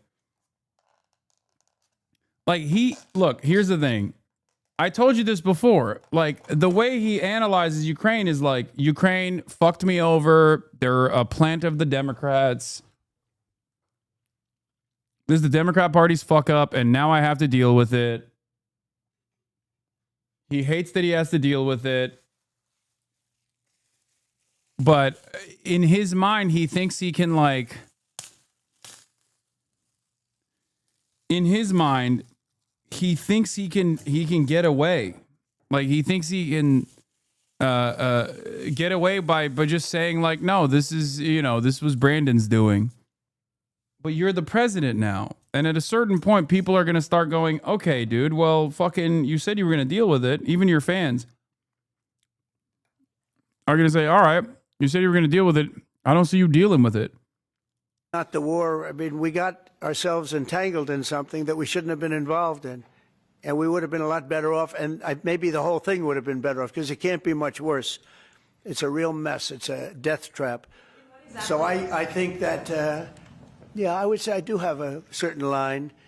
But I don't want to say what that line is, because I think it makes the negotiation even more difficult than it is. Yes, please. Mr. President, thank you all for your sacrifice. I'm so sorry for your loss and everybody. You mentioned the bloodbath you want to see end in Ukraine. You mentioned that you believe Putin wants peace, but he just attacked Ukraine yesterday. You're going viral on Twitter? What makes you think that he wants peace? Well, he's in a war, I mean, nice. Nobody said don't. They're fighting. They're attacking each other. And people are dying all the time. He's in a war. He's fighting a war. Nobody said he was going to stop. I think, is it terrible? Yeah, it's terrible. I think it's terrible. Can you wait on President Biden? President Biden was diagnosed with cancer of the war, and then I want to ask you about reconciliation. Oh, here it is. Why haven't you increased the sanctions on Russia yet? Well, because I think there's a chance of getting something done. And if you do that, you can also make it much worse. But there could be a time when that's going to happen. Yep. Mr. President, I was going to say, with the ratings downgrade from... Do you want to respond to President Biden being diagnosed with cancer? Are you going to call your predecessor? I think it's very sad, actually. I'm surprised that it wasn't, the public wasn't notified a long time ago, because to get to stage 9, that's a long time. I just had my physical. You saw that. You saw the results of that particular test. I think that test is standard to pretty much anybody getting a physical, good physical. We had the doctors at the White House and over at Walter Reed, which is a fantastic hospital. Stage 9. I do it. I did a very complete physical, including cognitive tests. I'm proud to announce I aced it. Got them all. I got them all right. You proud of me? Yes. Your husband would be proud of me for getting them all right. It's a little risk. If I didn't get them all right, these people would be after me. It would be not a good situation. But I think, frankly, anybody running for president should verbatim. Take a cognitive test. They say it's unconstitutional, but I would say in that particular case, having a cognitive test wouldn't be so bad. But when you take tests, medical, as a male, that test is very standard. I don't know if it's given to everybody, but it's given just about. And it takes a long time to get to that situation. Now, I think, to get to a stage 9, I think that if you take a look, it's the same doctor that said that Joe was cognitively fine. There was nothing wrong with him. Well, he said, if it's the same doctor, he said there was nothing wrong there, and that's being proven to be a sad situation. And the auto pen is becoming a very big deal. The auto pen is becoming a big deal because it seems like that maybe was the president who ever operated the auto pen. But when they say that that was not good, they also, you have to look and you have to say that the test was not so good either. In other words, there are things going on that the public wasn't informed. And I think somebody's going to have to speak to his doctor, if it's the same, or even if it's two separate doctors. Why wasn't the cognitive ability, why wasn't that discussed? And I think the doctor said he's just fine, and it's turned out that's not so. It's very dangerous. Look, this is no longer politically correct. This is dangerous for our country. Look at the mess we're in. You're talking about all these questions on Ukraine and Russia that would have never happened. As an example, if I were president, would have never happened. The other thing is you have to say, why did it take so long? I mean, this takes a long time. It can take years to get to this level of danger. So it's a very, very sad situation. I feel very badly about it. And I think people should try and find out what happened, because I'll tell you, I don't know if it had anything to do with the hospital. Walter Reed is really good. They're some of the best doctors I've ever seen. I don't even know if they were involved, but a doctor was involved in each case. Maybe it was the same doctor, and somebody is not telling the facts. That's a big problem. President Zelensky of Ukraine says that the Ukrainians are ready for a ceasefire. They're ready for peace negotiations. In your mind, is Ukraine doing enough to get this? I'd rather tell you in about 2 weeks from now, because I can't say yes or no. I think, look, he's a strong person. Zelensky, a strong guy, and he's not the easiest person to deal with. But I think that he wants to stop. He's, not. It's a very bad thing that's happening over there. I think he wants to stop. But I could answer that question better in 2 weeks or 4 weeks from now. I hope the answer is that he wants to get it solved. I want to thank everybody very much. And on behalf of the United States of America, we greatly honor your family. You're in the Philly D thumbnail. Joe Biden's cancer situation has divided the internet. Ooh, let's see. Joe Biden's aggressive cancer announcement has sparked backlash. The way he presents that makes it seem like his cancer, it's not that his cancer is aggressive, but his announcement was. Joe Biden announces cancer in the most aggressive manner, and it's got the internet divided. Joe Biden's aggressive cancer announcement has sparked backlash, several new accusations, and overall divided the internet. What really happened in that horrifying Mexican Navy Brooklyn Bridge crash? A crazy New Orleans jailbreak has 7 escaped inmates on the run and tens of thousands of dollars up for grabs. What we've now learned around the IVF clinic bombing. Israel has now begun a new ground operation to take control of all of Gaza. And then a good news story to try and fail to keep you sane. We're talking about all that and much more on today's brand new Philip DeFranco show. You daily dive into the news, how it's being covered, and how people are reacting to it, starting with this. Was there a massive Joe Biden cancer cover-up? That is just one of the many questions and controversies that have stemmed from the news that the former president was just diagnosed with cancer, with his office yesterday releasing a statement saying, last week, President Joe Biden was seen for a new finding of a prostate nodule after experiencing increasing urinary symptoms. On Friday, he was diagnosed with prostate cancer characterized by a Gleason score of 9, grade group 5, with metastasis to the bone. And then adding, while this represents a more aggressive form of the disease, the cancer appears to be hormone sensitive,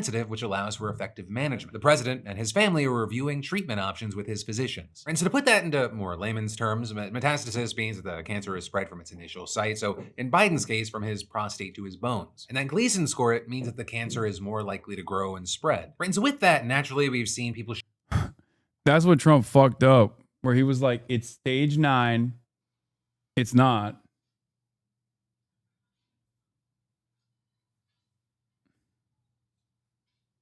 Where is this fucking food, dude? I'm starving.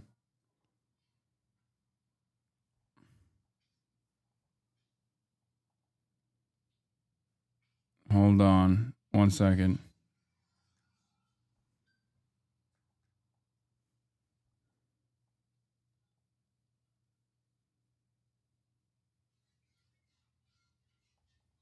What the fuck? Oh. Oh, hell yeah. Okay. What's for lunch? It's the same, dude. It's just chicken. I'm on my way with it. Enslave me so I can make you food. Okay. Things that you say are public. Sharing condolences, including Kamala Harris and Barack Obama, who wished for a speedy recovery and added that Biden will fight this challenge head on. You even had some on the right playing nice, with Trump saying that he was saddened by the news and sending well wishes to the Biden family. I mean, hell, Marjorie Taylor Greene even seemingly found whatever pills she needed and put her muzzle back on and calling cancer truly awful and saying she'd pray for his family. And you know, today you had Biden thanking everyone who sent him messages of support. But also, part of the news we've been seeing is that not everyone's messages were supportive. You had a ton of people focusing on Biden's health as it related to his hopes to hold on to political office, with, for example, USA Today writing that his diagnosis underscored growing questions and, among some top Democrats, anger about his initial decision to run for re-election despite signs of physical frailty and the reality of advanced age. Especially since in another timeline or universe, maybe Biden stayed in the race and even won, and he'd just be a few months into his new term with a cancer diagnosis. Right? And this notably comes as Democrats have already been having to deal with claims that Biden and his team were trying to cover up his ailing health. With some also questioning the timing of this announcement, because there's a new book titled Original Sin that's coming out this week, which is about President Biden's decline, its cover-up, and his disastrous choice to run again. Right, in the news that he has cancer has now added fuel to that fire. And it was actually something that Vice President J.D. Vance touched on while talking to reporters this morning. We really do need to be honest about whether the former president was capable of doing the job. I don't think he was able to do a good job for the American people. And that's not politics. That's not because I disagreed with him on policy. That's because I don't think that he was in good enough health. In some ways, I blame him less than I blame the people around him. And why didn't the American people have a better sense of his health picture? Why didn't the American people have more accurate information about what he was actually dealing with? This is serious stuff. We can pray for good health, but also recognize that if you're not in good... Wait a minute.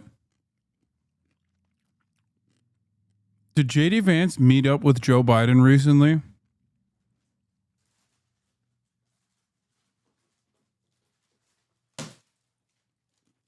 Oh my God.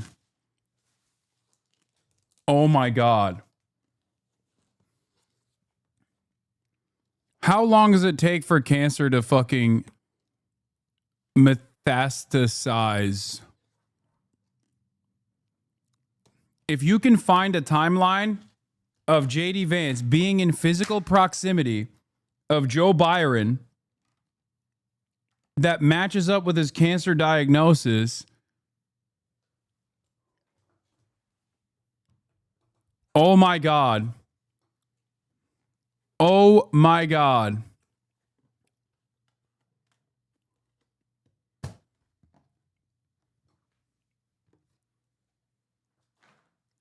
We thought Robert F. Kennedy Jr. was pestilence. It turns out the true pestilence is not RFK Jr., but J.D. Vance. He's the one who's spreading disease, dude. How many global affairs has this man created? How many global crises has he created? How many leaders will he take out?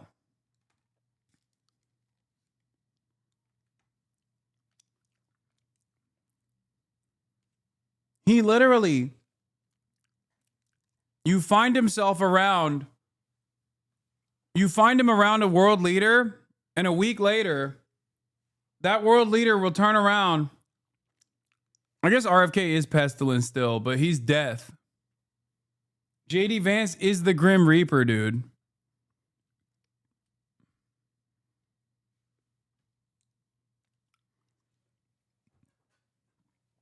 They brought this man. He is the Catholic annihilator.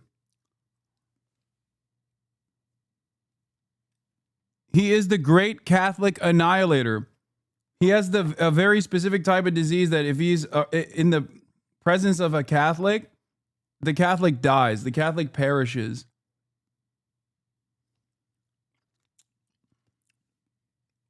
Enough health to do the job, you shouldn't be doing the job. Right, and also with that, we've seen many speculating that maybe Biden actually learned of his cancer while he was in office and hid it. And that, in part, because you have folks like one urologist telling News Nation that given the kind of medical care that Biden received in office, he could have known that he had this for a while. Also connected, but really separate from that, you had Donald Trump Jr. questioning when Biden found out about his cancer in a post that also seemingly took a shot at Jill Biden's doctorate in education. With him writing, what I want to know is how did Dr. Jill Biden miss stage 5 metastatic cancer, or is this yet another cover-up? With that post then sparking backlash of its own from people who noted that it's pretty common information that Dr. Jill Biden is not a medical doctor, with many also calling Trump Jr. vile and rude for responding to Biden's cancer with this kind of rhetoric. But also, here we saw general pushback to anyone that's been focusing on cover-up allegations and speculations, with the likes of Meghan McCain, for example, writing, I don't know if it's just my bias or background, but I don't want to hear anything else about Biden's health cover-up, tell-alls, interviews with staff, etc. Let the Biden family be in peace right now. This is all just so sad and imprudent. And this, as you had others countering claims that Biden may have actually known for a while, with, for example, one medical oncologist at Johns Hopkins telling the Washington Post that it would not be surprising if previous prostate exams failed to show cancer indications as a better test is needed. But then even, all of that, it's just one slice of the backlash that this news has created. Because among other things, you had some people mocking Biden and his illness or guessing how long he has left. You also had others who disagreed with Biden's policies, just refusing to show any sympathy or rooting for the cancer. For example, journalist Taylor Lorenz getting some heat for writing things like, hopefully he rots in hell and rests in piss, and saying Democrats have zero sympathy for the countless people Biden harmed and killed during his administration, but want to act like his cancer diagnosis means he's beyond critique for those actions. And that, as you had other commentators in the space like Hasan Piker facing backlash for joking about the news by, for example, sharing a headline about Biden's cancer diagnosis and writing, he's running in 2028, with him then later adding the mainstream media is already actively laundering the reputation of a war criminal who oversaw the genocide of Palestinians whose selfish nature allowed Trump to win a second term. Joe Biden is an awful monster. Prostate cancer doesn't change that. And so with that, while you had some supporting their words, you had many slamming what Taylor and Hasan said and thinking that it's insensitive to post comments like that at this time. With some reacting with takes like Marjorie Taylor Greene prays for Joe Biden's cancer recovery while Hasan Piker gloats and celebrates. As well as, maybe let's not play partisan games with a cancer diagnosis, okay? Joe Biden is a public servant. He deserves an opportunity to rest, be with his family, and have a fighting chance at recovery. Just be normal and pray for him. With all that said, as this news is playing out on several fronts in several different ways, I gotta ask you, where are you landing right now? Right? I mean that whether it be the timing of this announcement in relation to the big book release, the controversy and speculation around did or did they not know before this announcement, as well as, just all the different reactions to this news, whether it be people sad and saying, leave the Bidens alone, or those that are celebrating and mocking. Any and all thoughts you have on that, I'd love to see in those comments down below, and we may talk about it more on tomorrow's comment. For the record, I love the way that Philip presented that. Partially because it goes to show the hollowed out nature of liberal civility enjoyers, where like the argument that Drew Pavlov is trying to make is that I'm a worse person than Marjorie Taylor Greene. And I think if you believe that, it's over.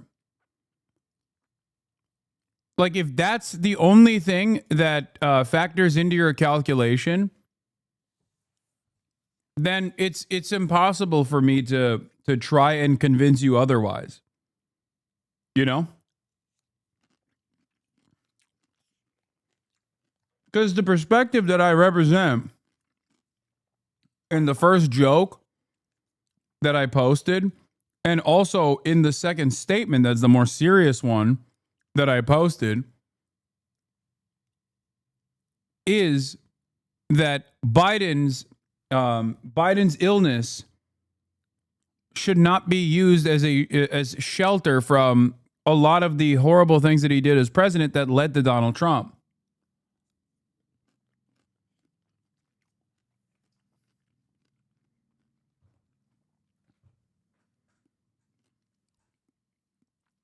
That's it, including his obvious diminished, like even the joke itself is like about his obvious diminished mental faculties that should have been a hurdle in him running the second time.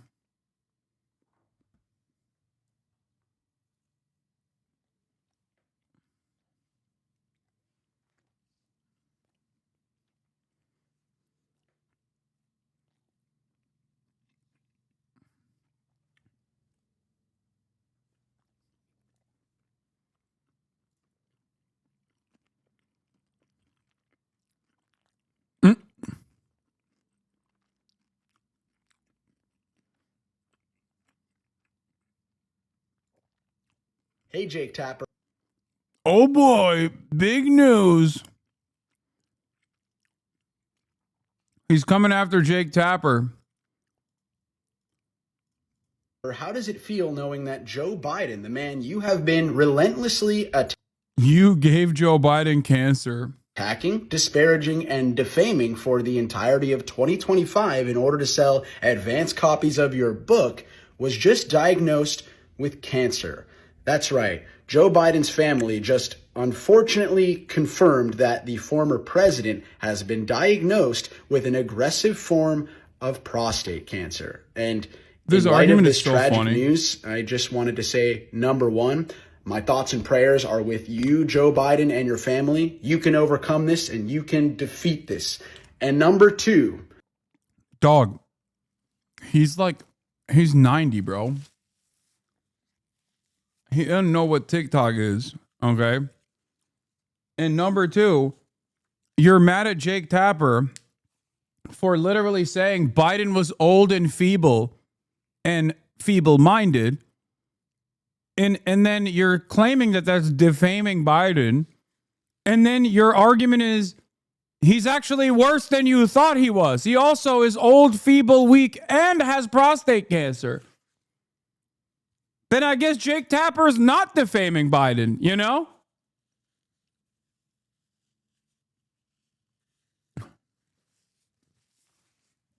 Hey, Jake Tapper, how do you feel about your piece saying that Biden is old and selfishly kept wanting to run? How do you feel about like spending weeks promoting your book saying Biden was too old and should not have run again? Now that you found out that he has cancer and he definitely should not have run again? Like, what the fuck? And it's really funny to get mad at Jake Tapper over this because the only reason why Jake is associated with this book is so that he can engage in ass covering. Because he defended Biden for the longest fucking time.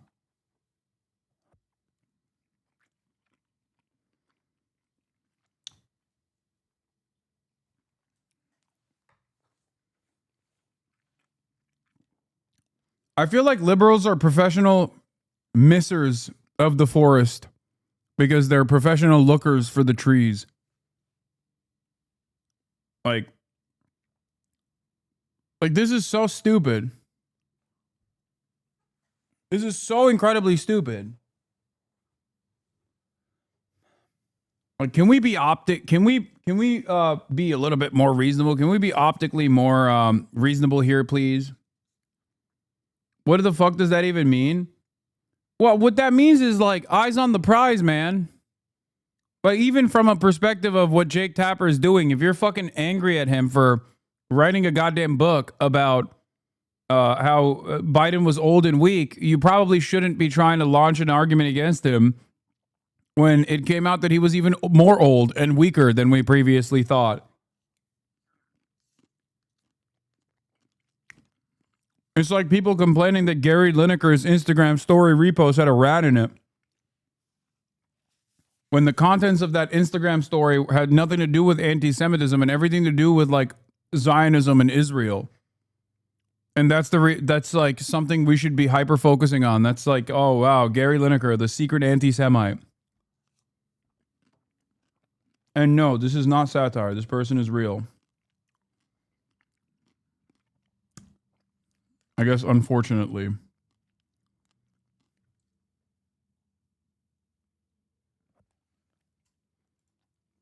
Shame on Jake Tapper, CNN, the mainstream media, the political pundits, the DC consultants, and the Democratic officials who have spent the majority of Donald Trump's presidency, the one in which Donald Trump has violated Supreme Court orders, violated federal laws, deported people without due process, accepted luxury jumbo jets from foreign monarchies as bribes, not covering that, but instead piling on Joe Biden for his age, for his cognitive health, even though all Joe Biden did when he was in office was serve the American people, pass bills, and help try to resuscitate the country after Donald Trump.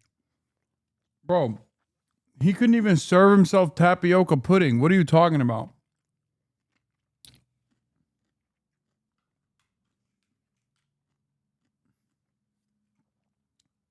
The fuck out of here. Trump nearly destroyed it. I mean, Joe Biden, these people did not deserve you. Get well soon, my brother. Oh my God. Get well soon, my brother. Yeah, here's the Gary Lineker story. Back to that. Last week, I shared a post here on Instagram that contained an emoji that has awful connotations. Unfortunately, I did not see the emoji. If I had, I would never, ever have shared it. The minute I was made aware, I quickly deleted the post and went on to make an apology. I would like, once again, to say I'm sorry unreservedly for the hurt and upset caused. It was a genuine mistake and oversight. This is literally no different than fucking people trying to stretch and saying that Hasan calls Jews inbred. Like this is an anti-Semitic trope or some shit. Like that's it. That's the length of this commentary.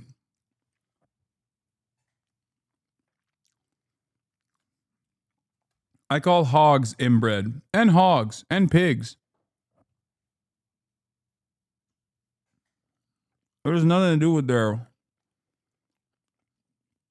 religion or ethnic background or identity.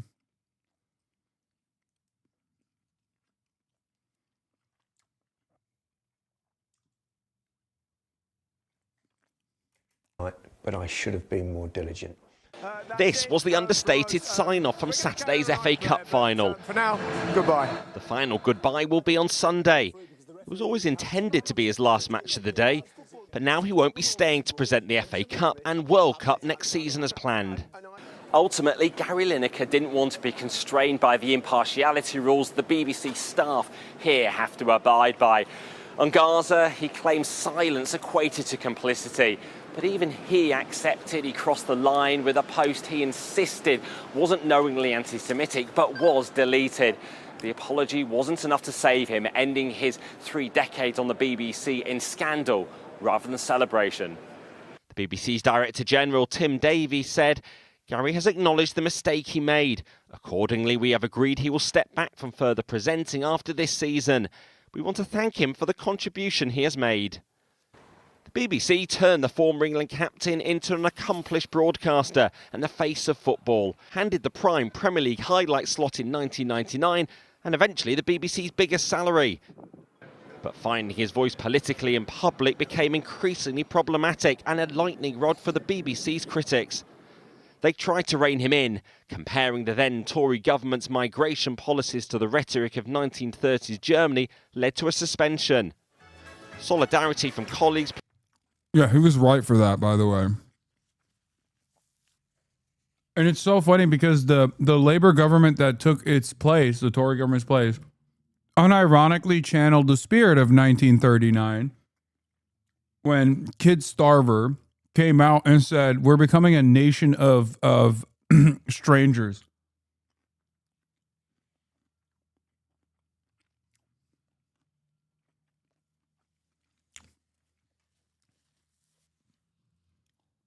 Produced this unprecedented programme 2 years ago with no other voices.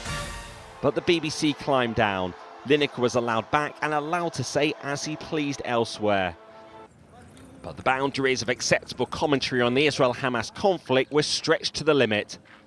And for one of Lineker's former bosses, this isn't about denying him a social conscience, but offence that damages the BBC. Of course, people can have the right to speak out, but you are representing all the licence fee payers who pay your salary. And it's very hard in those cases to take strongly political positions in which you are essentially disagreeing with half the people who support your salary. So that's... Oh, I hate this impartiality bullshit. There is never this level of care, consideration, or attention for those who shit on Muslims.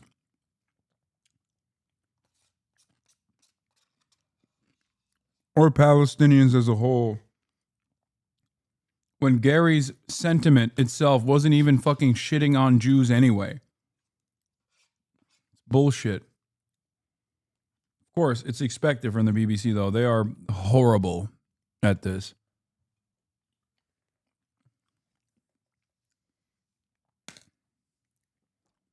You can say whatever the fuck you want about the entire Arab world, the entire Muslim world, and not a peep. Your career is safe. But when you say enough is enough, I can't stand impartial against an ongoing genocide. And all of a sudden, they're like, this is a major problem. That's why I think the BBC has to be impartial. After being a fixture of football coverage, a television era is ending. Gary Lineker has a flourishing podcasting empire to focus on. Even freer to speak out beyond football. It won't be the BBC's problem anymore. We begin this Sunday morning with increasing calls to investigate and possibly arrest Jim Comey after the former FBI director posted an image on social media suggesting a call to assassinate President Trump.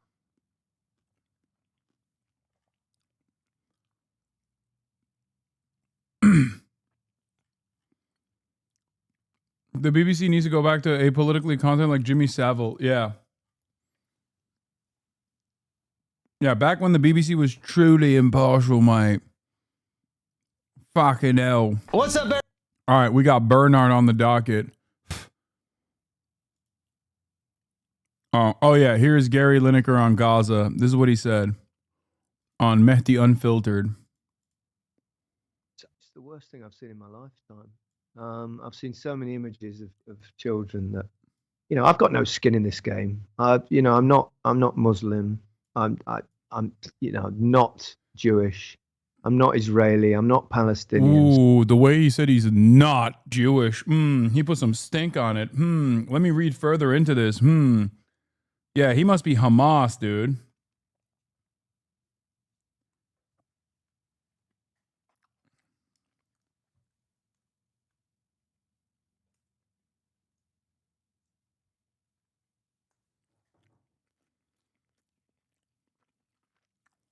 I'm joking, but like, low-key, that is what the level Israel defenders take it to.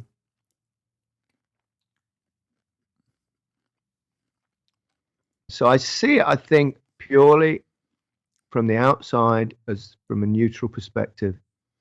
And I can't think of anything that I've seen worse in my lifetime. The constant images of children losing their lives day in, day out. Now, obviously, we all know you know, October 7th happened and, you know, the Hamas thing. But the minute you raise your voice against what they're now doing there, you know, you get accused of being a supporter of Hamas or, you know, all this kind of stuff. So there is, you know, there's a lot of heavy lobbying on people to be quiet. So I understand why most people refrain, but I'm getting on a bit now. I'm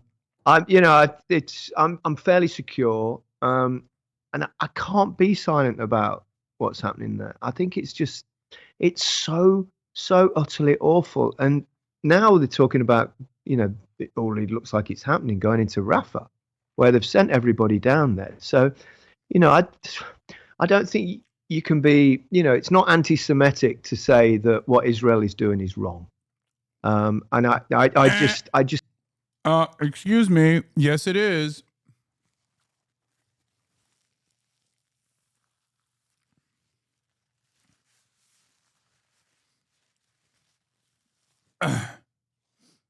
It seems like you're engaging in Hamas propaganda, sir. To think Gary Lineker used to be an anti-Corbyn liberal, this is what I've heard as well. A lot of people are eating crow.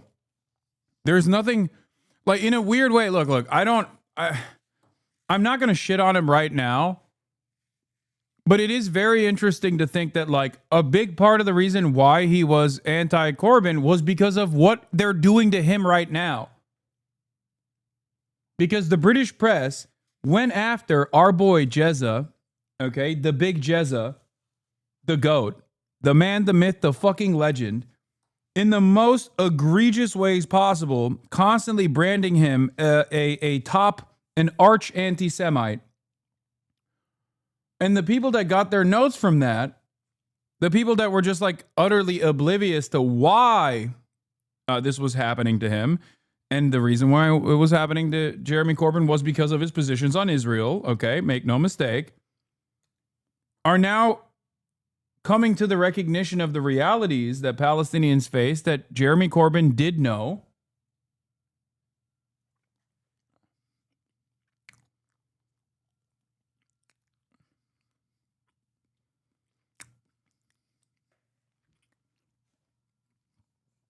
And now he's knowledgeable as well. He's cursed with being equipped with the knowledge of what goes on.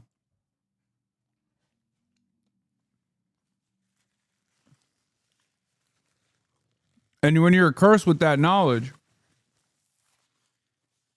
and you are even a little bit of a normal human being with a conscience, it is virtually impossible for you to not say anything.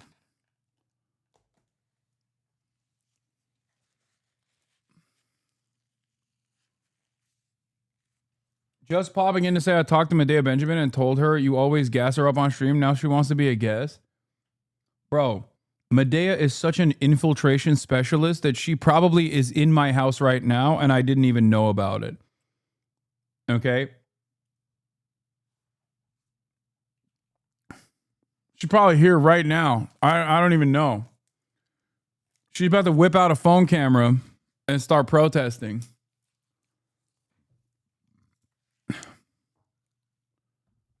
The queen does keep moving. It's true.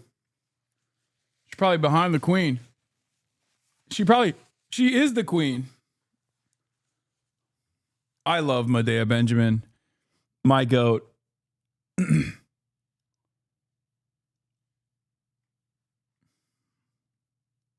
Just can't see how everybody doesn't see it that way now. For, you know, whatever the cause, whatever started it, and we all know that, you know, the history of this area of the world goes way before October the 7th. But it's truly dreadful what's happening, and I cry on a regular basis when I see certain images on social media.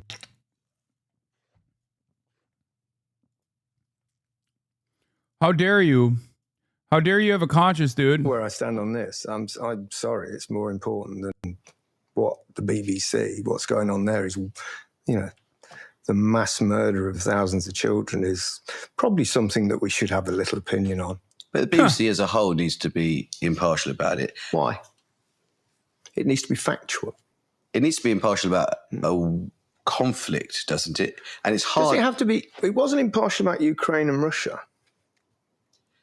And you might say that Why does it have to be impartial about... I understand if it's partial about our government and things in this country and everything Great like that. take. But something that's going on that far away, why does it... Because the Israeli position is that what is happening in Gaza, and by the way, I'm not here as an advocate of the Israeli government, but the Israeli position is that what is happening in Gaza is a response to the slaughter and capture of innocent Israelis on October the 7th. And which was awful, which was truly awful. And but that full context needs to be there when discussing what's going on. But that's not the full context, is it? Because the full context starts way before October the 7th, doesn't it? It sounds like you think the BBC is in a complete mess on impartiality. No, I don't think the BBC is in a mess. I think the BBC has it. It's very difficult for the BBC. I think the BBC generally does a really good job of it, but it's not always easy. I think facts are the most important thing that they, it's like that old thing, isn't it? If it's raining outside, you don't need someone's opinion to say it's not raining. Yep. What you want to see is actually what is the weather outside. So I understand why it's so... God damn, he butchered that worse than I do sometimes.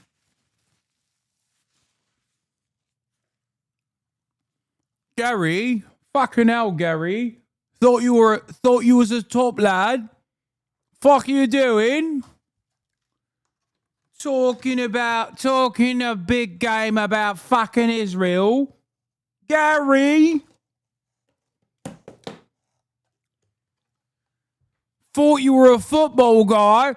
Stick to fucking football, Gary. Don't talk about fucking things you don't know about, Gary.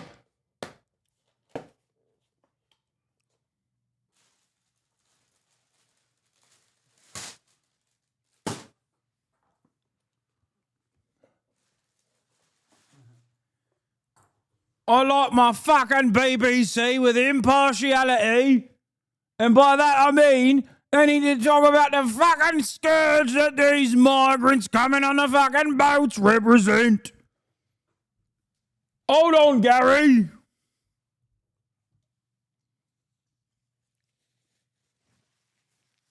Impartial fucking means representing my position.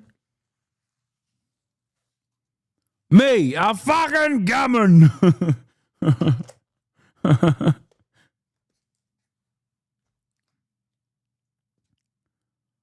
Bit of bollocks in it. Talking this and that about Israel. So difficult for the BBC, and it really is. And I feel for the people at the top because, the amount of lobbying that will be going on and from people with, lobbying as an anti-Semitic trope, yeah? That's what I've heard. Talking fucking BDS. I'm turning into Australian. I don't know why I'm turning Australian. Once I said gammon, it was over. Gary! What you fucking mean, Gary? That aren't very impartial must be immense. Knowing what you know now, which is that the narrator of that documentary... As a child, yeah. Is a child whose father is a Hamas official. And that wasn't disclosed to the public. Bro, what difference does it make? The kid is like 12.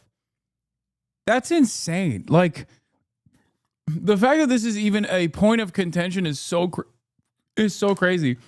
And the dude, the kid that was the guy in the protagonist of the documentary, not only was he 12, but his father is not like fucking Abu Ubaida or some shit. Like, his dad is like a Palestinian minister guy. Like, he's in charge of government affairs. Like, yeah, they're saying the Hamas run child. We do not inherit the sins of our fathers. Okay, but like, there's no sin for his father either.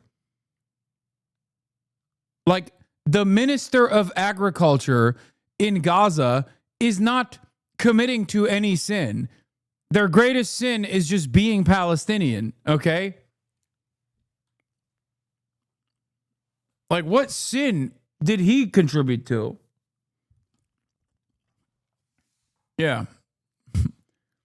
He was doing the horrible job mismanaging crops. I mean, think about that. Exactly. Like, if he recognizes they're enduring a genocide, then resistance fighters are just, not sinners. And that guy's not even a resistance fighter. I'm not even talking about resistance fighters here.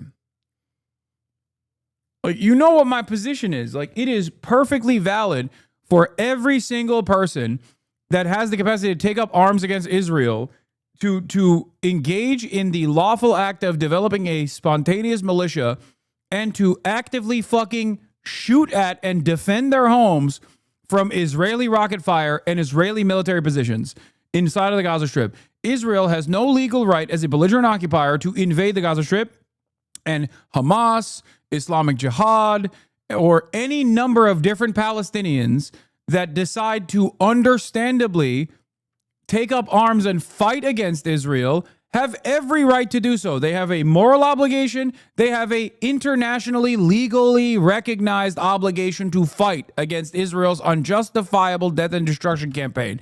Make no fucking mistake. Okay? This is not about October 7.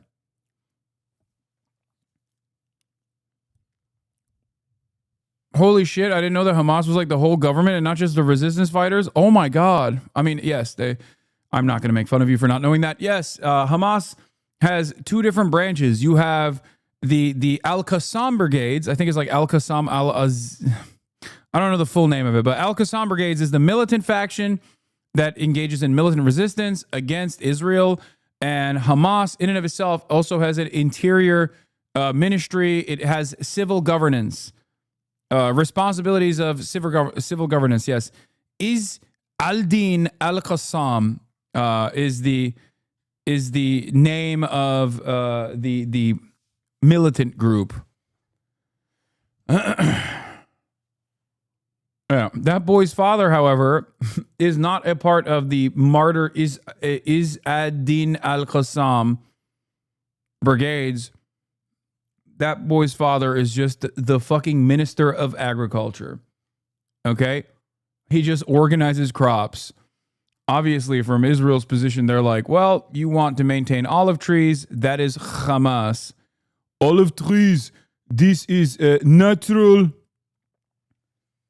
If you want to defend the natural indigenous trees of Israel, then you are Hamas. We must kill you.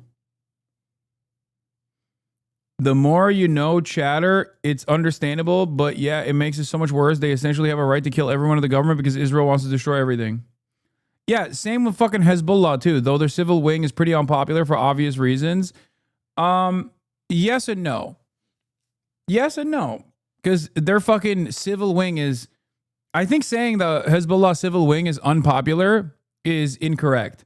It's unpopular because Lebanon, just like every other fucking country that is... I am Lebanese, by the way. Okay, then you know this better than anybody else. Lebanon, just like every other fucking country in the region, has basically been sectioned off into nation states that were carefully crafted and by design was always going to succumb to sectarian infighting. And of course, Hezbollah is the Shia Muslim faction in the country.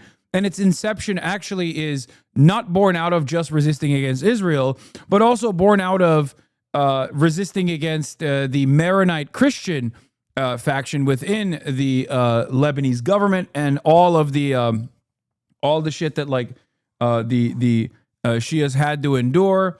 There's also like it's, you know, where does Syria end and Lebanon begin is another fucking point of contention. Syria also obviously has its own sectarian infighting. Part of it played a formative role in the Syrian civil war. So it fucking sucks. It sucks that there are these are maps that were designed for this kind of back and forth to take place. So yes, depending on who you ask, Hezbollah is either popular and awesome or very unpopular and not awesome. Having said that, however, obviously Israeli incursions into Lebanon do have a galvanizing factor in this equation. Just like with Ansar Allah, there are people from Yemen who have fled Yemen. And I say fled Yemen as in not just fled the famine in Yemen, but fled the Ansar Allah movement overtaking the government in Yemen, like Sunni Muslims in Yemen that left because they were worried that they might actually be victim to sectarian violence in Yemen, who now ride for the Houthis. And the reason for why they ride for the Houthis, in spite of sometimes directly engaging in battle with the Houthis, is because the Houthis are the only game in town that is actually trying to punish Israel for the crime of genocide. So like I said, Israel is seen by many parties in the region as an extension of American imperialism, at least knowledgeable parties like Hassan Nasrallah, who spoke to the matter in quite an apt fashion, and therefore resisting against the extension of American violence or Israeli violence directly, which will, of course, which of course over there is seen as Jewish violence. Make no mistake, they don't have the same careful analysis that we do for obvious reasons, because Israel doesn't fucking say that like we're separate from Judaism. They say they're doing this for Judaism, and so whenever people are resisting against Israel in the region, they get a tremendous amount of support.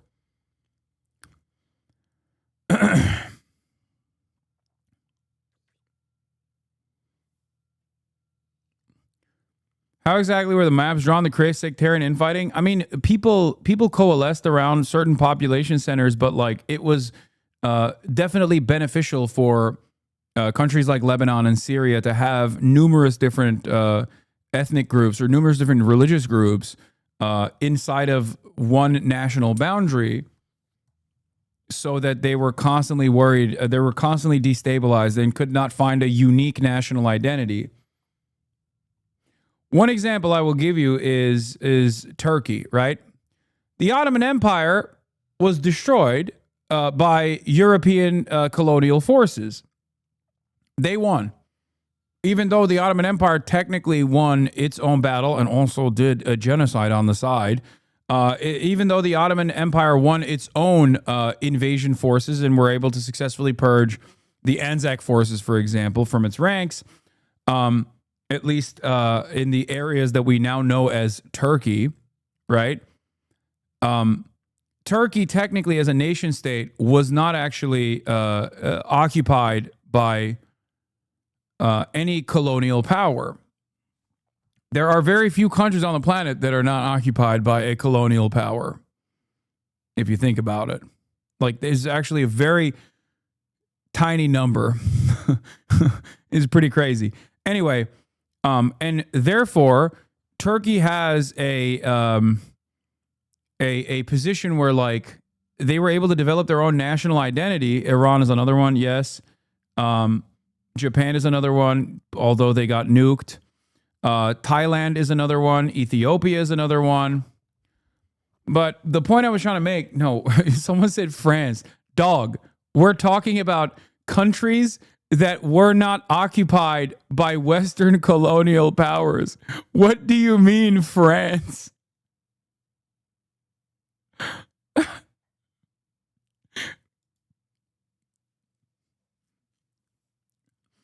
And yes, that is because the Turks were the colonial power under the Ottoman Empire. Now, the reason why I'm mentioning this, is because the reason why I'm mentioning this is because Turkish citizenship does not, with the exception of violence that Alevis are subjected to, which is like a different Muslim sect, and the violence that Kurds are subjected to, Turks broadly do not see themselves as anything but Turks.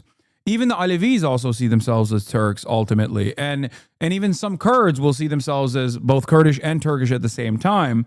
And I think part of that is because that colonial occupation did not actually, that colonial occupation never actually took place inside of the Turkish nation state's boundaries. And therefore, there wasn't any room for this kind of like sectarian infighting. Like, there are Jews living in Istanbul. They are Turkish. They're Jewish, but they're also Turkish. Like, they don't see themselves as something separate. Osmanlı Empire was not a nation state, nor was it all that Turkish. No, absolutely. You are literally talking to a person whose family fucking comes from, half of my family comes from Greece, and the other half of my family comes from otherwise Arab occupied areas, like Arab populated areas. Half of my family comes from the Greek side, and then the other half of my family comes from the southwestern side or southeastern side of Turkey, like near the border of Syria. So, but I don't say I'm Greek. I don't say I'm like Syrian or Arab. No, Arab occupied is not the right word. Sorry, I meant like comprised of Arabs. I accidentally said that. ESL. So, Kilis, where there were a bunch of Arabs and Kurds, like ethnic Arabs and ethnic Kurds. So,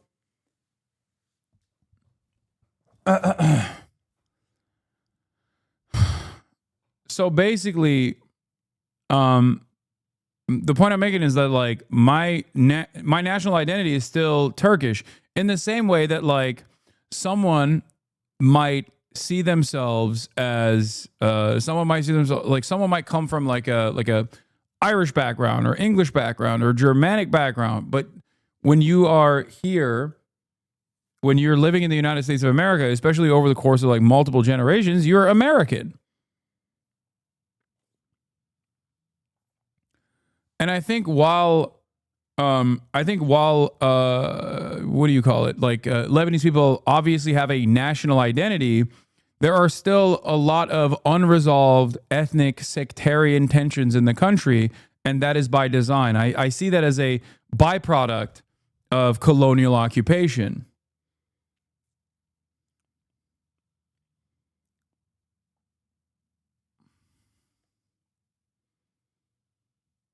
Yeah. People also don't realize how relatively recent 19th century nationalism is. I know. They also think nationalism just means like Nazi Germany.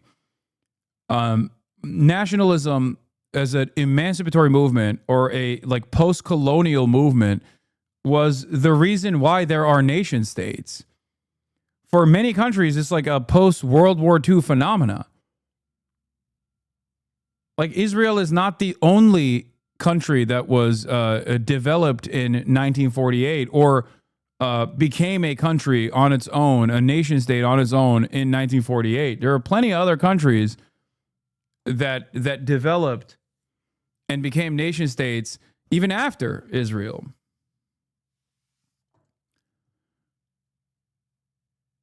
So nationalism projects its ideology back in time, making it seem like it always was. Yeah.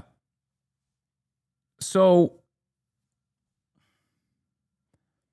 that's what this is. That's that there is this is a bloody endeavor in general. All right, let's see what Gary was saying, by the way. Which amounts to a serious law in the view of the BBC. Would you still sign that letter? Yes. 13-year-old child narrating. It's not been written by. It's been written by the people who produced the show. But the BBC failed to do sufficient due diligence. I don't believe they. I think they just capitulated to lobbying that they get a lot of lobbying. And audiences didn't know something quite fundamental about the child, which is that he was the son of a Hamas official. Isn't that a problem? I don't think so, no. Like you're blowing this dude's mind right now. Like that statement holds a lot of power.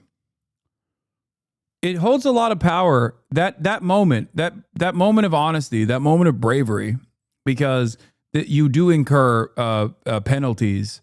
Sometimes you can literally go to fucking prison in places like in places like the UK.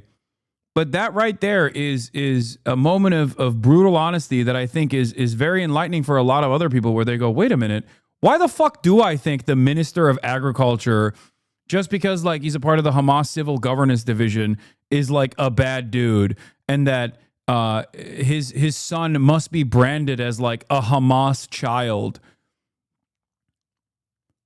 Seeing this realization happen in real time by a brown British dude is additionally funny.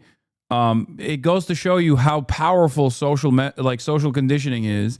Because like, dude, they did I don't know where he's from originally or where his family is from originally, but like the same exact dynamic existed for whatever nationalist emancipatory movement that happened in the former fucking colony that your family came from. You know what I mean? Or I don't even know if he actually is making this realization. Making assumptions? Yes, dude. I'm making a very understandable assumption. It doesn't make him less British. Yeah.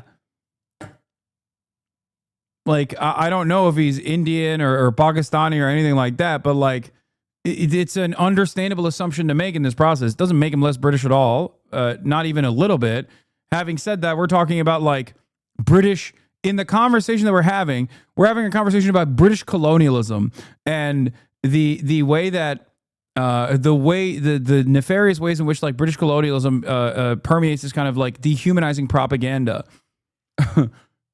Which at a certain point would have impacted people from people that were maybe even a part of his family, okay, in India, many generations prior.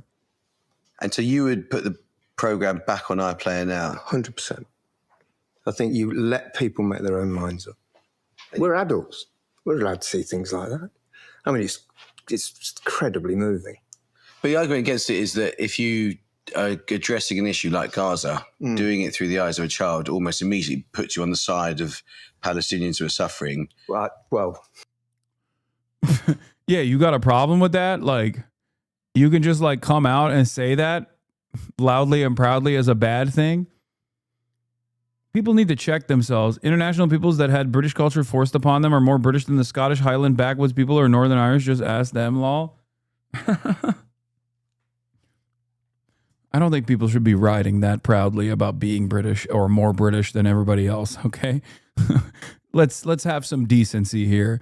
It's like someone like myself being like, I'm more American than the fucking Hicks that occupied this land many generations ago. Like, that's not something to be proud of, okay? Let's not forget what we are saying here. I see the point that you are trying to make. Against British racists that claim that if you're brown, you're not a true Brit or whatever, but let's not present being British as a positive here, okay? There should be a sense of shame associated with being a prominent citizen of the Imperial Corps. It's a shame that I definitely carry everywhere. My American identity, okay? It comes with a little bit of shame, and it should. It's healthy. It's healthy to have a little bit of shame for things such as that. Considering that both England and, of course, America has done unimaginably shameful things.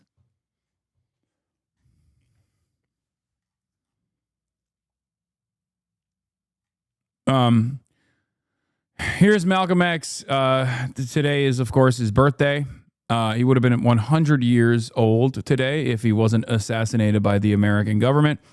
Did the Zionists have the legal or moral right to invade Arab Palestine, uproot its Arab citizens from their homes, and seize all Arab property for themselves just based on the religious claim that their forefathers lived there thousands of years ago? Only 1,000 years ago, the Moors lived in Spain. Would this give the Moors of today the legal and moral right to invade the Iberian Peninsula, drive out its Spanish citizens, and then set up a new Moroccan nation where Spain used to be, as the European Zionists have done to our Arab brothers and sisters in Palestine? This is Malcolm X on Zionist Logic on the Egyptian Gazette on September 17th, 1964.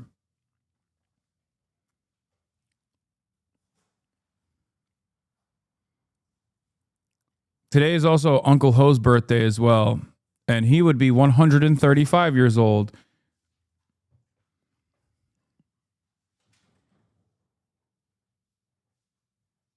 Nice try. Malcolm X is famously Hamas. Well, one could say that. He certainly was Hamas, but for America. So yeah. That ain't wrong.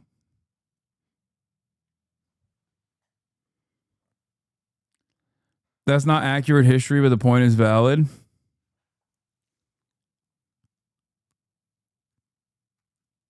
Also, Uncle Ho would be considered Hamas.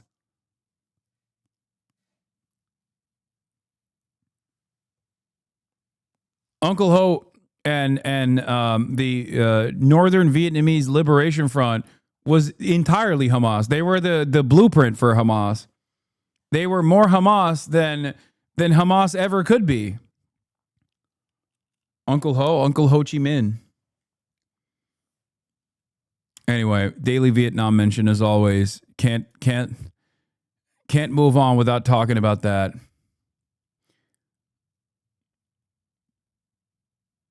Ong is uncle in Vietnamese. Call him Ung Ho.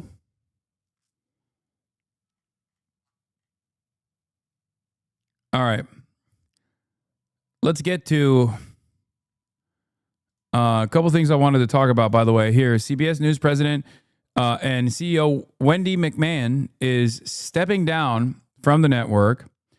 In a memo to staff, she cited leadership differences. It's becoming clear that the company and I do not agree on the path forward. One of the most meaningful chapters of my career, leading this extraordinary organization. I don't know what the reason is. I don't know which side she was on in the internal conflict that took place in CBS. So I don't know which direction they will head, but I suspect that it will probably be bad. It's never good.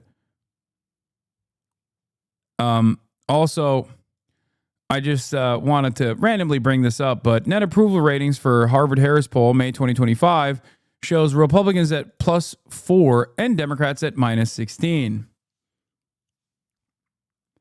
Net approval from the same Harvard-Harris poll in August 2020, the height of the racial justice and civil rights protests, showed Republicans at -12 and Democrats at +0.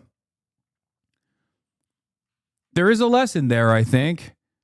And that is that in spite of the Democrats themselves refusing to lean on the message of social justice in an earnest way, they still benefited from the tremendous unpopularity that the Republicans were experiencing at the height of the social justice and civil riots or civil rights unrest. Sorry. But now they're not even fucking presenting themselves as an alternative to the Republican mania. And there it is. They're still fucking insanely unpopular. The idea that they're going to carry themselves across a finish line come midterms is becoming increasingly less sustainable and increasingly less likely. Now, will that still happen? Potentially. It might. But should we allow this to chance? Should we leave this up to chance by not even doing what must be done? How much more will the Americans lose in the process? The reason why the Republicans are at +4 is because at least the Republicans give their base things. Okay? They offer their base things. When they're not in power, they still fight back. They still obstruct, and their base responds positively to that. Democrats, when they're in power, don't offer their base anything. And when they're out of power, they also don't offer their base anything. So, of course, even their base of support is unfavorable to the Democratic Party.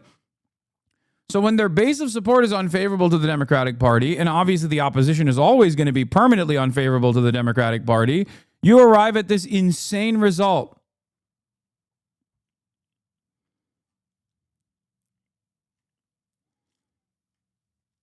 They're fucking worthless.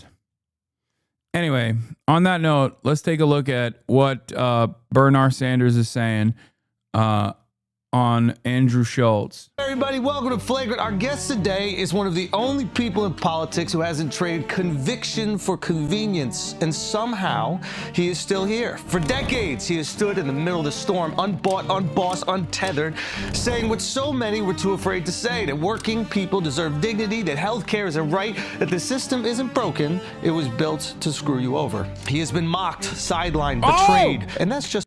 Oh, it's that same lady that shits on me. It was built to screw you over. He is... Bernie Sanders is an interview disaster. Totally creeled Hamas supporter came into Australia. Lefties losing it.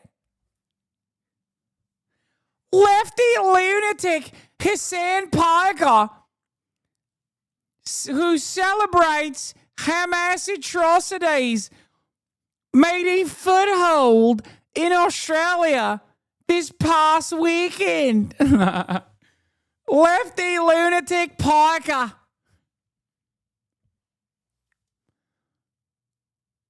What the fuck is that voice, bro? Okay, that literally is what she sounds like. And that is, the things that I just did, the things that I just said, are actually things that this psychotic demon has said about me.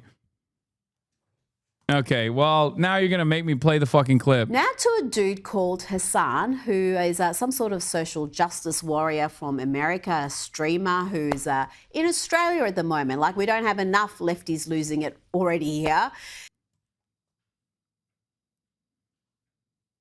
Was I exaggerating?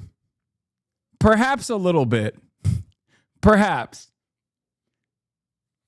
But if you were to close your eyes and you're Australian and you heard me do that voice and you had no idea that I was talking about Rita Panahi or whatever, I guess that's her name, you would know that I'm doing an impression of Rita Panahi. A dude from America. Lefties losing it. Has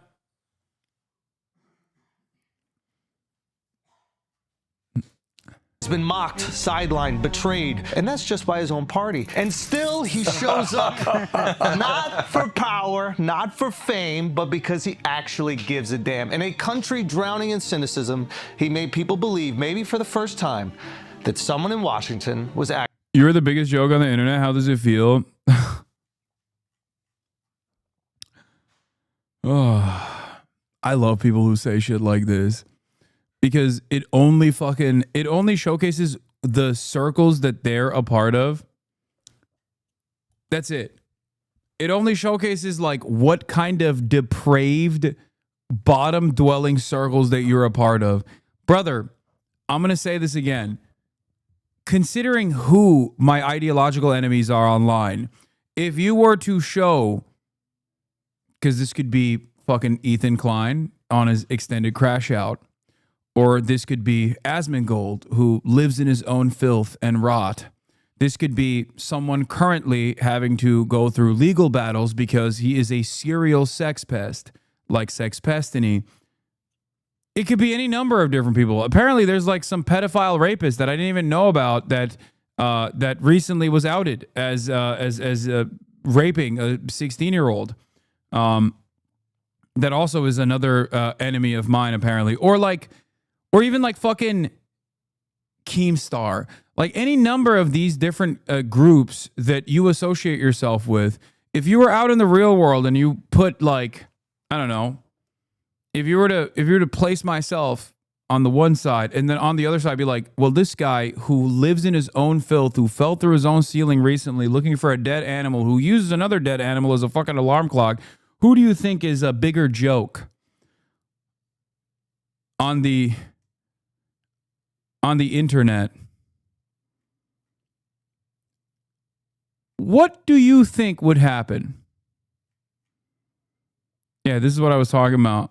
Another Hasan hater, Cameron F5305, bites the dust. Hey, Twitch, unban Aiden Ross if you enforce your rules fair. I've never seen anyone banned for unmoderated chat in my life. Hasan's chat could be so full of anti-Semitic hatred and abuse, not to mention Hasan's pro-terrorist propaganda and rape apology spewed without consequence, but Aiden was briefly politically edgy in the wrong direction, mind you, and he's lost everything. It's shameful and something needs to be done. First of all, I know she said I like raped her or some shit. That's not true. You didn't have sex? I think me choosing not to answer should be an answer for you. Here he is talking about a 16-year-old victim. That person got shouted out by Ethan? No fucking way.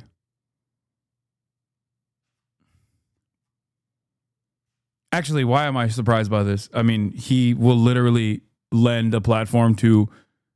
He would lend a platform to fucking Satan if Satan was like, yeah, fuck this Hasan guy. He would be like, yeah, well, you know, I don't really fuck with Satan, but like on this one, he's kind of correct, you know? Bro, I know that for a fact because I was reminded of the last time he defended, Bad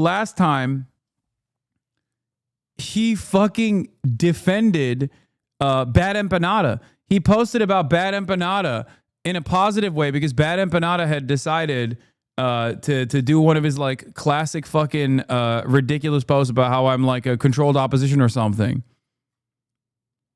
And Ethan posted Bad Empanada in his story being like, well, at least Bad Empanada is honest. He's actually a good guy or something, which was really funny. This guy says, I would happily drink a beer with a pedophile before I'd ever do so with Hasan. Hasan is a much worse evil. Why would you volunteer this information, man?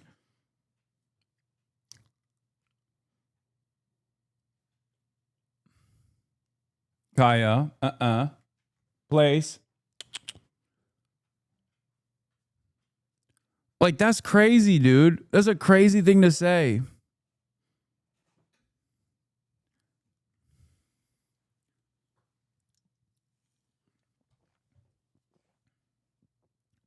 Ethan also said that about you, that I'm worse than pedophiles because I like terrorism.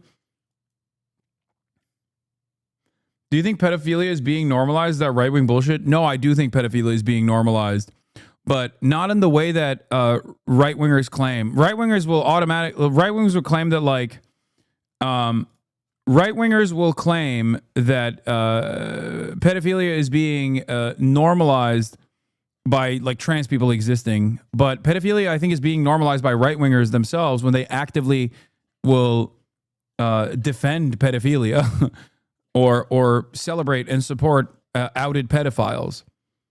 It's really fucked up.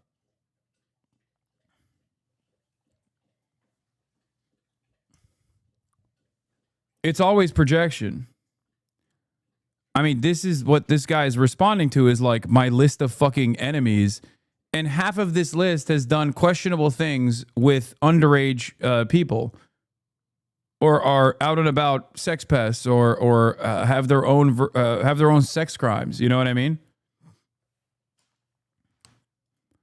Under the threat of a lawsuit and while appearing to read a letter from his lawyer, Ethan Klein attempts to formally retract 3 defamatory claims against Denims. Ethan admits Denims didn't call CPS, denounced those that called CPS, never made another call for action for another to call. Wait, what? I want to address something from Denham's correction demand in her letter. The letter claims I falsely stated that Denham's herself filed the preceding CPS report, or that Denham's caused others to do so. The letter also states on March 11th, I acknowledged Denham's had denounced herself or any... His lawyer told him to issue a retraction?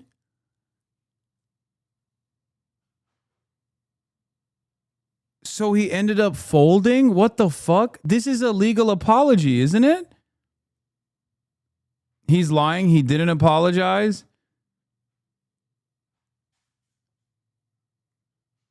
Wait.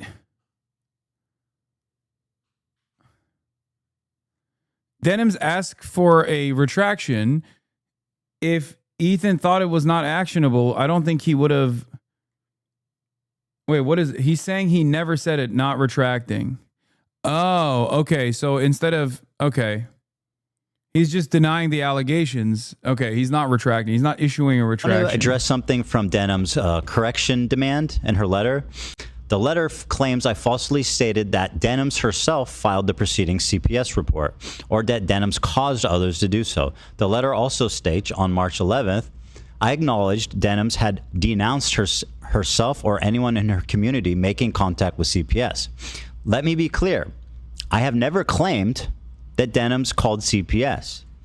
I have never implied that Denham's called CPS. If my statements were interpreted as stating this, I want to correct the record and make it clear that I do not think, do not state, do not believe that Denham's called CPS. Oh, okay. All right. Well,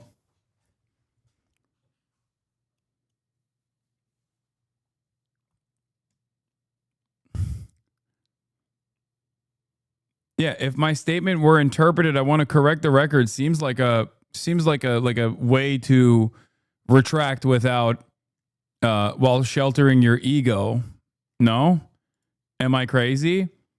Like, under what circumstances would you actually issue a statement like this that your lawyer wrote for you if you did not actually want to correct the record?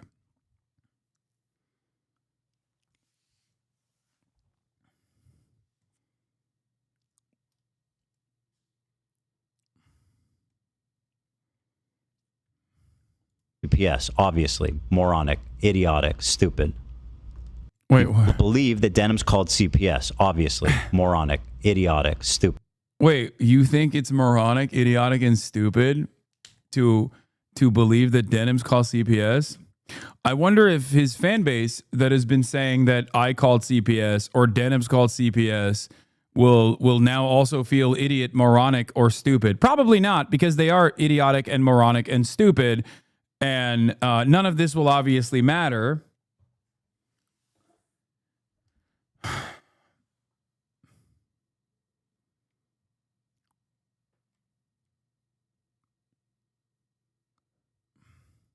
Bro, I log on because I have finally time to watch the stream and we're still talking about Ethan drama, bro. Can we move on from this shit and talk about substantive stuff's going on? Dog, we are on 5 hours and 37 minutes on the broadcast. And I clicked on a fucking retraction coming from Ethan literally a minute ago. 1 minute ago. For the past 5 hours and 36 minutes, we have only covered serious fucking subjects. Only covered serious subjects. And I only, after moving on to Bernie Sanders talking about DC corruption and shit like that on the Andrew, on the fucking Flagrant podcast hosted by Andrew Schultz, did I go, okay, let me fucking click on this this thing. How the fuck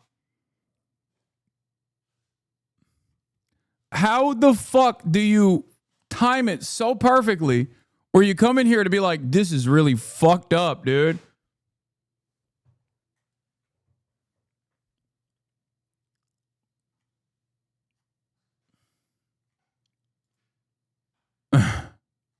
Andrew, yes, Andrew's a friend of the show. I think sometimes we think you don't snipe like that. At this point, you got to realize, you know. Let me also address the point in the letter that I claimed Denham caused others to call CPS. I did not state, and I do not believe Denham's made a direct call to action to her audience to contact CPS. Obviously, right? Never said that? Huh.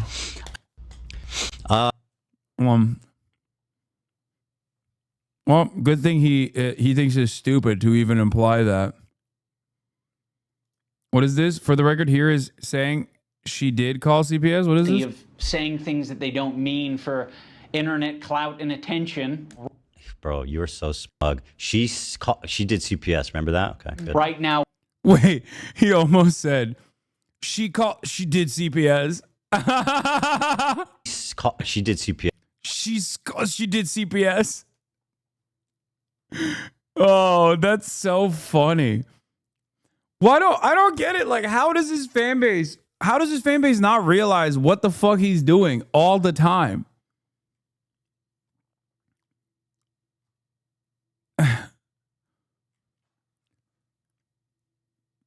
They can't be that stupid, right? Like, there's no way. I guess they are. I don't really understand it. Like, they're just like this kind of stuff. I can't believe this kind of stuff works.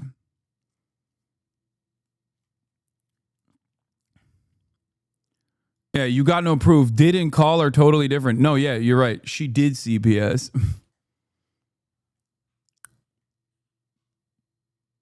Motivated reasoning.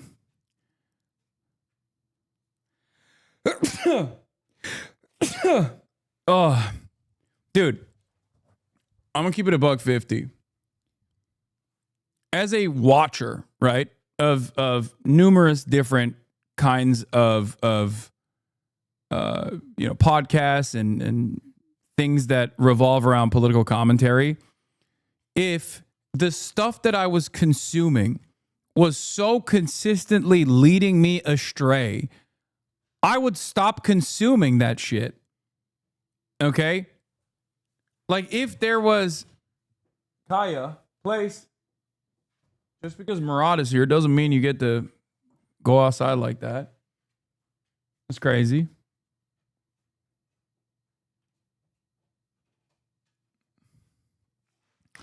Same way Asmon's fans don't understand what the fuck Asmon is doing. Asmon literally calls on his donators fucking stupids and laughs to their faces, and nobody's batting an eye to that. Yeah. I mean, yeah, they have to be fucking so oblivious to the way that like normal people operate that they think they can associate themselves positively with someone like Asmongold, not realizing that if their immediate family members knew that this is the type of content they were consuming, that this is the guy that they were getting their notes from, they were probably shut off their internet.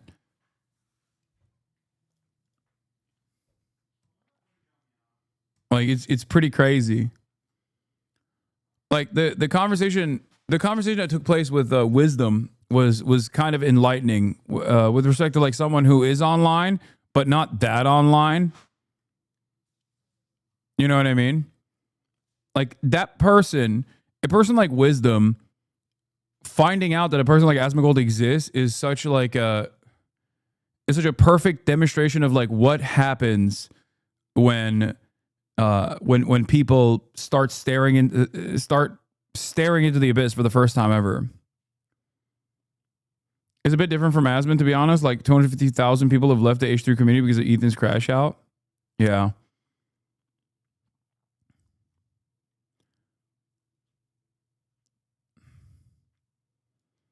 I randomly clicked on Asmon's stream the next day and he watched a clip that said that Wisdom agreed with him and was a future fan, not joking. Amazing. Yeah.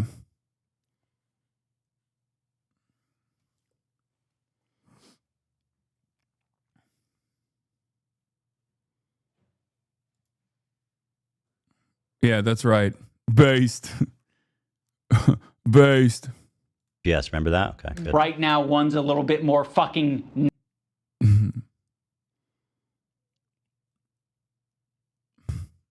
That's why Mike says it's unironically good. Someone like Asmon is the face of the right because no one wants to associate with them. Oh, no, I agree with that.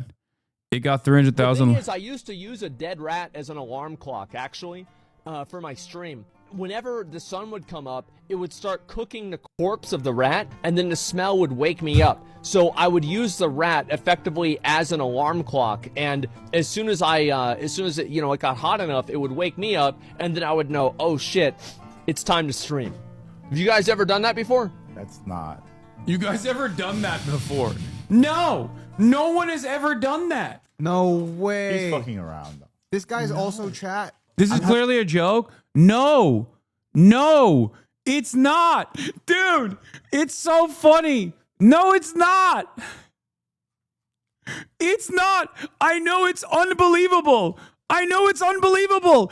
It's like with Israel, right? When you hear something that Israel has done and you go, there's no fucking way. This is a anti-Semitic trope that you are representing.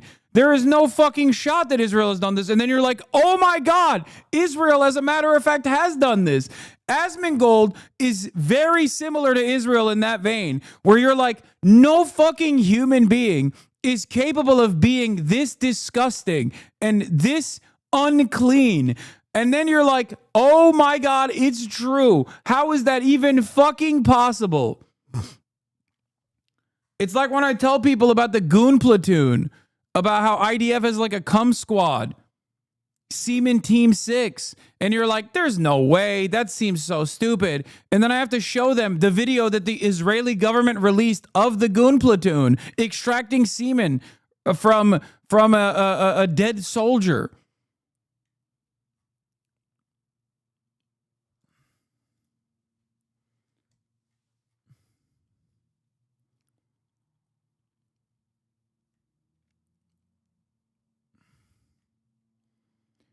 This is precisely the reason why I say, good. If you openly are like, yeah, this is the guy I'm getting my politics from, great.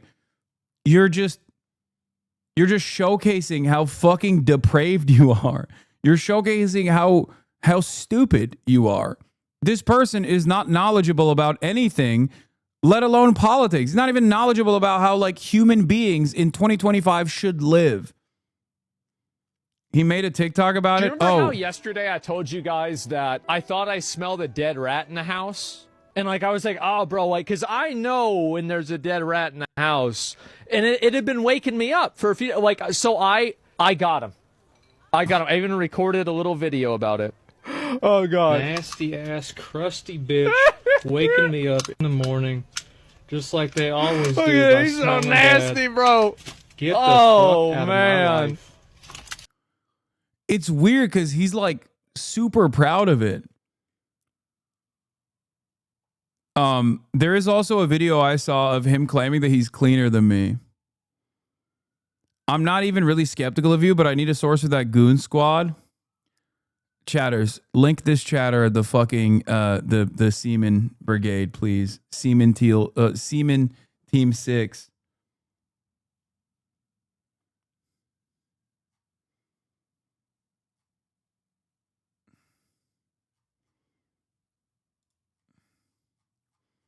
Yeah, I understand why, chatters, when you first encounter a guy like this, you're like, there's no way he lives like this.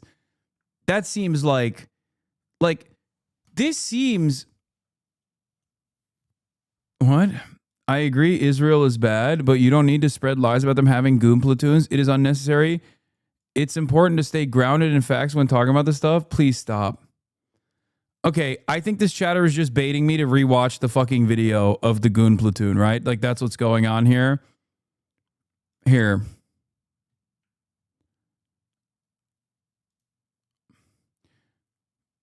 The Israelis who want grandchildren from their dead son's sperm.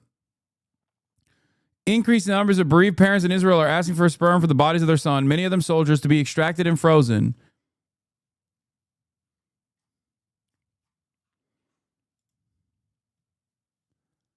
No, I don't want to watch the video again. The article title is enough.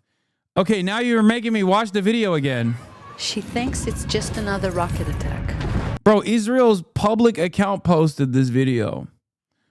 What a bizarre video. Husband dies and your first thought is, I need someone to get his sperm to me. Is this common over there? What the fuck? They even posted it on TikTok. Stop. Okay, enough. If you don't want to believe me, you don't have to believe me, okay? It's fine. Yeah, I've done this to other people with the goon platoon, with Christian Divine. Confused when I said goon platoon. Are you familiar with the IDF semen extraction squads? No, I'm not. Oh. What the fuck is the goon platoon? Oh. No idea. She thinks it's just another rocket attack. But This is like... this should be an ongoing series where I explain to people like the shit that I have to deal with on my side of the internet, because they think it's just like, they think it's all fucking roses out here. You know what I mean? They don't understand how fucking stupid the average person is. Yeah, you croak, we stroke, baby. That's how it works. It's like gooning post-mortem is Israeli cultural stable. Stop being racist. I'm being Hamas. When you hear something that I say that sounds fabulous, okay, that sounds incredible, that sounds like a claim that is not passing your test of scrutiny, understand that there's a very high likelihood, unless I'm being sarcastic or making a joke, I'm telling you the truth. That's a nasty ass bitch. I found him in. Yep, that is not the rat though. I'm having a hard time, like putting my head around Chat, this show shit. the blood wall. I've seen the blood wall, actually. I've seen the blood wall. Asmongold used to smear blood from his gums onto the wall next to his bed because his mouth wouldn't stop bleeding since he wouldn't brush his teeth. Yo. Wisdom's getting up. He's like, I need a breather.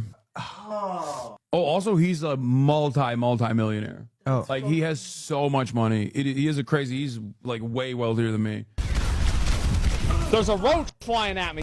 Oh shit! Dude has stage hazards. He's on my in his belly. room. Look at him. He's right there. Oh god! Get him out of me. What are you doing, bro? Get out. It's a roach. Go in the garbage cans. I'm gonna take him. He threw the roach in the garbage can. People will be like, "Oh, dude, that doesn't mean that he doesn't have good political takes." No, it doesn't. But he also doesn't have good political takes. Like, he's not even winning on the optics front, let alone on the fucking actual political commentary side. So yeah, I think I'm gonna keep hammering on the point that when Asmongold fans come in here to be like, yeah, brother, you fucking love terrorism, like my favorite content creator, I hate you because this is my favorite content creator. Like, yeah, I'm gonna keep embarrassing you because you came in here to fight a battle for this man who is fighting a battle with a roach at this very moment, and also fighting a battle against hygiene. And kept going. You do come off as an elitist, though? No, dog. Basic fucking hygiene is basic fucking hygiene, especially considering that he's a multi-millionaire. Shut the fuck up, you dumb, crusty anarchist, and take a fucking shower. I am not an elitist. You are just a fucking moron if you think that like the average 9-to-5er that works in the construction yard lives in living conditions like this. No. You are choosing to associate taking fucking regular baths with some kind of elitism as though you are a British peasant in the 13th century. Are you fucking insane?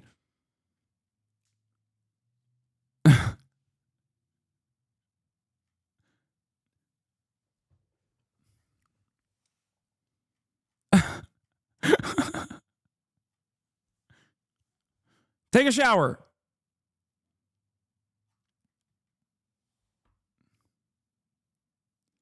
Going. People get their political takes from that guy. There are full-grown adults that think to themselves, oh boy, I can't wait to see what Asmongold thinks about this. Those people walk among us. Imagine watching Asmongold do all this and then taking anything he says seriously. Chat, show the blood wall is just permanently replace a critical memory in my mind. It's never leaving.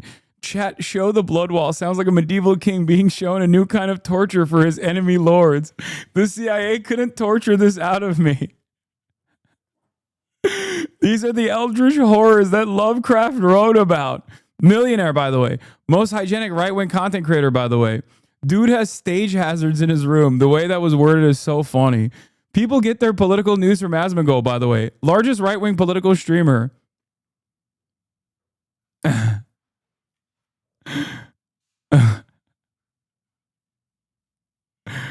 I think we traumatized Wisdom for a bit.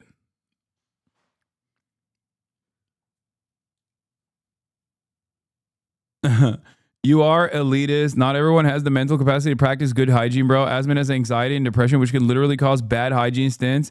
It's a known symptom. It's really disgusting of you to say this. Shut the fuck up.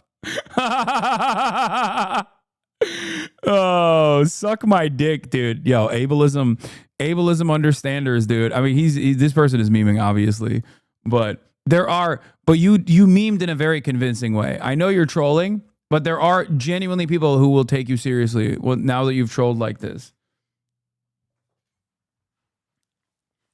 Also, this is not my first foray into this conversation. I have talked about like basic hygiene and its importance many times over. This is not the first time that like someone, not in a trolling, but in a very serious manner, contested me saying that. What is this? By the way, Enos community aren't the ones crashing out. The vast majority of posts on the H3 subreddit are snark-related posts. 200 plus posts sorted by top of the week. Hasan Piker Denims, Ian or Anissa, non-specific snark, normal post. Yeah, I mean, we know. Asman said Palestinians are inferior, by the way. Let his defender pick a lane.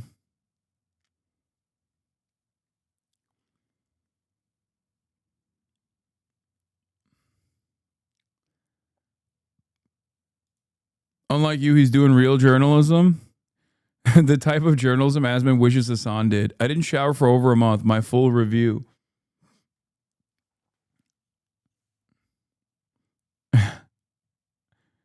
Back when he was a real gamer. I guess he didn't change. He just stopped gaming. Stop. Enough. Even the Bloodwall is mainstream. Bloodwall, MTG. Bloodwall Asman. Bloodwall Asman Gold. Ain't no fucking way. You search Bloodwall on the search query. The first thing that comes up is... second thing that comes up is Asman Gold. It is literally a good thing that the slop tuber's god is a goblin and slop. Yeah. Okay, here's the thing. On the one hand, I think it's good because it's like so easy to dismiss. Okay. But I think it's also bad because it shows that like it's reflective of the needs of the audience. Like the broader audience of the right have basically become incredibly fucking stupid. Like they always were, but they're not even entertaining the notion of like having coherent talking points or whatever. They're just like, they're straight up. Wait, oh, this guy said a bunch of other stuff. Why'd you guys ban him? Lamau, you need to go to pedo stuff to make the lights off you, Lamau. Hasan Mini's at work already. You could already actually make a difference instead of making hate the main idea. I love that guy. No hating you has normalized. I have not laughed so hard. You guys should have never banned this guy. He was bringing in brilliant commentary. Yeah, he's like, no, I love that guy. That's it. Like that person is never going to understand that saying I love that guy in a normal circumstance, in a normal environment is going to be like, it's going to come across as repulsive. Like people are going to look at you and go, ew, why would you admit that?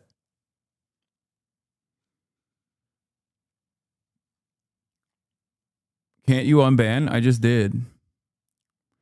We love free speech around these parts. All right, let's get to Bernard.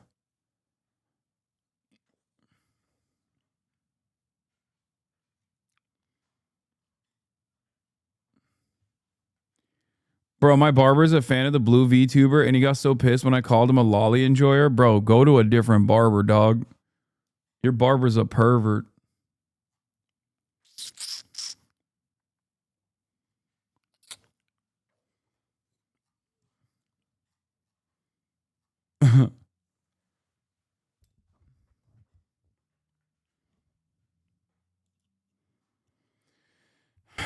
Yeah, you got pedophile hands touching your head.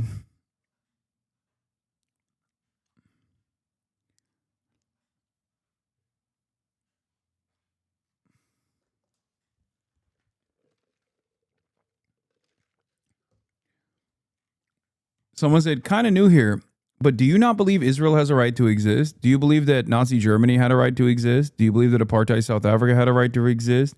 Do you believe that Jim Crow South had a right to exist? Or the Southern Confederate States had a right to exist? If the answer to any of those questions is no, then you understand what my position is here as well. No nation state actually has a right to exist. People have a right to exist within the confines of a national boundary. But those people do not have a right to maintain an apartheid state. Oh, no, no, no, no, they do not. And they certainly do not have a right to do a genocide. Israel's doing both. You make up your own mind.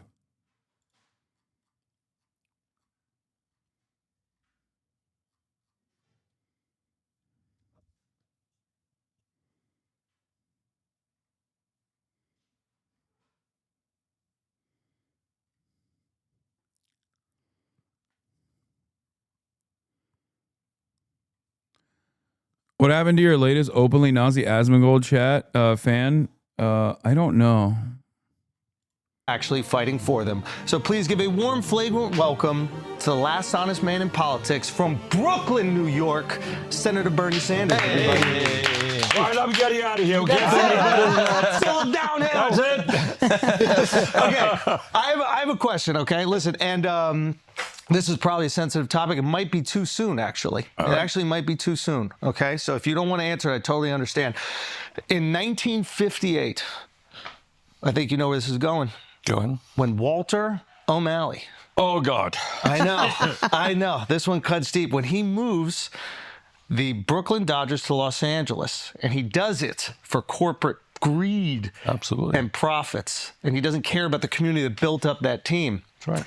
It broke a young Brooklyn boy's heart, probably many. Okay, I don't care about this stuff. It seems like... You ready? Okay, I'm ready. All right, here we go. Is it a fair question? Yeah, it is a very fair question. All right. Politics, you know, what politics... Do you think Bernie looks comfortable in the interview because Andrew Schultz looks like a dude from his time? If I was Bernie, I would feel extra uncomfortable because he looks like a dude from his time, as in, like, one of the pilots in the German side of the conflict.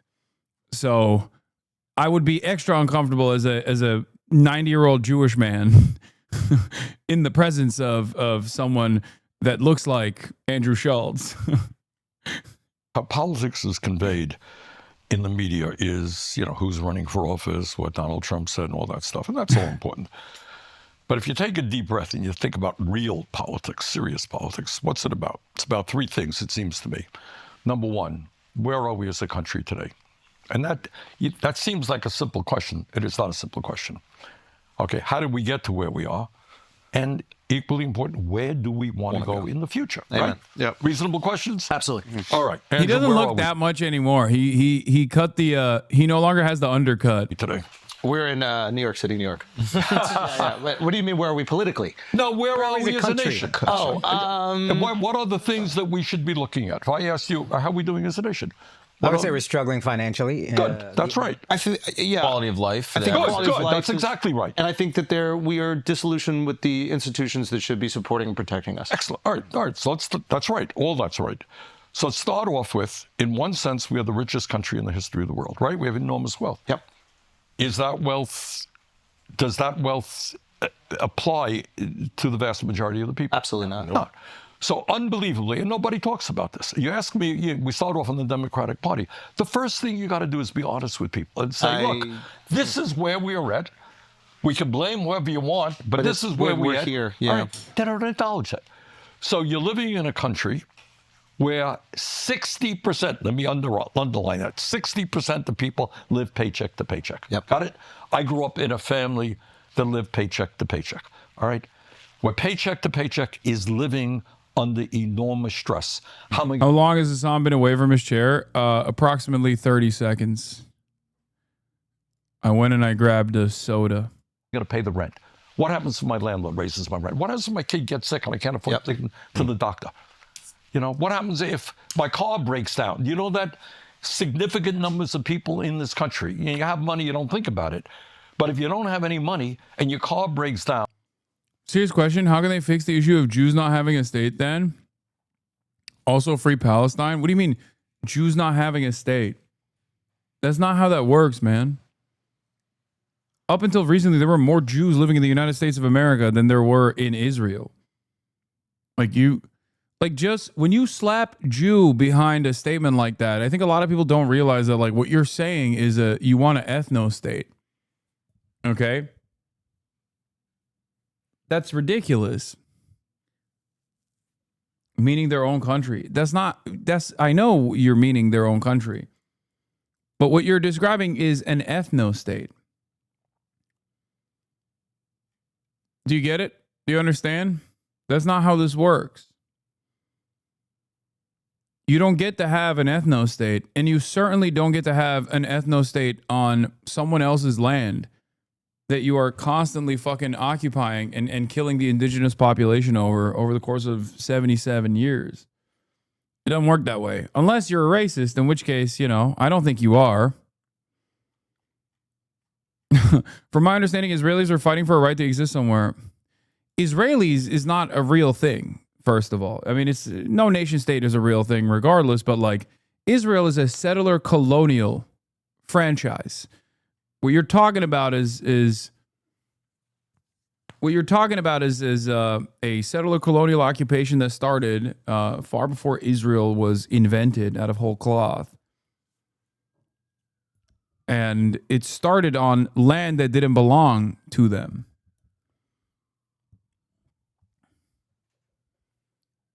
This doesn't mean that like Jews should not be welcome. That would be insanely anti-Semitic.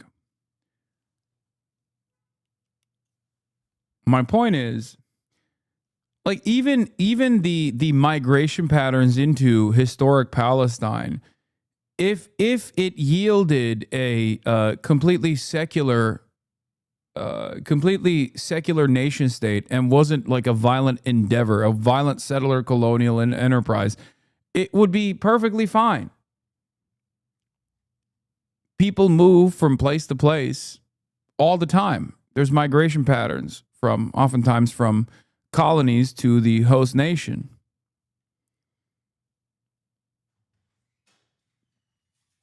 Like if you are asking, I mean the great question here is like you should be asking yourself, is it okay for the whites to have an ethno state?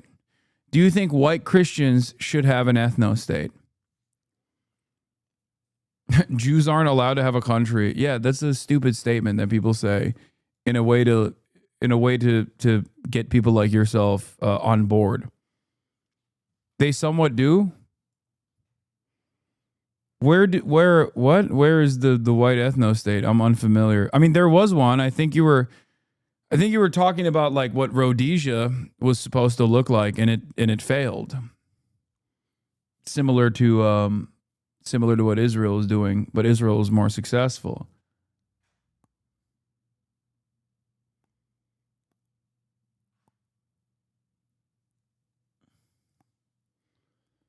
No, they somewhat do not.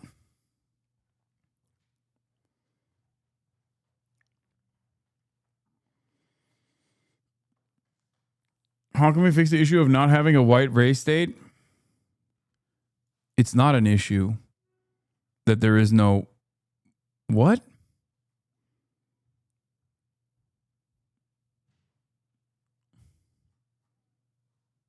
What's going on? A lot of races are getting comfortable.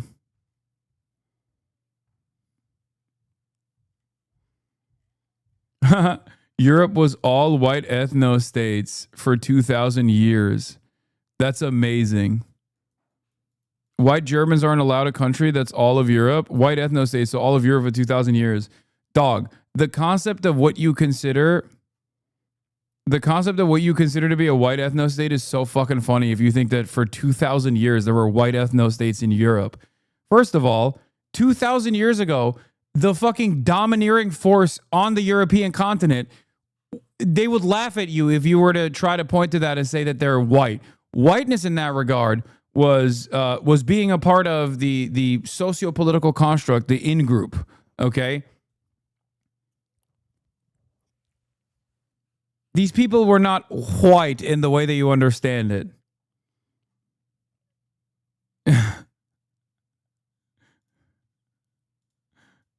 Yeah. Have the Slavic states at any point considered each other white? How do you fix the issue of furries not having a state? I know, that's the most pressing issue.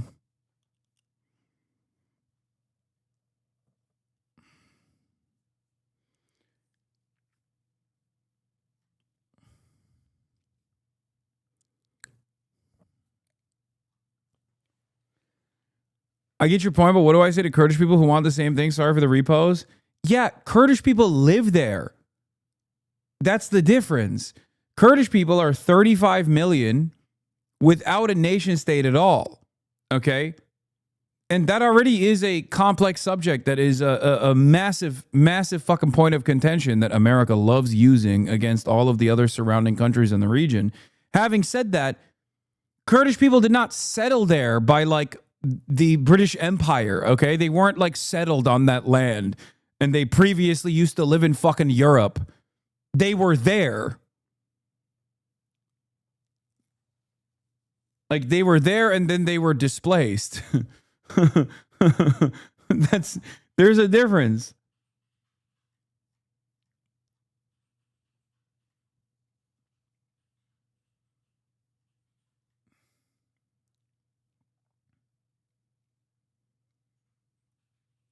Let's continue. It's over. And it's $1,000 bill to get it fixed. Yep. And you can't afford it. You tell me what happens. Yep. All right. Bottom line is you got millions. What about Islamic fundamentalist states like Iran that expelled their religious minorities? Is that just not as bad? First of all, do you think, like, even if I were to say that what you're describing is 100% correct, do you think I would defend that?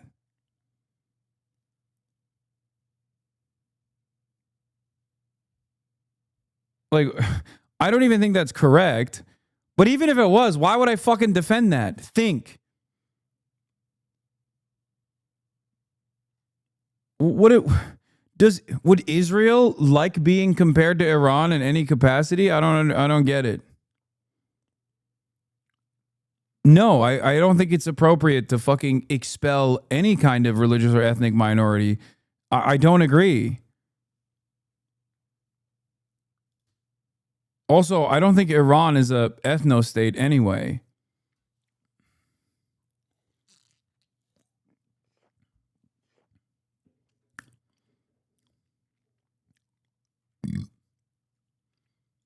And millions of people, working class people, lower income people, struggling to put food on the table.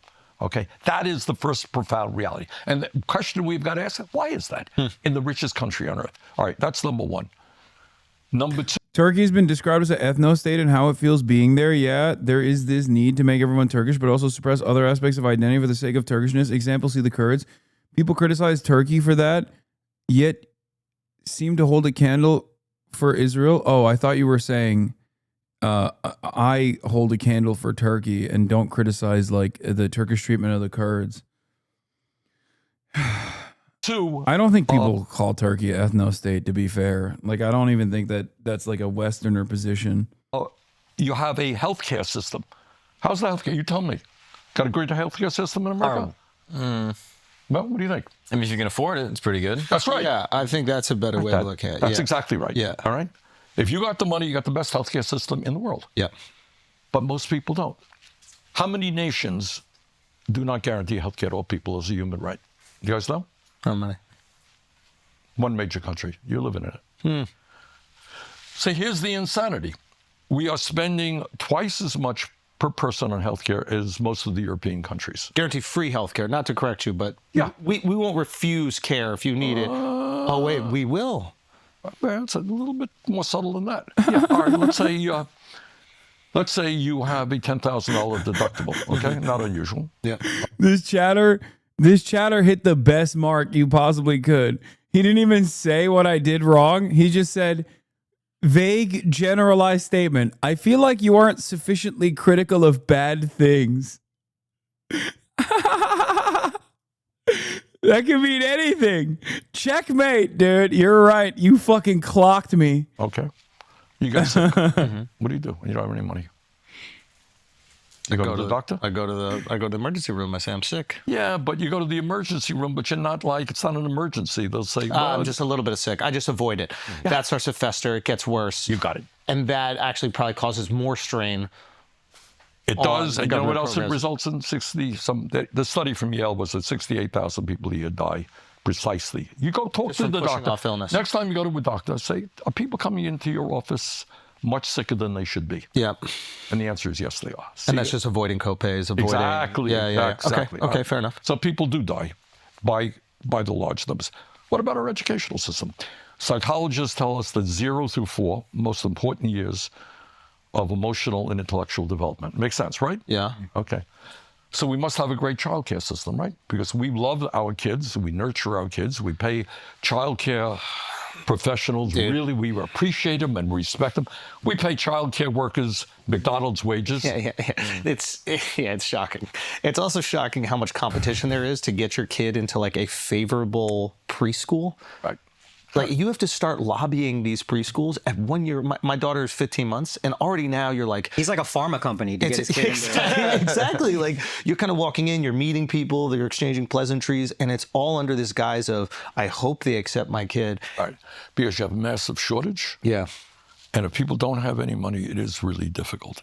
And so I don't know what it costs here in New York City. I wonder if this conversation it will costs bear 15, fruit, 20. like something new, unique, or different. You know what I mean? Like shits on Elon, Citizens United, super PACs. Like we've heard this so many times. Here, let's see what he says about Israel. Let's pivot to Israel right after this Blue Chew ad. That's amazing. That's amazing. I mean, we are Bernie scholars on this broadcast. We've heard this man explain all of these things thoroughly millions of times. Exactly what it is, because I feel like we hear these words like Citizens United, and a lot of people like we just and super PACs. Yeah, so we just kind of more military aid to Netanyahu's extreme right-wing government to do the horrible things that are going on in Gaza right now. As you may know, as we speak, it's horrible. Absolutely. Children are starving to Absolutely. death. Malnutrition, growing, and all that stuff. All right. I introduced legislation to say we're going to block the sale of certain military weaponry to Israel. I got 15 Democrats to support me. I got 0 Republicans. Why do you think more Democrats didn't support me? Because if Democrats support me, they will have to take on AIPAC. You mentioned Jamal Bowman. Yeah.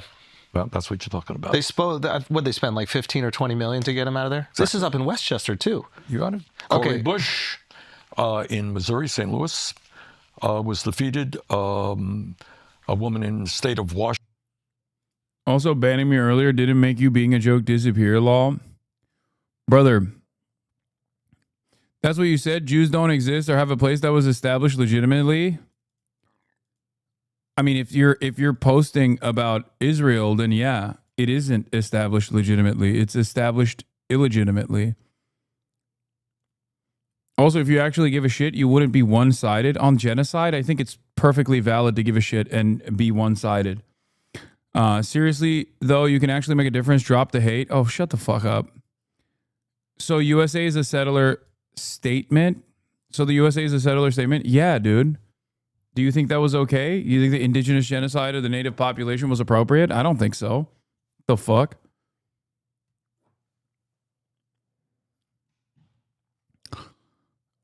I love Bernie, but you are an extremist with a lot of what you say. Also, banning me earlier didn't make you being a joke disappear law. Brother, you like Asmongold. I think it's fine if you considered me to be a joke. That's more of a self-own than anything else. Washington, Pramila Jayapal's sister brand. So if you want to... Sorry, I had to watch the VOD, read Chatter's comments. Chat is saying there shouldn't be a Jewish country because that's racist, but hello, there are Muslim countries. Am I missing something? I'm legit not trolling, trying to understand both sides. Yes. If there was a group of Muslims that were shipped into another country, a Christian country, okay, and forced every single person out of their ancestral homelands, and then basically fucking decided this is ours now, and dominated the indigenous population, you know what you would call that? You'd call that ISIS. That's what ISIS did, and that's precisely what Israel is doing. When you say like, oh, there are Muslim countries that exist. Oh my God, people are saying the UK. Okay, I can't tell if you guys are fucking joking about what racist people say or if you're actually personally racist. The UK though? Oh my God, are people legitimately saying that that is what is happening in the UK is like Muslim migration into the UK is forcing out the indigenous Ingerlanders? Wait, they want Sharia? No, that's what are you saying? There's 0% chance I have this many fucking there's this many dumbasses. Just because there's a bunch of white people doesn't mean it's an ethno-state chatter. Yeah, it's like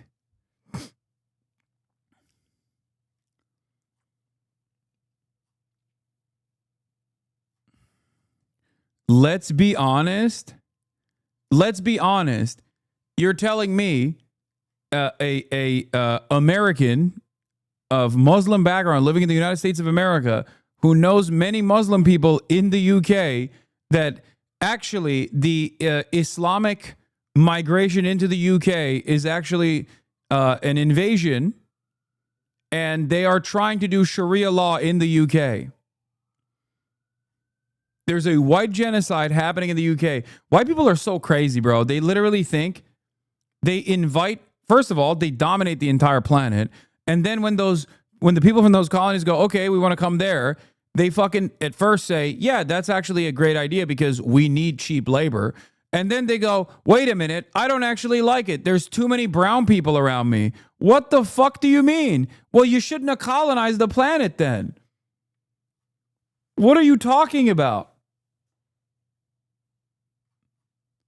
And especially as it pertains to the United Kingdom, you should be fucking kissing the feet of all the Muslims that came to the goddamn country and all the people that came from the Caribbeans, all the people that came from India, so that you can actually eat something that isn't fucking jellied eels for once. Oh my God. You should literally be celebrating all of the immigration that took place so that there is like some semblance of diversity on the fucking island. God damn. Give me the option of beans on toast. Give me the option of fucking beans on toast. By the way, this person is quickly unwinding his argument.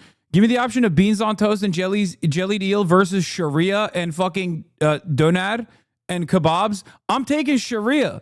I'm literally taking Sharia law. Okay.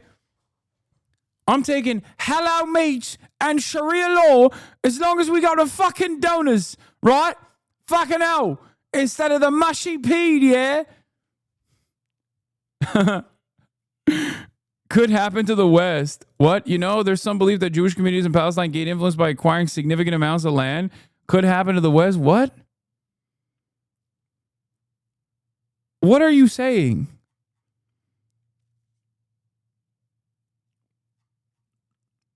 This chatter was saying free Palestine in 2021. What happened to this person's brain? Stupid Zionists, free Palestine, Israel, yuck. In 2021, did your brain reset? What the fuck happened? Did your brother take over your account or something? How did this take place? You went from free Palestine to like, well, actually, the Muslims are overtaking. There is a great replacement. Yes, I know that initially land ownership took place. I believe it comprised of 3% of the land that Israel currently occupies. Okay?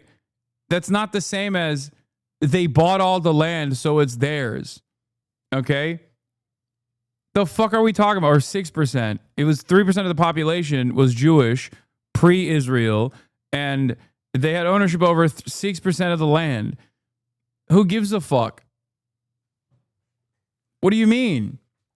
Ain't nobody saying Jews are not allowed to own property. What the fuck are we talking about, dude? The entire point is that ownership of property doesn't mean you get to ethnically cleanse the indigenous population. Like, what are we, like, you know how Dr. Phil was freaking out about, like, the Chinese are coming to purchase farmland. Like, okay, do they get to now ethnically cleanse the Americans that live around the farmland?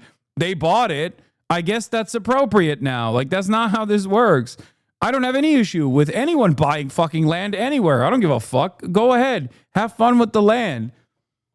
That doesn't mean that you get to be like, well, this is mine, and all the surrounding areas are also mine, and it happens to have other people living there, but now I'm going to kill them.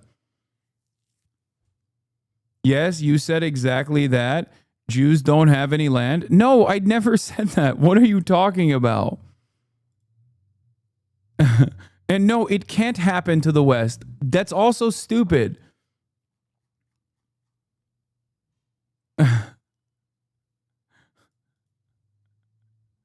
There is a difference between Jewish people owning land, okay, and doing ethnic cleansing.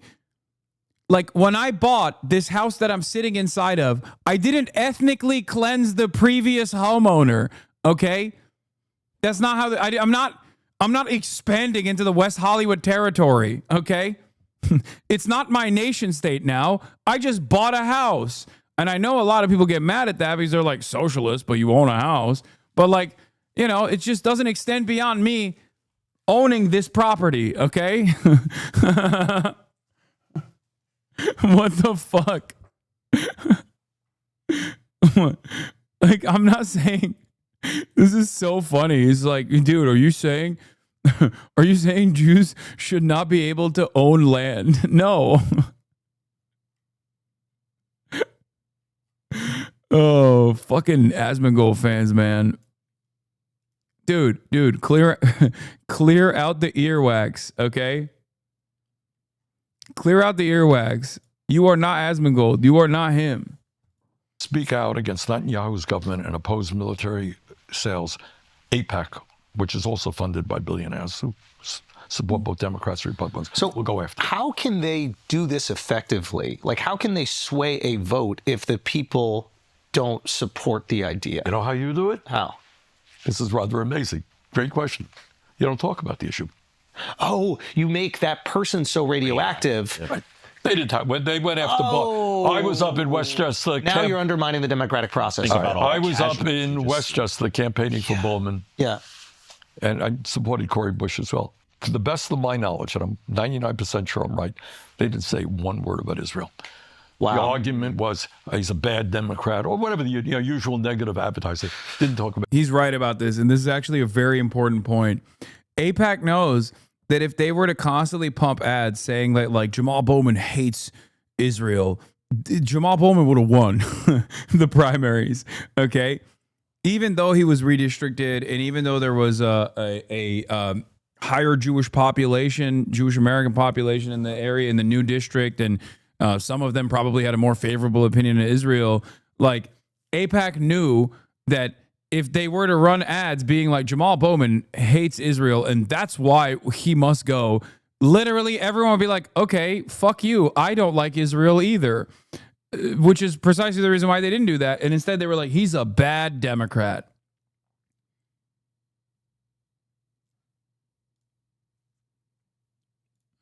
So this is quite interesting because if a group, like if a super PAC was honest about what they were raising against, for example, they spent that $20 million specifically defending their position on Israel, I wonder if we would be more amenable to that because that is the issue at hand instead of using funding to make this. He would not have lost. If there were $20 million worth of ads in any market just talking about how this guy thinks Israel ain't shit, dude, that would be positive campaigning for that person. I'm not even kidding. First of all, they don't even say that, though. They will just say, like, he's a bad guy. He's a racist. He is, anti-Jewish. Okay? But I'm not so certain that even that, like, even marking you as being anti-Semitic, even marking you as anti-Semitic will hit that same note anymore. Because, like, most people translate it to being anti-Israel. They don't even, or even more damaging, most people don't associate that with a negative connotation, which is really fucked up and scary for the future of this goddamn country.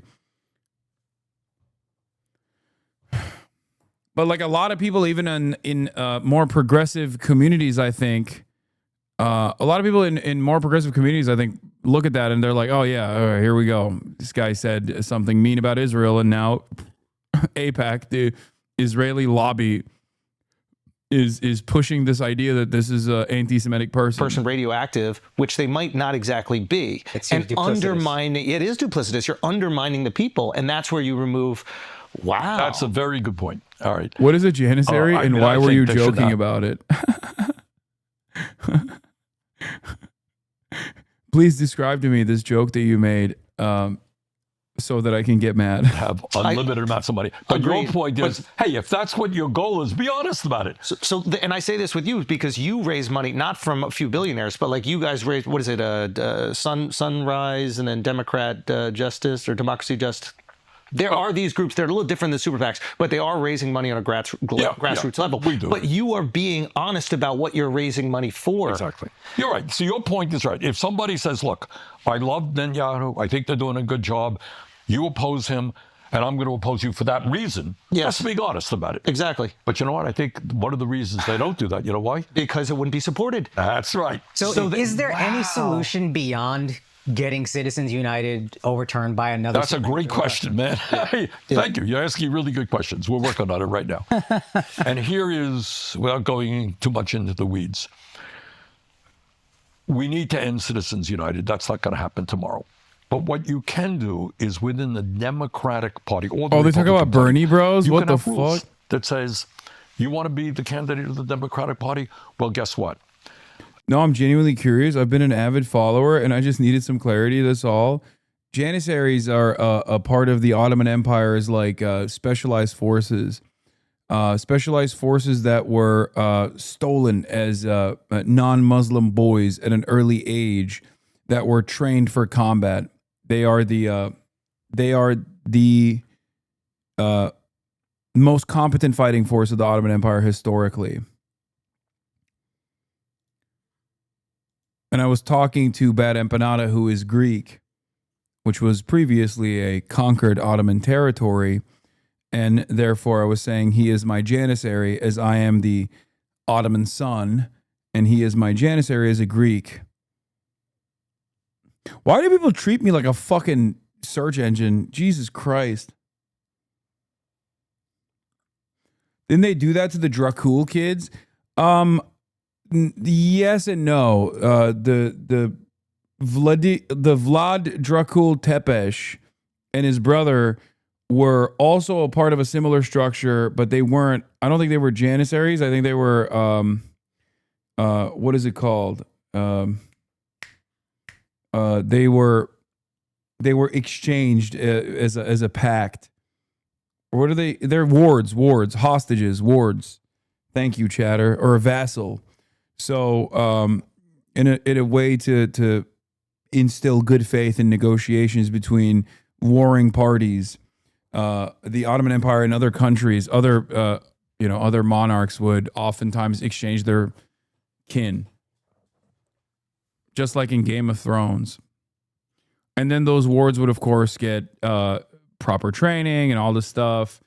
And I will never forgive Vlad the Impaler for turning on the Mehmet the Conqueror, the greatest conqueror of all time, 1453, best year of my life, only to be assassinated many, many years after the crimes that he committed by impaling a bunch of Muslim people in, I think, what is now known as Romania.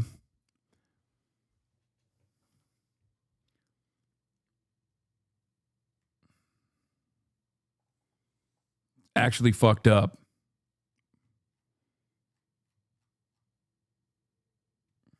Yes, Vlad the Impaler is also the actual historical figure. Vlad the Impaler aside is like what is used as a reference point for what is known for Dracula. Like that's like there's a real guy, Vlad Dracul Tepesh, and that is what became known as Dracula. He was a real crazy dude.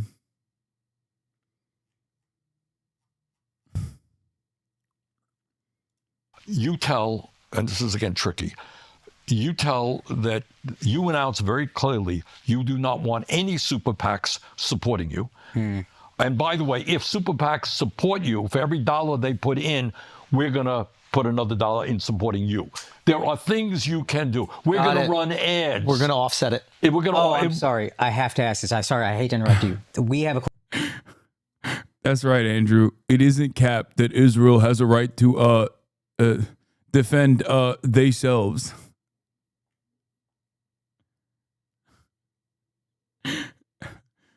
Felix definitely has a lot more smoke for both Bernie and Andrew Schultz than I do. Okay.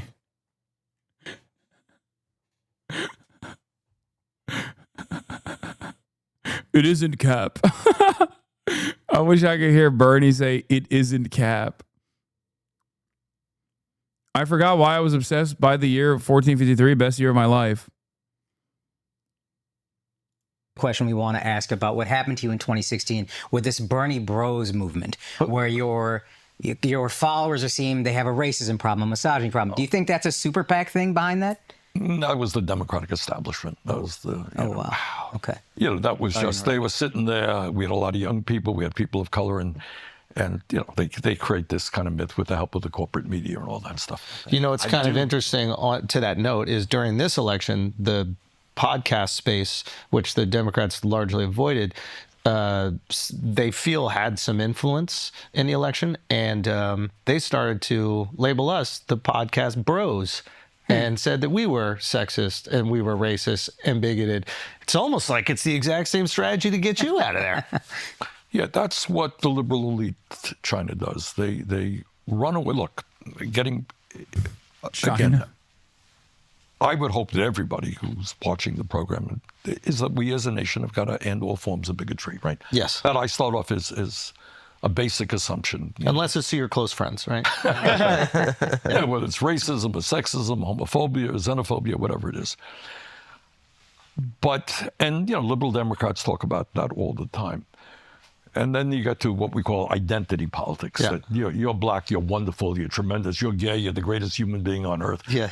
And rather than say, what do you? Him trying to explain identity politics while also being 85 is hilarious. He did not do a good job with that at all. Like I know what he's trying to say, and he failed to say it. Okay. You're black, you're wonderful, you're gay, oh tremendous. Oh no, Bernie, scale it back. He's actually a MAGA communist now. He's turned ACP. Bernie's like, we must build a third party. It's the American Communist Party. We must maintain a level of nationalist fervor amongst ourselves. You stand for? Exactly. Gay, that's fine. Who cares? Yeah. But what do you stand for? Yeah. He didn't say anything wrong though. No. He was trying to say, I don't give a shit what someone's background is. I care about what you stand for, which he follows up with. But in the beginning, he was like, oh yeah, everybody thinks gay people and black people are tremendous. Gay person, brilliant and wonderful and great. No, of course not. Everybody's a human being. Yeah. So the issue is what you stand for, which gets you back to what we discussed earlier, class politics, in the sense of which side are you on? Are you going to stand with working families? Are you going to raise the minimum wage to a living wage or not? Are you going to fight to guarantee health care to all people or not? Are you going to demand that the wealthiest people start paying their fair share of taxes or not? Those are the issues. And no one cares what color you are, what your gender is, et cetera, et cetera. I'm sorry. I do feel like vowing to stop taking super PAC money is a great first step, but also being an honest politician. You put up a bill to stop the sale of weapons to Israel, and there's no amount of money AIPAC can spend to not get you reelected. And I feel if we had more honest politicians, then courageous ones. Yeah, you raised. This is a very this is a good discussion. Why are you shocked? Wow, this is a good discussion. I am shocked because I do a lot of stuff. Right. And you're asking questions that are not often asked. This episode has been promoted by Walter O'Malley's Foundation. All right. It's a painful issue. I mean, because I deal with it every day in Washington. You're running for office. If you, in your heart, understand what's going on in Gaza right now, and again, it's almost painful to talk about it, the United States is complicit in this. Damn, these numbers are not that great, bro. What the fuck? Only 200,000 views in 10 hours? Hold on. That's crazy.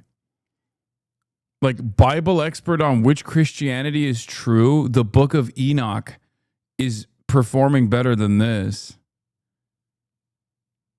Roasting Met Gala, 420K. That one's not. Why are you hating? No, I'm look.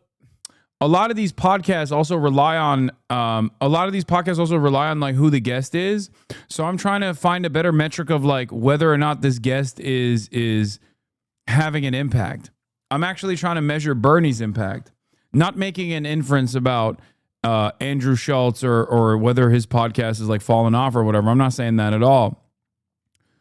The Pete one got 1.3 million views. Not bad. But then the Shamath one got fucking 1.1 million views. Triple H, 1.1 million.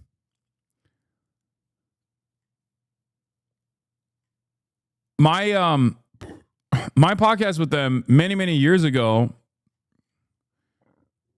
My podcast with them many years ago got like 2 million views, I think. Or the Yami Park one, 6 million views. Yami Park on the heavies.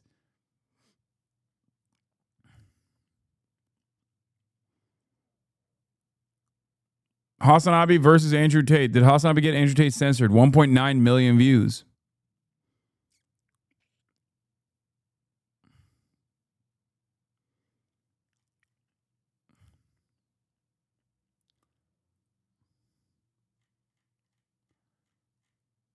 He had on Jelly Roll? Why wouldn't he, bro? Are you kidding me?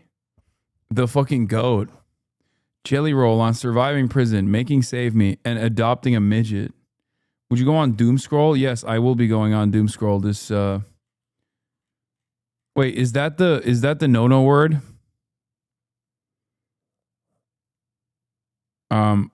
Is it little people? Jelly Roll on Fear and When? Oh, dude. Sorry. Little person.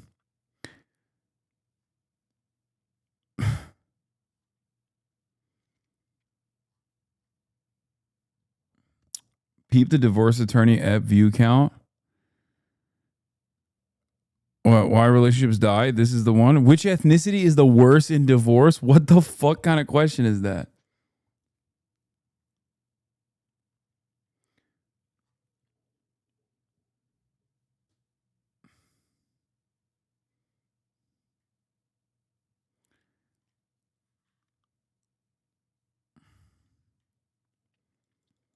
Apparently, I heard from an avid Joe Rogan watcher that he invites a bunch of left voices as well, but many declined his invite. There's not a single left voice that would say no to going on the Joe Rogan Experience. Not a single one. As a matter of fact, given the fact that Joe Rogan is a literal fucking information sponge, unless you touch like certain subjects, I would go on Joe Rogan in a fucking heartbeat. Like there's not a single part. He hates leftists. Now he does. He even shit on Bernie Sanders. He endorsed Bernie Sanders last election cycle, and this election cycle he was shitting on Bernie, saying that like Bernie took PAC money or something. It's doing the best out of their last 10 vids. That's good. I guess I was just a little shocked that it's only at 266,000 views in 10 hours. Starvation of children as we speak right this moment. Okay. Mass malnutrition. Hasan, have you ever gone over why Andrew only accept this rhetoric from Bernie specifically? No, they don't just accept this kind of rhetoric from Bernie only. If anything, you can say it goes in from one ear and out the other, and there is some truth to that. But what are you talking about? These are guys that I talk to as well. These are guys whose podcasts I've been on as well. They don't have like a real gripe with people like myself. Their audience might.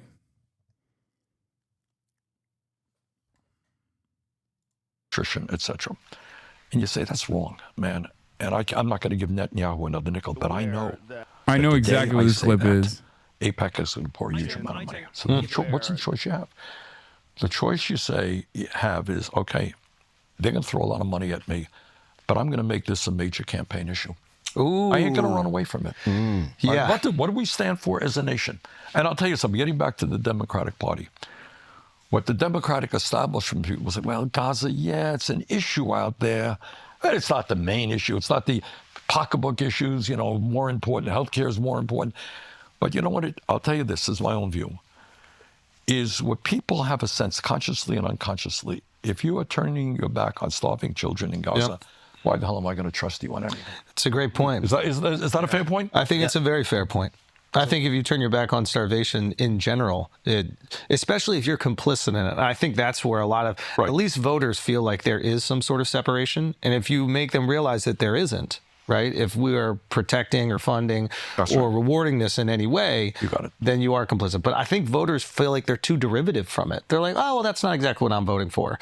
And I do think, not to undermine those other issues, but like I do think the kitchen table issues, or I think those are incredibly important. And I think the more that people are struggling internally in our country, the less of a concern we have externally.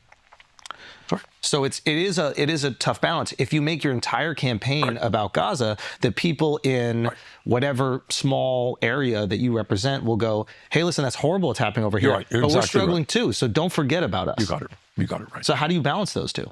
Well, that's what politics is about. I mean, I feel like you've done. How many weeks ago has Bernie become vocal about Gaza? Okay, some of you guys are fucking delusional if you think that Bernie hasn't been vocal about Gaza. It's how he has become vocal about Gaza that matters. Not that he wasn't vocal about Gaza. He's been vocal about fucking Gaza. What are you talking about? In the Senate, he literally fucking presented a bill. Like, this is the thing that frustrates me, okay? A lot of people are just like not knowledgeable. Like, the reason why I think Bernie falls short of my expectations, the expectations of normal people that are not oblivious to the situation, is because he is not someone who's oblivious to the situation in Gaza. He's always been vocal about this shit. And especially at a time like right now, when more and more Americans are like waking the fuck up and learning about this shit, Bernie should be literally guiding the change, especially as the highest profile Jewish senator that almost won the highest office. Like, he is a very knowledgeable person, and he at least comes from a background of radical politics. So my expectation of him is way different than my expectation of, like, I don't know, a fucking American senator, you know what I mean? Chris Murphy or some shit. When you hear about people like Chris Murphy or Chris Van Hollen, people like that have a unique take similar to Bernie Sanders on the issue of Israel, you go, wow, that person is like pretty fucking out there with their position, which is precisely the reason why I don't assume Bernie to maintain this position and go beyond simply saying like Israel has a right to defend itself 19 months in. Chucky isn't the highest profile Jewish office holder. Please. Chuck Schumer has the highest rank, but that doesn't mean he's the highest profile Jewish American politician. Bernie Sanders definitely is the highest profile Jewish American politician. Like, not even no one comes even close. Do you see what I'm saying though? With like Peter Welch is outflanking Bernie right now on a lot of the stuff in terms of like his speeches on Gaza. That's not appropriate. Like, that's your. This isn't me shitting on Peter Welch. It's me criticizing Bernie. Like, you can't have the other senator from Vermont outflank you on Gaza policy. That's crazy. Like, you're supposed to be the North Star for American socialism. And I think that position carries a lot of weight with it. And people will say, I'm being silly, but it's shameful. done it well. I feel like you talk way more about internal issues than external ones. I do. And Gaza then becomes a moral issue. Yeah, he also says that there's no doubt Hamas started this war. Also fucking ridiculous. Like, come on. Oh, yeah, Hamas started this war, so why the fuck were you talking about denying aid to Israel in 2016? You know? What, like that, it doesn't even make sense in his own statements. It doesn't match up against his own policies. He ran, like, when I heard an American who had a real shot at becoming one of the major party leaders come out and literally say, we have to deny all fucking financial aid and all weapons transfers to Israel in 2016, I was shocked. I was like, the only time I've ever heard something similar to this is from like a Pat Buchanan type person. You know what I mean? Like, that's not like the only time someone running for office has ever said something similar to that with a real shot at winning was a guy who was an anti-Semite. Okay, that's not like that's not the expectation for someone from a progressive slant. It's the correct move for the record. But it's like the only time you hear is from like, yeah, Ron Paul or other people like that. You don't actually hear that from someone like someone who's running on the Democrat slant, right? So that was shocking. Pat Buchanan. Ron Paul isn't anti-Semitic, though. He's just an isolationist. I mean, he's also fucking anti-Semitic. What are you talking about? Ron Paul has done like the Jewish puppeteer memes and shit. Like, dude, we're talking about American politicians that are like 80. A lot of them think Jews are the money people. Okay, let's be real. Like, literally, that's not. Like, what the fuck do you think? Ron Paul literally was like one of his signature. One of his signature policies was, I think, overturning the gains made during the civil rights struggle. Like, he's not. He had a lot of crazy stuff. Anyway.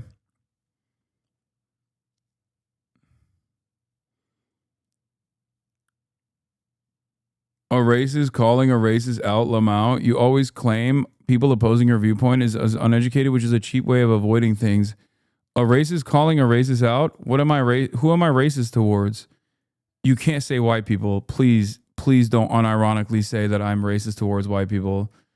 Oh my God. This is why we don't ban the Asmongold fans in here, okay? The roaches are hilarious. Jewish people?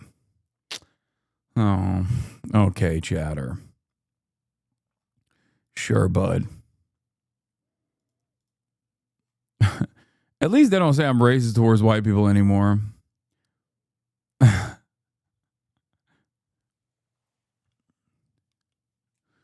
Ron Paul had a Henry Ford type newsletter at one point. He was incredibly anti-Semitic. Yeah, you know who else has a Henry Ford type pamphlet newsletter? Elon Musk. It's called Twitter. Welcome back, Henry Ford.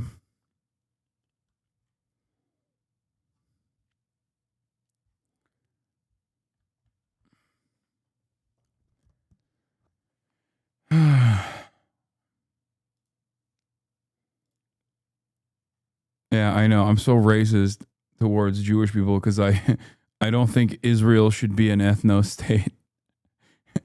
A Jewish supremacist ethno-state that's doing a genocide. Very racist. Just as I was racist towards the Boers because of my firm and committed belief that they do not have a right to an apartheid state. Very, very fucked up. I know. I'm doing white genocide.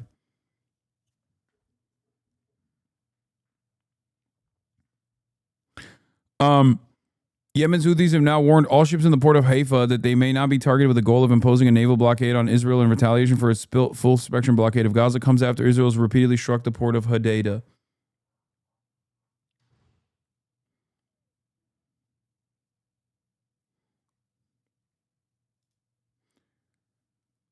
Polish hate exists in this community. Oh my God, shut up. This is the same chatter that was talking about fucking Gary Lineker earlier.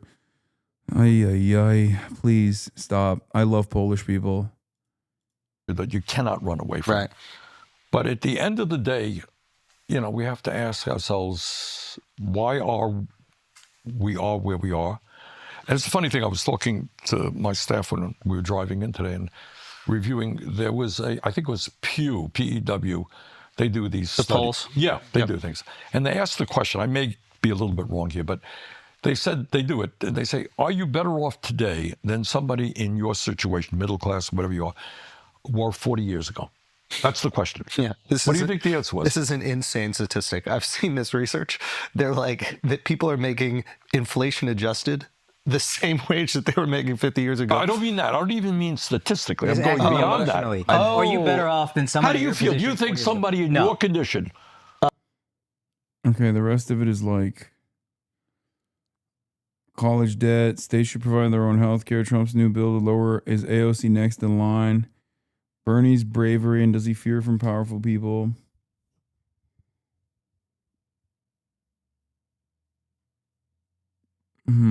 Your Australian accent is racist? You already know, baby. What China spies are doing in the U.S. and what happens when they're... Bro, this video just glazes China's espionage capabilities in the United States and doesn't even fucking reach half of the shit that they do here. I talk shit about Israel all day, and you do too, dude. I'm an American citizen, dumbass.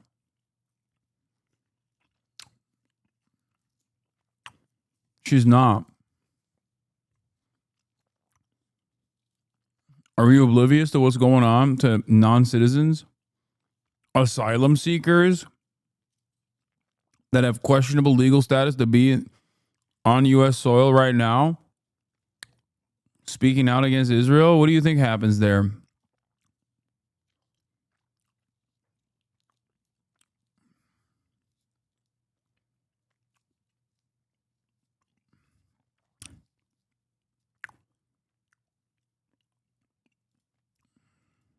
Billboards claiming to be #1 trusted news. Ads offering a... All right, hold on. First of all, let's start off with this. I felt inspired and filled with hope. I just said, hey, you know, these people can do these crazy flips up there. They have this dedication to Chinese culture. I mean, what am I missing from my life that I could also put that much effort into? I had an incredible time. I thought it was a wonderful performance. Yeah, it was really amazing acrobatics. CEO Racial Jake. And the music and the lyrics to the songs, too, are really something else. 神韵舞蹈演员的精湛技艺令 Jake 感到不可思议，叹为观止。 I thought they were just incredible. I mean, my God, I don't know how you could perform some of those. I mean, I don't want to call them stunts, but those dances, I mean, they were just amazing. No, it is Racial Jake. They just wrote Rachel Jake. His real name is Racial Jake. Well, we should revive all traditional cultures. And I think traditional Chinese culture will definitely get a shot in the arm from Shen Yun. I just think you did a wonderful job, and I hope to see it. I can't believe it's a new show every year. I'll go next year. Jake 的公司员工高级软件工程师 Steven Goldberg 对神韵交响乐团赞不绝口，感谢神韵带给他如此意外的惊喜。 I went in not really knowing what to expect at all, so it really Steven Goldberg, young Chomsky, kind of blew me away. Yeah, very energetic, very colorful. I'm a musician, so I always enjoy seeing a live orchestra. So yeah, it was a lot of fun and a lot of surprises because I just didn't really know what I was getting into. Oh, it was great. I mean, always, you know, bring something special when the music's being performed live, you know, as opposed to recorded. So yeah, I mean, they had a great sound. It was very lively, very energetic. A lot of fun to be in the audience. 新唐人电视台记者李先送生话，纽约林肯中心采访报道。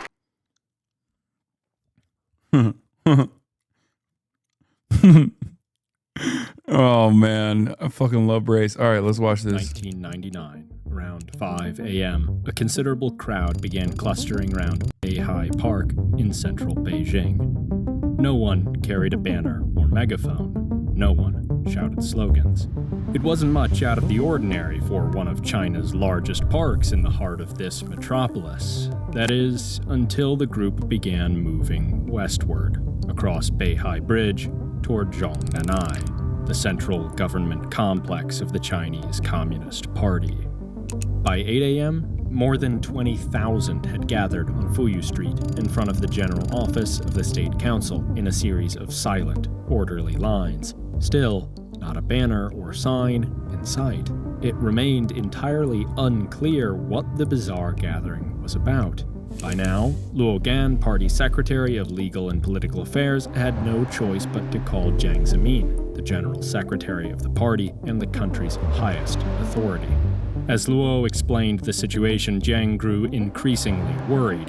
Whoever was behind this, it was surely a protest. The first in the history of the People's Republic to occur at Zhongnanai and the largest in Beijing since the 1989 crisis, which still haunted Jiang.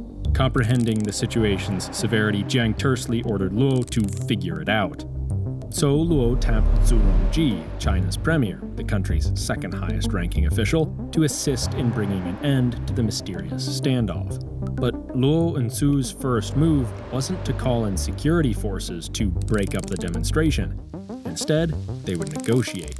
Upon meeting with Luo and Zhu, the gathering's leaders made their purpose clear. They were practitioners of a type of Qigong, or slow movement exercise, known as Falun Gong, and they demanded the release of fellow practitioners arrested during a demonstration days earlier in Tianjin, a nearby port city. Zhu and Luo were confused. They had heard of Falun Gong, but they'd known Qigong as merely a form of gentle exercise meant for the elderly. To mobilize so many people almost in an instant seemed an impossibility.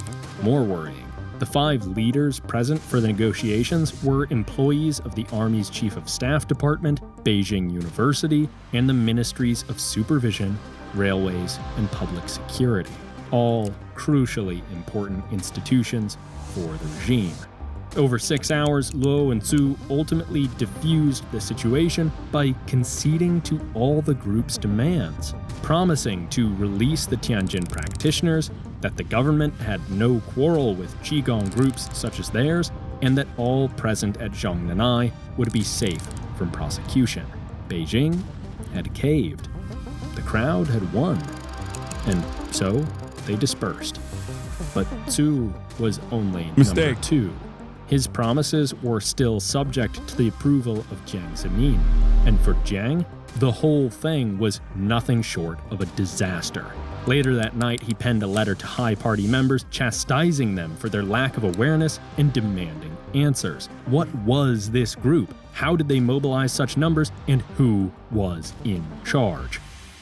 Almost nothing is known about what happened behind the party curtain between that day and June 7th, when Jiang convened a meeting of the Politburo Standing Committee and gave a speech which left no room for ambiguity. Quote, "The Central Committee team on Falun Gong shall take immediate actions to organize resources, track down the Falun Gong organizational structure throughout China, formulate a crackdown strategy, and be fully mobilized to break and wipe out Falun Gong. We shall not wage a war without preparations." His philosophy, since the day he took power in the 1989 crisis, had always been very simple. We do not negotiate with protesters. Around midnight, the morning of July 20th, 88 days after the unprecedented and mysterious gathering, the government finally issued its real response. Security forces across the country were dispatched to arrest Falun Gong leading members. Protests erupted in response. Within 2 days, the government formally announced the ban on the practice of Falun Gong.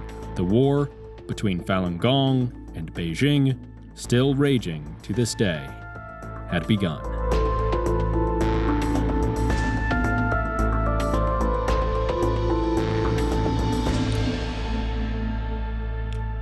How did this happen? I hope they. This video is actually a supercut of. I hope they start harvesting the organs soon. Is this when they start organ harvesting? Look at the comments, please. After the disturbing content warning, I got an ad for Temu. God is real. He knows how to crack a joke. Falun Gong is huge here in Brooklyn for some reason. My husband's family actually immigrated from China to the U.S. between the late 80s and 90s because of Falun Gong. Father-in-law was a really calm and quiet man. Apparently, my father-in-law had very senior family members who had gotten involved with Falun Gong and ended up dead shortly afterwards. Falun Gong is such a mysterious cult. My mom had a classmate who was in the cult in Singapore. She died under suspicious circumstances. I think it's very important to note that Jung was deeply disturbed by Falun Gong in part because one of his close friends became a cult member and they refused modern medicine that would have otherwise saved them. It's so stupid. I remember my mom being frustrated the government was being too lenient on the Falun Gong because they were clearly a cult. And Jung finally kicked them out after an incident where they got their members to self-immolate. Yeah. I think if you don't deal with some of these cults, like you turn into Japan. And it's additionally dangerous because the worst version of that is Korea.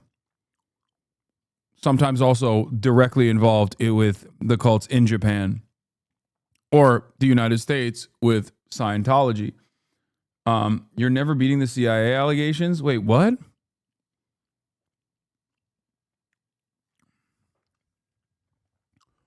The devastating version of this, especially propped up by the CIA, would be the Moonies in Korea. And then there are a shit ton of other cults in Japan as well that did insane terror attacks in Japan. Like over and over and over again. And I don't know if I'm sure they develop organically, but what ends up happening is even if they develop organically, the American State Department will be like, oh, this is great. We'll take advantage of this. And then it becomes a much larger problem down the line. I was walking out of a university here in Japan. There was someone handing out brochures for all the students to watch some family-friendly video streaming service. The company behind the service was some generic name. I looked who owned it and found out they were Falun Gong. Yeah, Falun Gong is fucking all over the place. It's like... It's pretty terrifying. 2 older videos we're re-releasing now in this format because 1, the combination tells the full story better, and 2, because YouTube age... Why aren't you worried about Turkey and the spies too? What? Turkey's a NATO country, chatter. America already controls Turkey. And on top of that, there is a very active cult similar to the Falun Gong that worked within the ranks of the United States. Fethullah Gulen was the leader of it. And Fethullah Gulen and Recep Tayyip Erdogan, the current leader of Turkey, actually were also under the guidance of another American-backed asset, an Islamist asset. And they only parted ways when America decided that Erdogan was not as controllable as a force and wanted Gulen and his parallel government to take control over Turkey when the famous coup happened. Or maybe you were making a joke about Eric Adams. I don't know.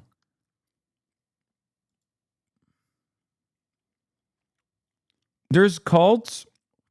There's anti-government cults and parallel states that have tremendous influence, depending on like a country like Turkey, for example. In every country, MEK is another example for Iran. And lo and behold, this might come as a surprise to people who are not knowledgeable about CIA's activities. Every single one of them is directly involved with our State Department. How wonderful. Restricted and demonetized this, the first part, when it was first shared about a year and a half ago due to just a few seconds of What's your footage definition of a depicting cult? Is that a fact? You literally don't have any idea what you're talking about. You're telling me a Turkish man who is a lot more knowledgeable on this issue than you. I don't know what the fuck I'm talking about parallel states developed and designed by the State Department. The fuck? Are you okay? What's your definition of a cult? Do you think the Moonies are not a cult? Do you think Scientology is not a cult? Are you a Scientologist? I thought, pick a struggle. I thought you were just an Asmongold fan. I didn't realize you were also potentially a cult defender. Jesus Christ. What do you take issue with? Chinese police brutality toward peaceful protesters. Unfortunately, we have had to remove the footage YouTube found objectionable, despite its documentary and historical value. Now, if you do want to see this video as it was meant to be seen, you can at Nebula, a creator-owned streaming platform that cultivates great storytelling rather than censoring it. Because without ads, Nebula doesn't need to satisfy corporate demands for the sanitation of tough stories, creating an environment where great, thoughtful stories can thrive. That freedom is a big reason why so many of our favorite creators call Nebula home, like Real Life Lore, Wendover, Tirzu, Neo, Internet Shaquille, and more, offering not just uncensored versions of what you'd find on YouTube, but all kinds of fantastic original creations too, like Wendover's globe-trotting game show Jetlag, Real Life Lore's Modern Conflicts and War Room, and Neo's Underexposure, among so much else. To watch this video ad-free and uncensored, or any of the other great work on Nebula, use our link, go.nebula.tv/spectacles. That link gets you 40% off a Nebula subscription, just $36 a year or $3 a month. You can even grab lifetime memberships that last as long as you and Nebula both exist. That's all at go.nebula.tv/spectacles. That said, let's get back to Falun Gong. Our story starts some years before the founding of this bizarre cult in the 1980s. For China, a time of enormous change. The father of the revolution, Mao Zedong, is dead. In his place is Deng Xiaoping, a man with little taste for This guy, if I recall correctly, loves Deng Xiaoping. Predecessor's central planning, repression, and cult of personality, which left millions of Chinese bodies in his wake. Deng wanted China to open up, to cultivate innovation, and that meant relaxing the government's iron grip on the economy and society. The social change was massive. Free from total fealty to Marxism and atheism, many found themselves adrift, unmoored from any tradition thanks to years of government repression, yet yearning for spiritual fulfillment. In turn, new religious movements proliferated, each with their own blend of modern sensibilities and attachment to the past. Nothing, however, rivaled the explosive popularity of Qigong, a slow movement exercise that connected the health of the body with Have you ever seen someone from the Turkish cult in the US? Yes, his name is Enes Kantat, also now known as Enes Kantat Freedom. Health of the spirit. To Deng's eyes, Qigong was, in a sense, an effort to modernize Chinese spirituality in a distinctively Chinese way. However, it wasn't just Chinese spirituality that was changing. Deng's social opening also meant a relaxation of political censorship. And that allowed people to speak about politics in ways that would have, just a few years earlier, resulted in arrest, disappearance, or murder by state forces. However, loosening censorship without any real democratic reform meant that China's starry-eyed youth now had a taste for freedom, while the government withheld the good stuff. Then, in the spring of 1989, it happened. That event, which Bro, he's a real fucking Cinnaboo. Like, he's got like, I feel like I've seen these this is the most Chinese glasses you can have.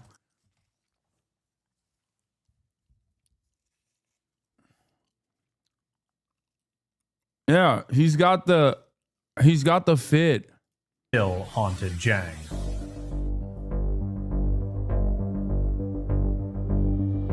Bro, Reddit knacks at liberals Tens all of love thousands Deng. of Really? students descended on Beijing's Tiananmen Square, not far from Zhongnanai, to call for democracy. For a moment, a few top party officials wavered, but as the movement grew, surpassing 100,000 people in the heart of the capital, hardliners brought in the army and opened fire. In the end, casualties reached into the thousands.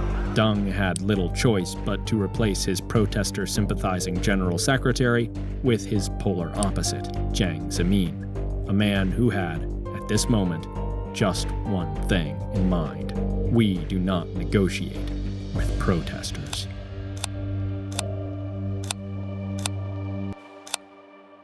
I don't know By what he's showing. 1993, Jiang had solidified his hold on power. I don't know what he's showing, so I don't know what happened. You know what I mean? I can't see.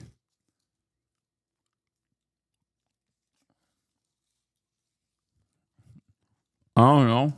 And once more tightened the party's grip on political activity. But Jiang was no mindless tyrant. He saw a difference between political, also known as dangerous, activity, and harmless social groups. He had no interest in reigniting Mao's total war on society, and that was obvious because Jiang's government continued to support the Qigong craze, which was still going strong. If nothing else, it seemed an effective way for senior citizens to keep in shape and out of state-funded medical care. But Qigong wasn't just about bodily health. It was about spiritual wellness. And that placed it squarely at the center of something the government very much still intended to control: religion. Because with the blossoming of new religious movements, to paraphrase Voltaire, come both fools and scoundrels. After all, fools who follow scoundrels are fools not following the state. One such scoundrel was about to make an enormous impact in China. His name is Li Hongzhi. Now, according to Li's own telling, written after his rise to prominence, his early life was about the craziest thing you've ever heard. Mentored by masters of Eastern spirituality, by age 8, he could levitate and turn invisible. You know, the usual. The more plausible story? He was a horn player in a police marching band and a low-level, pencil-pushing clerk. So, mediocre man that he was, in the 1980s, Li joined the fad. Another drop in the Qigong bucket. But as it turned out, he was pretty good at it. This could be Li's time to shine. In 1992, he held his own Qigong workshop, and it was a big success. Looking for a way to burnish his credentials so he could keep the game going, Li went to the government-backed Qigong Society to register himself as an official master of Qigong and his organization as an official practice, which he called Falun Gong. But it's important to pause here and note that Li was registered with the government to do all this stuff. What's more, the government actually seemed to love him. He held workshops at state universities and even became a symbol of China's opening up to the world, lecturing at the Chinese embassy in Paris and even touring America, where he was made an honorary citizen of Houston, Texas, among other places. With all his official credentials and government relationships, Li and Falun Gong were getting even more popular. From 1992 to 94, he hosted 56 workshops with at least 60,000 total attendees. At its peak, Falun Gong had at least 3 million practitioners in China, though Li himself would claim much higher, absurdly higher numbers. Speaking of Li's more outlandish claims, around the end of 1994, Li went and published a guide to his teachings, which read a lot like a religious text, and a pretty strange one to boot, mixing Buddhism, Taoism. I feel like this guy doesn't really appreciate the glorious tenets implemented by our Falun Gong leader here. I don't know. And Qigong? No problem. But add Li's ideas and... When I said no problem, what I meant was no problem. Ignore me. Because what you get is a bizarre theology which promises superpowers like eternal youth, flight, invisibility, and mind control to his followers, just so long as they aren't gay or married to someone of another race. Wait, what? America would never entertain a homophobic anti-miscegenation cult only because they are anti-communist party of China. That would not. That's because not it. Also, heaven is racially segregated, and interracial children are vehicles for aliens, who, by the way, created modern medicine, seeking to possess human bodies and take over the world. Yeah, it's a lot. Okay, to be fair, I think it's really fucked up if America doesn't collaborate with this guy, considering that RFK Jr. is responsible for the HHS. You can't have RFK Jr. in a position of prominence in your cabinet and then simultaneously be like, well, these guys are a bridge too far. You know what I mean? He also hates modern medicine. Still, most in the government didn't bat an eye, but a few took notice. Li's claims, especially about medicine, were dangerous, and those paying attention could tell Falun Gong was becoming an all-consuming obsession for its practitioners, a potential threat to the party's grip on society. But before most of the party was aware, local state-run news organizations across China picked up the scent of a good story and began running articles and TV segments critical of Falun Gong in 1996. In response, Falun Gong practitioners bombarded the outlets with letters demanding they retract their statements. Now, the letter-writing campaign hadn't been Li's initiative. His adherents had done it all on their own. But Li liked what he saw. He co-opted their efforts, transforming Falun Gong's theology to follow suit. From now on, responding to criticism from the government would be considered a necessary part of achieving spiritual perfection. Still, despite eventually losing their official status in the Qigong Society and all this attention from government outlets, no clear, coordinated opposition from the government reared its head. And the group muddied along in a legal gray area, theoretically exposed, but apparently untargeted. But this couldn't go on forever. Despite Li's apolitical professions, his theology, implicitly critical of the government's Marxism and skeptical of modern science, could be tolerated no longer. So, in April of 1999, this tenuous standoff broke. A Chinese physicist named He Shuoshu published a scathing attack on the practice of Qigong. In response, Falun Gong practitioners descended on Tianjin University, where He worked, for a massive protest. The police countered harshly, attacking protesters and arresting 45 of them. For those fiercely faithful to Falun Gong, this was a crisis. They had to do something big. Another small, localized protest would be insufficient, either to secure the arrested practitioner's release or to correct the record on Qigong. They had to go to Beijing. So, on April 25, 1999, around 5 a.m., a considerable crowd began clustering around Beihai Park in central Beijing. Then, they marched on Zhongnanai. So, how did a huckster with a shabby background convince the CCP that he and his organization posed the greatest threat to the party since the Tiananmen protests of 1989? Well, in some ways, that's the wrong question.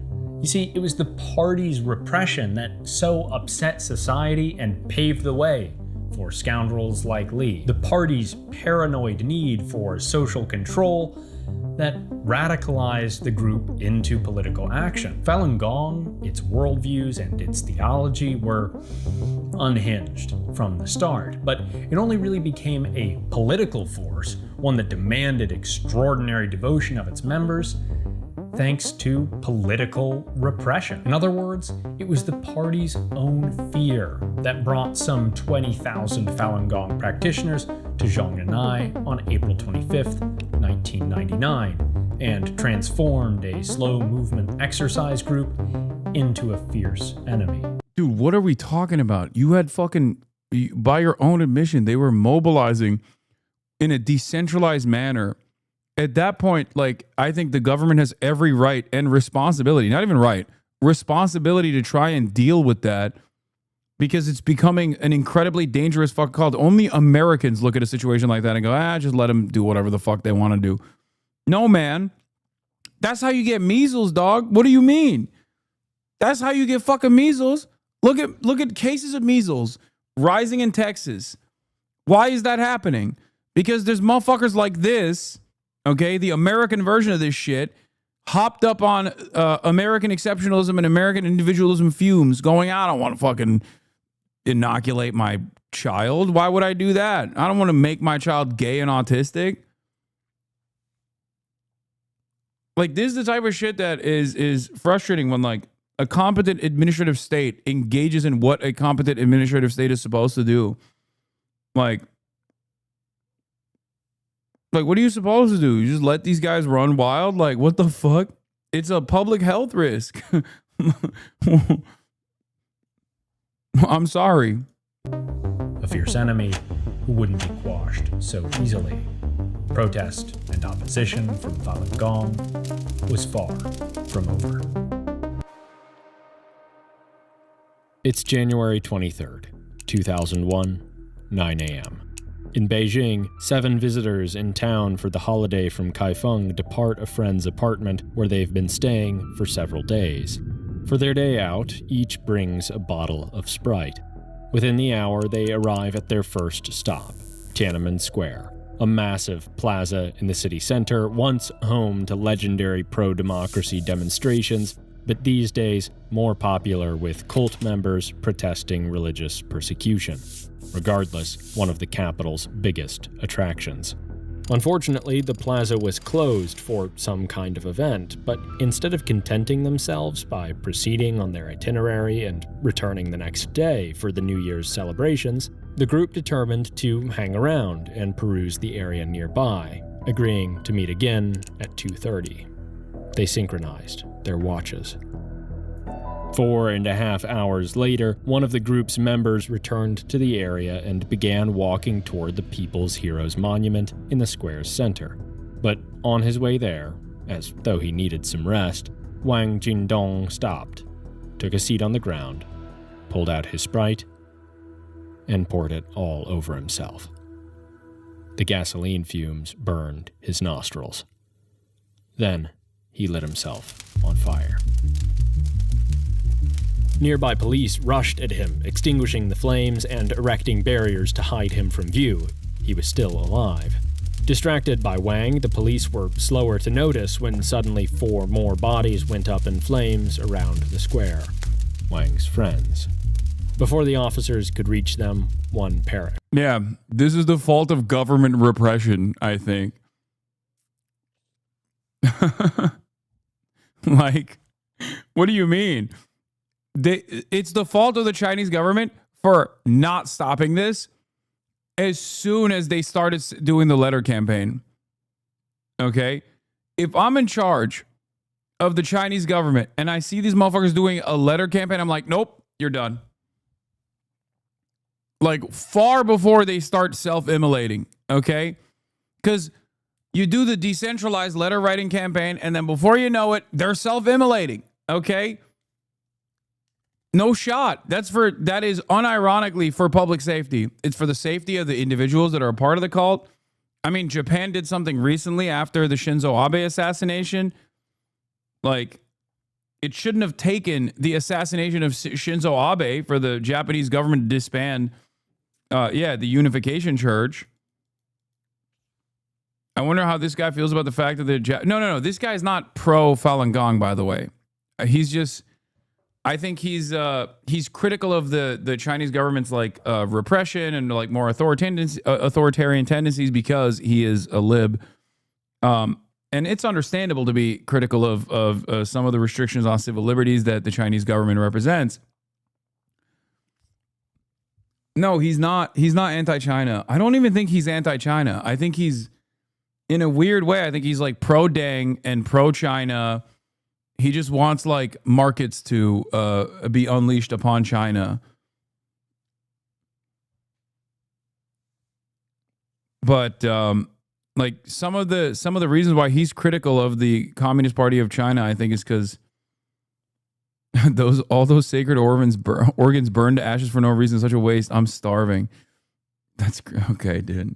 You're joking, but like someone unironically is going to clip this and be like, Hasan makes fun of the real thing that the Chinese government does all the time, which is the Han Chinese eat the Falun Gong organs, famously harvest them and eat them. I saw an Epoch Times article, as a matter of fact.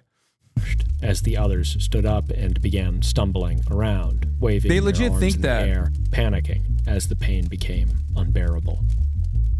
They came to protest on behalf of Falun Gong, a new religious movement banned in China since 1999. They believed their faith in Master Li's teachings would render them immune to the scorching pain. They were wrong. While in other times and places, self-immolation may be a successful catalyst for political change, in a nation as atheistic... Okay, dude, America, also, self-immolation just doesn't work anymore, okay? Clearly. I mean, multiple people engaged in active self-immolation in protest of America's continued defense of Israel.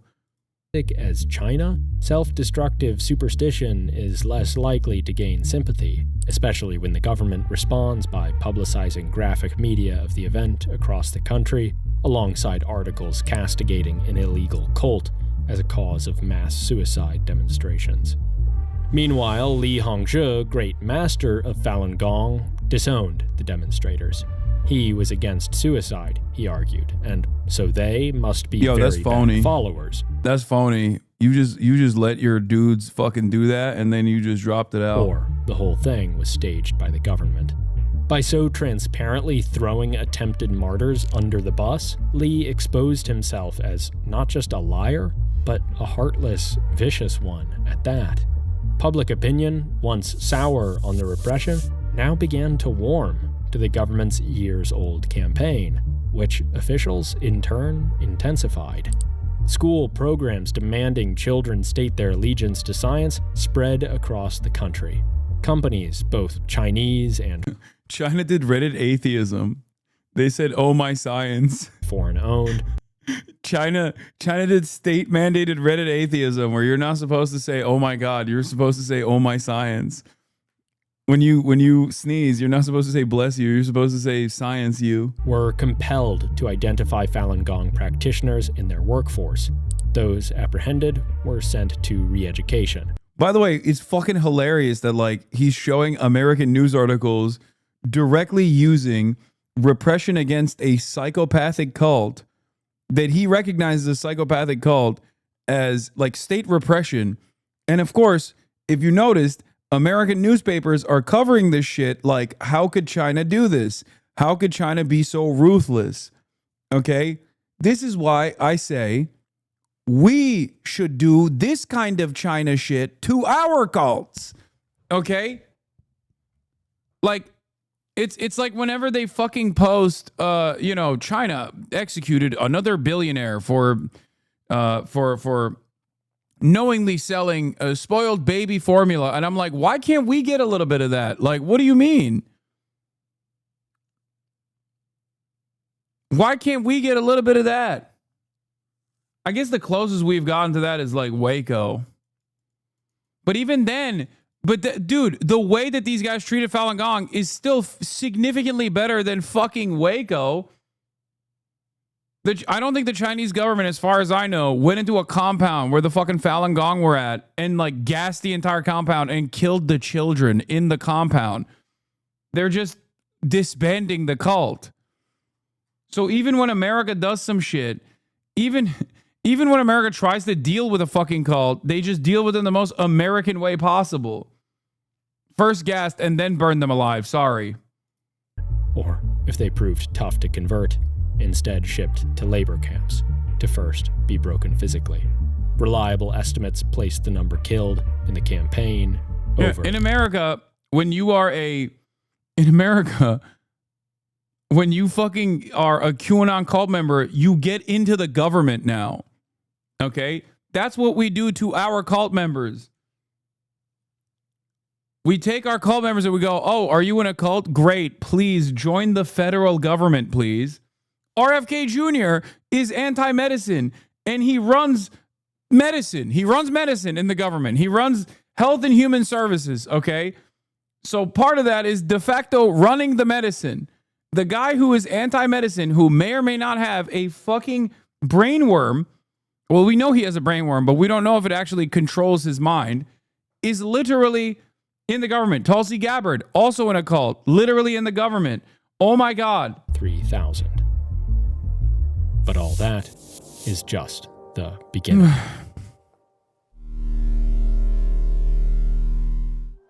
Before going any further, it's worth quickly clarifying what actually is Falun Gong and who is Li Hongzhi. Well, Falun Gong began in 1992 as a variant of Qigong, a form of slow movement exercise extremely popular in China at the time. By 1999, it had garnered at least 3 million practitioners and even the support of the government, who saw in Falun Gong's founder, Li Hongzhi, a useful cultural ambassador. However, after it took on increasingly spiritual and religious attributes, Falun Gong started to worry the CCP. Years of tension followed until the CCP's treatment of Falun Gong got harsher, and the movement responded by state. Oh yeah, Supreme Court Justice Amy Covid Barrett is in a cult that had to change her rank from handmaid after The Handmaid's Tale came out. Then there's also the family. Like, the American government is not only like 30 companies in a trench coat, but it's also 30 cults in a trench coat as well.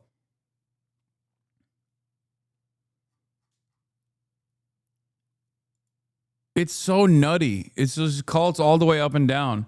Maybe that's the reason why we fucking utilize cults overseas to enact change in these governments, to like use them as a destabilizing force, because we're like, well, it's destabilizing to us. We know better than anybody else, let me tell you. Staging a massive protest outside the central government headquarters, terrifying the party. What came next was a nationwide ban, followed by an intense crackdown. So it was in this context that those 5 people set themselves ablaze in Tiananmen Square 2 years later.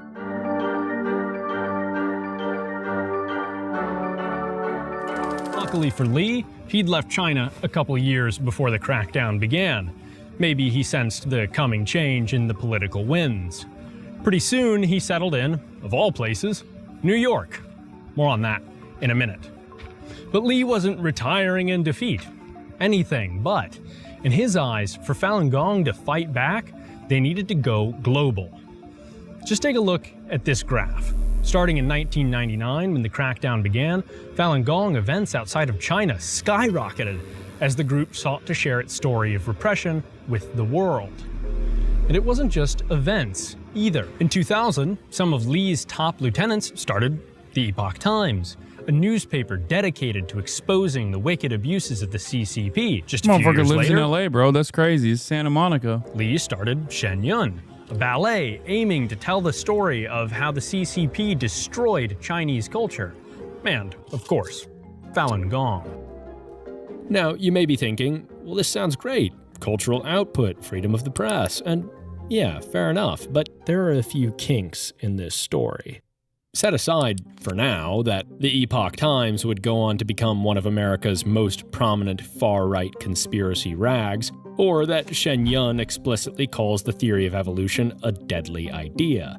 Because it wasn't Li leading this crusade against the CCP. No, he was busy developing Falun Gong's theology so that his followers would do all this for him. Suddenly, it became a core belief of Falun Gong that the battle between them and the CCP was just one level of a multi-dimensional conflict between good and evil.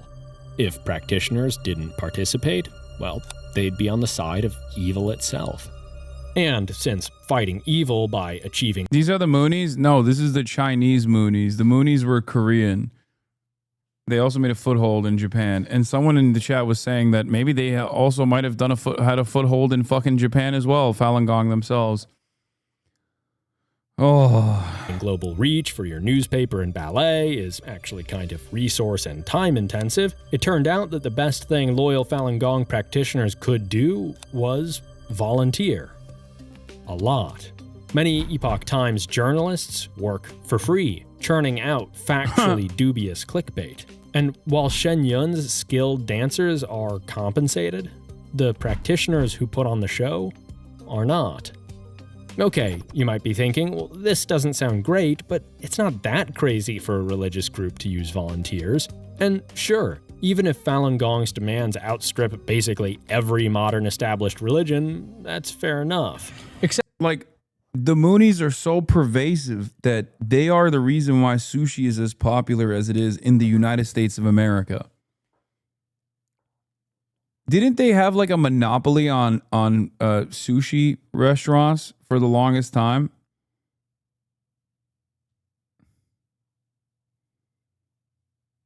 Moonies, the Korean cult, is literally a almost sole controller, sole distributor of the fish that is still used in sushi restaurants And they are the ones who introduced sushi and made it massively popular in the United States of America. Except consider, just for one moment, what it is Falun Gong actually preaches. The core belief is that Li is a supernaturally gifted teacher meant to help his followers achieve physical, moral, and spiritual perfection through this particular exercise. But you can't just do the Qigong. You actually need Li to implant a spinning wheel inside you so that you can collect good energy from the universe through the practice of Qigong and the observance of the 3 moral virtues: compassion, forbearance, and truthfulness. Okay, a little odd, but heart's in the right place, right? Gaia, well, come here. Good news and bad news. Good news is that you don't have to travel to New York for Li to implant the wheel. He can do it from anywhere in the world using his mind powers. Phew. Bad news is that Li instructs his followers to lie to outsiders about Falun Gong. So, truthfulness may be a hard one. Oh, and more bad news, homosexuality and interracial marriage are evil. More specifically, they corrupt the soul and leave room for aliens to possess human bodies, which Li explains, saying, quote, "The human body is the most perfect in the universe. It is the most perfect form. The aliens want the human body." And don't ask what the aliens look like. According to Li, quote, "You don't want..." Bro, I think this dude fell for a Asian baddie one time and it fucking altered his consciousness permanently. Like, he saw one Asian baddie and was like, these guys are not real. They're fucking aliens. Like, this is not, we can't let this happen. Okay? We can't let this ever happen again. We must stop because they are so fucking, they're the best. Like, it's just unstoppable. Want to have that kind of thought in your mind. Okay, but lots of religions believe things that seem wild to outsiders, and plenty hate gay people and reject evolution. Still, bad. But let's talk about the whole anti-evolution shtick from Shen Yun. As it happens, in their effort to corrupt and possess humanity, those sinister aliens also invented technology, science, and ideas like evolution. These things, Li says, lead man away from Qigong and spiritual perfection by convincing them modern medicine can heal them, keeping their bodies and souls weak and vulnerable. Oh, and the aliens are also using modern science to clone humans so they can possess their soulless bodies, so there's that. The real trouble with all this is, well, the people Li's basically killed with his teachings. It's very cool that a big part of like the anti-China conspiracy theories have directly come from this cult, by the way. Very cool, very fun. So that like 90% of the time when you're talking to the average American about like China and they just come up with some insane fucking statement and you're like, what? Where did you hear that? It's these fucking guys. It has been directly planted in the collective consciousness of Americans from this psychopathic cult. Thank you, CIA. Job well done. Stop. Back in '99, Beijing justified the crackdown with an estimate that Falun Gong had caused 1,400 preventable like the organ deaths harvesting and suicides. Although real, reliable numbers are almost impossible to come by, thanks to the group's secrecy and their ongoing propaganda war with Beijing. Still, consider one Colleen May of Sydney, Australia. One day, she said to her daughter, quote, "I met these lovely people in the park, and they do meditation once a week, and I'm going to go down and do that with them." Soon, she stopped taking the medication for her high blood pressure. Subsequently hospitalized, Colleen pulled out her IVs and spat medicine back at the nurses, believing all along that to use it meant she wasn't a good enough believer in Li. If only she could believe harder, he would use his powers to heal her. At 75 years old, she died of entirely preventable illness. In her daughter's words, "It would have taken 2 tablets a day and she'd still be with us till..." I would always joke to people saying that Mum's going to outlive me. Even worse, Jonathan Lee, Falun Gong's spokesperson, rejected the notion Lee discourages the use of modern medicine, saying, Go to the hospital. There's nothing prevent me from going to a hospital. Then, in the same breath, but in the meantime, because of Falun Gong, I don't need to go to the hospital. In other words, Colleen was wrong to believe those things. And if she had been a better practitioner, she in fact would have remained healthy. If only she had believed harder. Consider also Jianin Liu, who, like the many laborers behind Shen Yun and the Epoch Times, volunteered his time to Falun Gong, working on the construction of Dragon Springs, Lee's secretive and sprawling. Oh, this is the other. 400 Yeah, if you guys thought this shit wasn't even, if you didn't realize, it gets way crazier. They also have a fucking compound in upstate New York. Estate in upstate New York. While on the job, I'm not gonna lie, I understand why Colleen May did what she did. Who amongst us doesn't want to be white Chinese, right? Part of the reason why she died, of course, was that she wasn't like a real white Chinese. I, on the other hand, am different. Like, I am white Chinese, and therefore I would not have died in this situation. But like, I get why she wanted to be white Chinese. You know what I mean? Like, I understand where it's coming from. Job in 2008, Liu fell from a structure and died. Under normal circumstances, the Occupational Safety and Health Administration, or OSHA, would launch an investigation into such a tragedy. Were proper precautions observed, and was Liu even qualified for this work? But Liu had been a volunteer worker, a Falun Gong practitioner from Toronto, and OSHA can only investigate employee deaths and injuries. Moreover, Liu's own family, thanks to Falun Gong's beliefs about spinning wheels and modern medicine, refused an autopsy. And this is what gets at the core of Li's character, what makes him and his movement so nefarious. Liu had been engaged in dangerous work, building Li a massive compound, a monument to the greatness of the religion he'd built for no pay. And his total sacrifice met with no accountability from those who had used him. Because built into Falun Gong, its doctrine, its formal structures, is Li's exceptionalism. His superiority to everyone else, Falun Gong practitioner or otherwise. In Li's own condescending words, quote, "You can think of me as a human being." Consider the Tiananmen Square incident, when 5 people set themselves on fire in an act of terrible. Branch heads of Falun Gong assign and blessed couples. You may be interested in looking into Mike Chen, Strictly Dumpling, and his wife, who was blessed by Li Hongzhi himself. Mike Chen, Strictly Dumpling, and his wife. I don't know who is that, like a YouTuber? Extraordinary devotion. Li was across the globe, safe from any retribution, any repression. And when he was called upon to respond, he didn't honor the fallen believers. He didn't even acknowledge their pain. And Mike Chen, Falun Gong.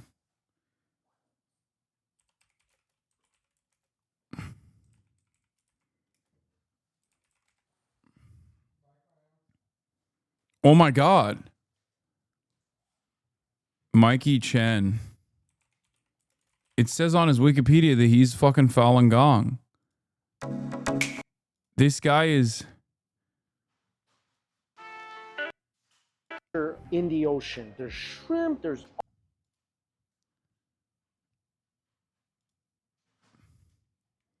This guy's Falun Gong? Or no, not this guy. Is this the guy? What did you say his name was? Strictly Dumpling? Oh, it is this guy. He's a travel food YouTuber. I used to watch all of his stuff, and I found out he's in the Falun Gong. If you go to his subreddit, it's literally people just shitting on him.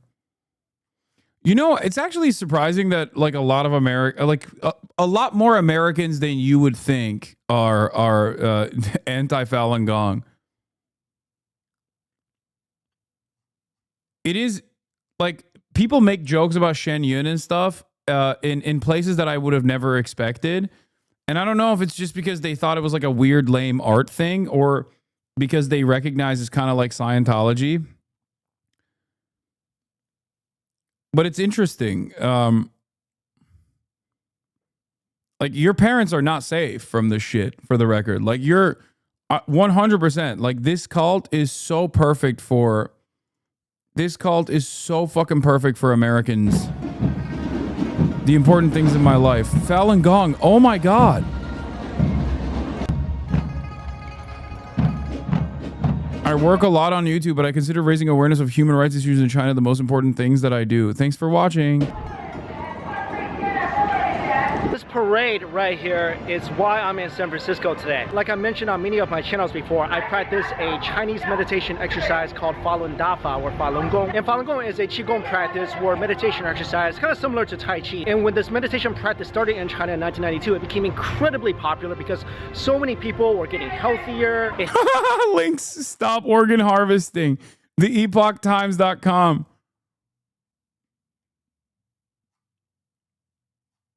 StopOrganHarvesting.org. This is why chatters are making the organ harvesting jokes, by the way, for those of you who don't know. If you have ever heard, like, the Chinese government is, like, arresting people and harvesting their organs, like, that's Falun Gong.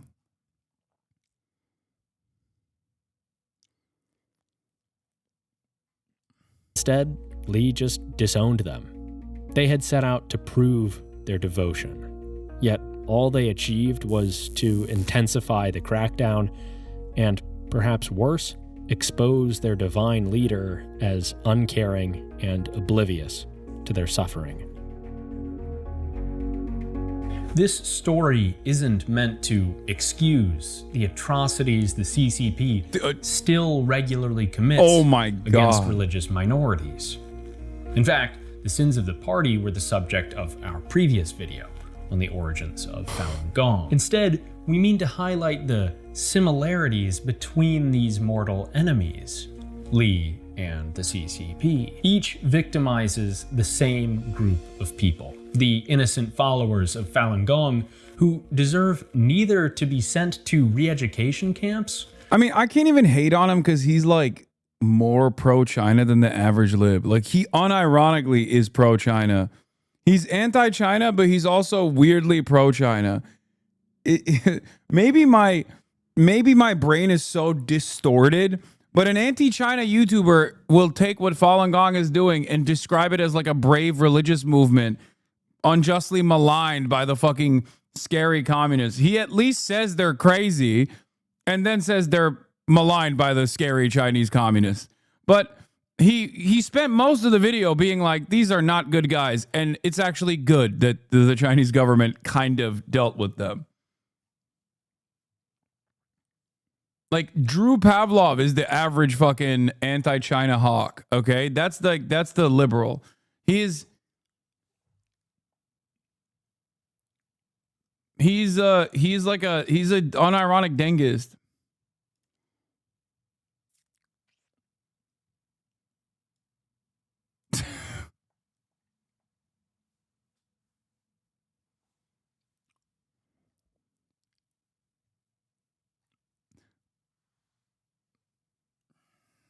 Stop organ harvesting in China. I agree.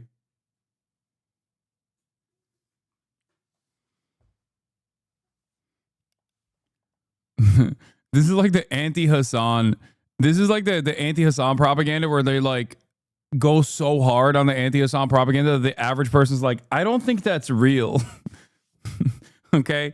The claims that you're making are so exaggerated that like the average person goes, I don't know if I agree with you, especially because you're so sweaty when making this like insanely exaggerated claim. That's how I feel about my haters too. Like, imagine a random incredibly sweaty dude, incredibly greasy dude walks up to you in public and is like, Hamas, Diddy, Epstein, Piker, HamasAbi, like just starts vomiting out these words. You're gonna be like, what are you? Get away from me. That's how I feel about the Epoch Times style guys as well.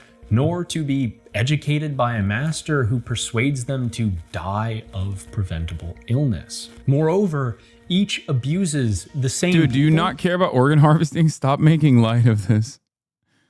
Don't spread lies about Falun Gong. I've already sunk too much cost into them. Dude, do you not care about organ harvesting? Stop making light of this extremely serious situation. You're right. I read you were pro-cancer because of your Biden take. I wonder which community was making that argument. Couldn't be the fucking content creator who recently attacked a cancer charity stream that I conducted. Couldn't be that guy, right? Mr. Pro-Cancer last week, but now that Biden has it, he's all of a sudden realized he's anti-cancer again, you know? And also falsely smearing me as being...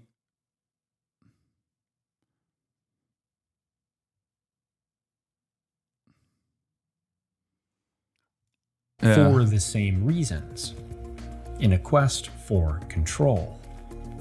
Just as the party demands devotion to Marxism and social conformity, so too Lee demands of his followers extraordinary devotion to him. It is this total... It becomes a lot less funny real quick when there's a family member that starts talking about Falun Gong, Falun Dafa. approach to religion, which insists that only the teachings of Li Hongzhi, not modern science, not human equality, not even a democratically legitimate government like America's, has any authority at all that leads people to devote their labor and their lives to Li, to light themselves on fire in Tiananmen Square, to die building the great master an enormous monument. Okay, I don't know what... Okay, whatever.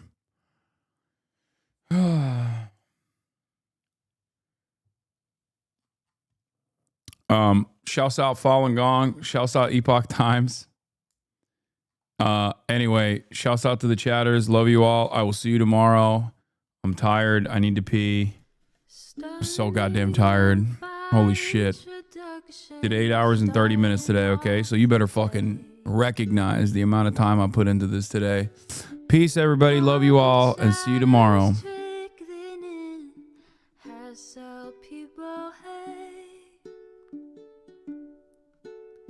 Sunny Los Angeles, California, says Hasan. The starlock to the starlock to the topic just begun. There he is again, Hasan is streaming. Hasan is streaming. There he is again, Hasan is streaming. Hasan is streaming. Reviewing the P.O. box, Uncle Uyghur's face. Sudden Discord agitprop, great names take embrace. Tiny Bernie Sanders, LGBTQ Air Force. The whole left at your fingertips, Ane at your door.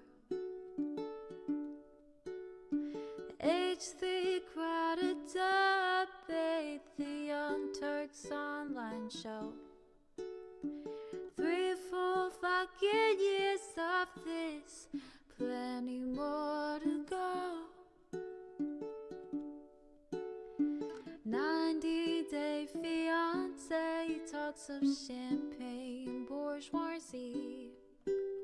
A Trump rally live reaction on mass riot at DC. There he is again, Hasan is streaming. Hasan is streaming.